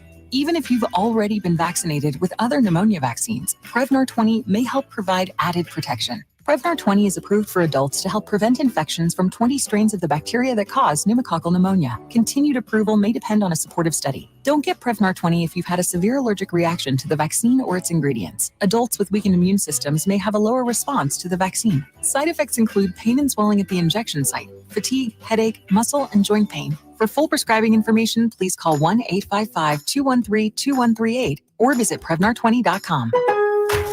Lowe's knows pros want savings now. That's why, as an MVP's Pro Rewards member, you get volume savings on orders of $1,500 or more at the Pro Desk. And there's more. We've lowered our prices on select top products like electrical wire and drywall, so you can get the job necessities for less. Because Lowe's knows savings. Lowe's knows pros. In-store only. Exclusions, restrictions, and more terms apply. Details at lowes.com/terms. Subject to change. Wendy's new breakfast 2 for $3 Biggie bundles let you create your own delicious combo. Choose from a sausage biscuit, egg and cheese biscuit, small seasoned potatoes, and a medium hot coffee. But it's obvious which combo's the best. Sausage biscuit and small seasoned potatoes. Well, maybe it's the fresh cracked egg and cheese biscuit with a medium hot coffee. Or 2 savory sausage biscuits. Whichever you pick, you can't go wrong. Choose wisely. Choose Wendy's new 2 for $3 Biggie bundles. Limited time only. U.S. price and participation may vary. Not valid in a combo. Single item at regular price. Sactown Sports is home to the Kings, Niners, and now the business of sports. Hosted by Kelly Brothers and brought to you by Cap Trust, offering customized, independent financial advice at captrust.com. Join Kelly Brothers, Carmichael, Dave, and Jason as they look at the business of sports every Thursday at 7:40 a.m. You want to know how sports really work? Follow the money with Kelly Brothers from Cap Trust on Sactown Sports. Birthdays are meant to be spent with family and friends, and nothing brings family and friends together better than freshly baked and home-delivered crumble cookies. It's time for the news of the day. The latest headlines, the biggest stories, hard-hitting analysis. Yeah, this is none of those things. And now, here's Carmichael Dave and Jason Ross. Yep. Yeah. Yeah. Yeah. Yeah. Hey. Yeah. Yeah. Oh, yeah. Yeah. All right. Going around the room. The Atlanta Hawks are allegedly asking for 2 first-round picks and a starting level player. That's right. For DeJounte Murray. So Harrison Barnes and 2 firsts. Do you do it if you're the Kings? Alan Stiles. I do it.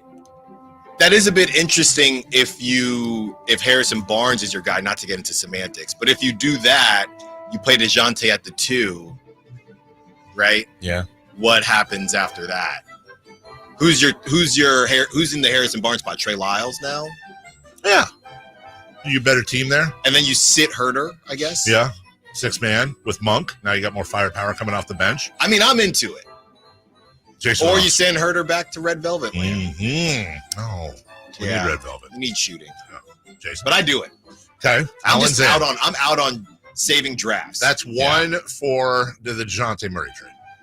I'm more intrigued by DeAndre Hunter from Atlanta. Oh, really? Yeah. Now, he's not a better player, but better fit. I don't think DeJounte Murray wants to.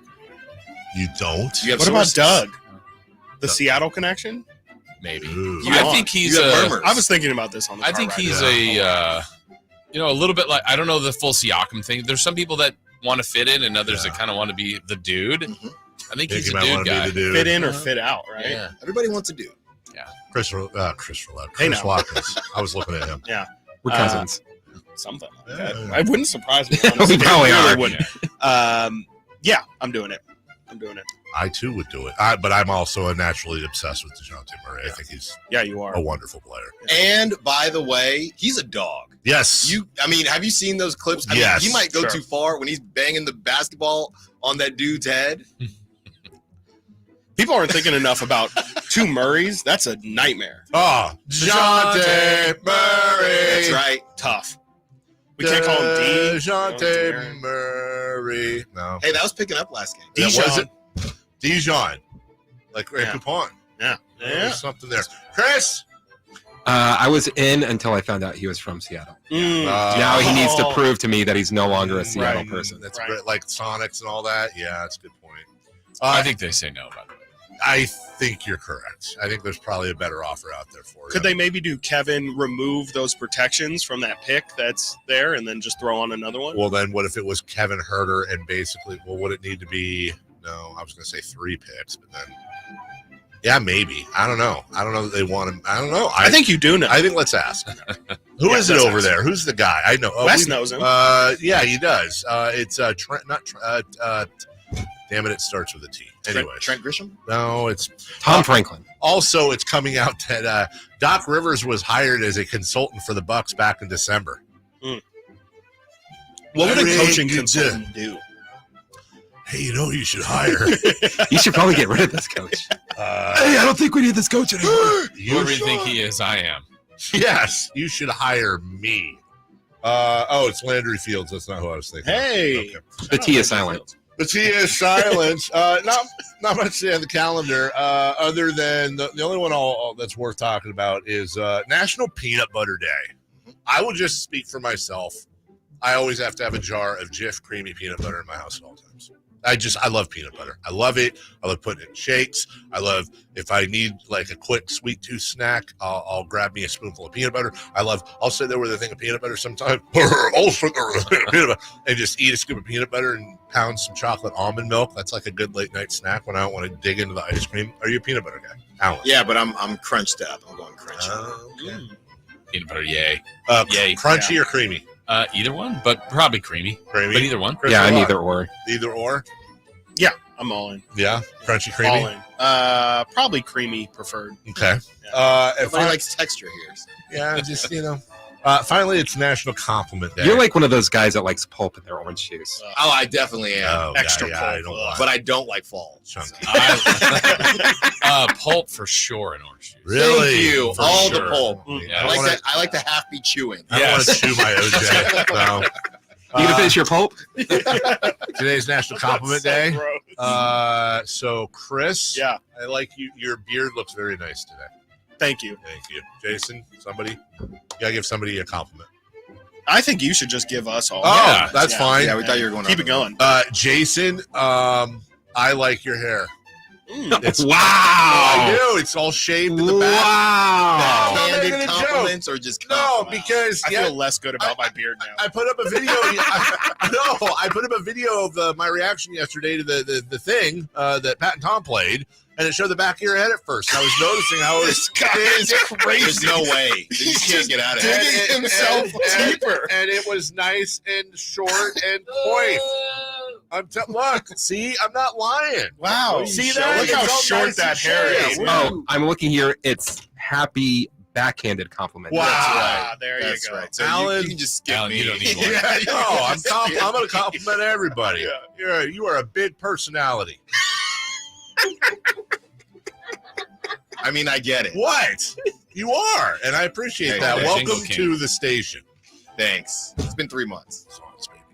And Chris, I've known you a long time. Celebrity birthdays. Brought to you by... Hey, I got off pretty easy there. Well, that's personal. Celebrity birthdays. Birthdays are meant to be spent with family and friends, and nothing brings family and friends together better than crumble cookies. That was really a compliment. I wasn't doing a thing. It's nice and shady. I don't like when Chris is laughing. Happy birthday, Ed. Reed. O'Neal. Aha. Ed. Word Scissorhands. Ed Helms. Oh. Why? The Office. Yeah. 8 million things. Hang on. Yes. That's Ed Helms. And Paging. Yeah, that is so problematic. Ed Helms is actually, he looks Dentist. young. He's 61. No, there's no way. He is. No and way. didn't go to Cornell. Okay. Like he did in the office. He's 52. Ooh. Wow, big disparity already. Yeah. I'll say 49. Oh, we got 3 I'm different going to say decades. 47.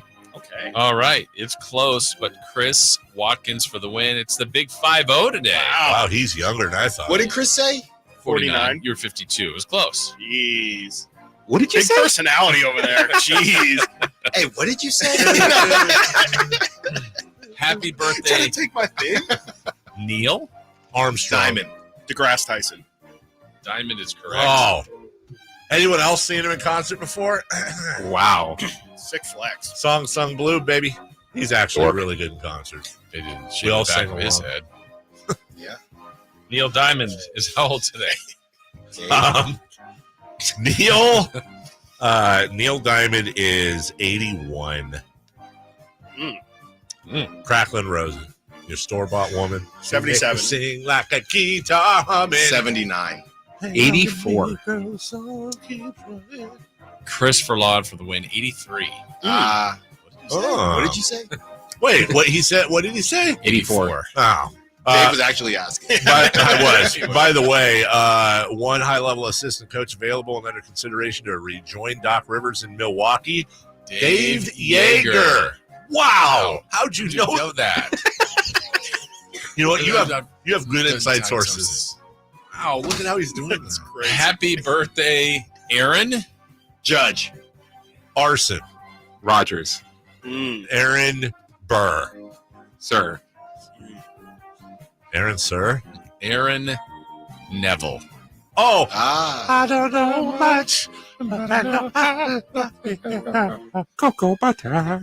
Merry Christmas, baby. The fabric of our life. Aaron, I don't know what any of that. I understand none of that. That's right. Aaron Neville, by the way, a lot of people think. Okay, Bill Renda. Sorry. A lot of people think he sang with Linda Ronstadt in the 5-0 song. But that was James Ingram. Okay. That was Luther Vandross. No, it wasn't Luther Vandross. No. Aaron Neville is 82. And cut, by the way. Still, he's yoked. 82. I didn't like that from Jason. So I'm going to say 77. 75. 78. Carmichael Dave for the win. No! 83. You played me. Yeah, I forgot how old he was. Here, one stop Aaron Neville shop. What? One stop all things Aaron Neville. Oh, okay. That's me. Happy birthday, Mary. Jay Blige. No, Tyler she just Moore. had one. Tyler Moore. Of Nazareth. Magdalene. Mary. Mary Potter. Quite contrary. Nice. Tell me how your garden grows. She was just in the news. Used to be. Oh, she could still be Steve America's Little sweetheart. Lamb. Mary Lurette.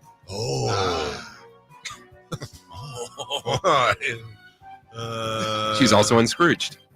Was she? Mm-hmm. Mary Lou Retton's. You would know that if you saw the movie, Jason. Yeah, it's a great movie. Yeah. Mary Lou Retton Went for Christmas is time. 59 today.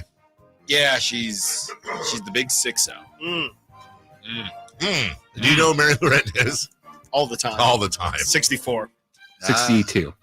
What did you say? 60. What did you say? I said 59. Dave for the win. 56. Mary Lou. I was thinking the other one. Yeah, I didn't really like the rest. No. Just give us one. They were all so good. No, go ahead. Brian Boitano. Anderson. McKnight. Wilson. Wait, he said Mary Lou Retton, I know. dude. Brian Cushing, former linebacker. Oh, yeah. He's 42. Yeah, I like that. 44. Yeah, I like that. That's Zons. 38. 39. Chris Watkins for the win. 37. You guys saw this Las Vegas show, Lovers and Friends? Yeah. Yeah, but I don't know if has it ever actually happened? It happened last year. I was told it happened last year. Yeah, I don't know crazy. if it was a similar lineup. It's always crazy. How are they going to do it all in one day? Different stages. That's yeah, garbage. there's gonna be like 5 different stages. And By the way, I went to the dentist, found a new dentist out here in Sacramento, and they're one of those more new age dentist spots. Yeah. They had an Usher playlist going. Stop disrespecting Usher. Yeah. The Super Bowl is going to be ridiculous. They are. Kyle. They are. He's got bangers. That was a dentist drill, but to the tune of an Usher song. I got it. That and more coming up next. Styles and Watkins right here on Sactown Sports. The NFC Championship game featuring the Detroit Lions and the San Francisco 49ers. Sunday at 3:30 on Sactown Sports and the Sactown Sports app.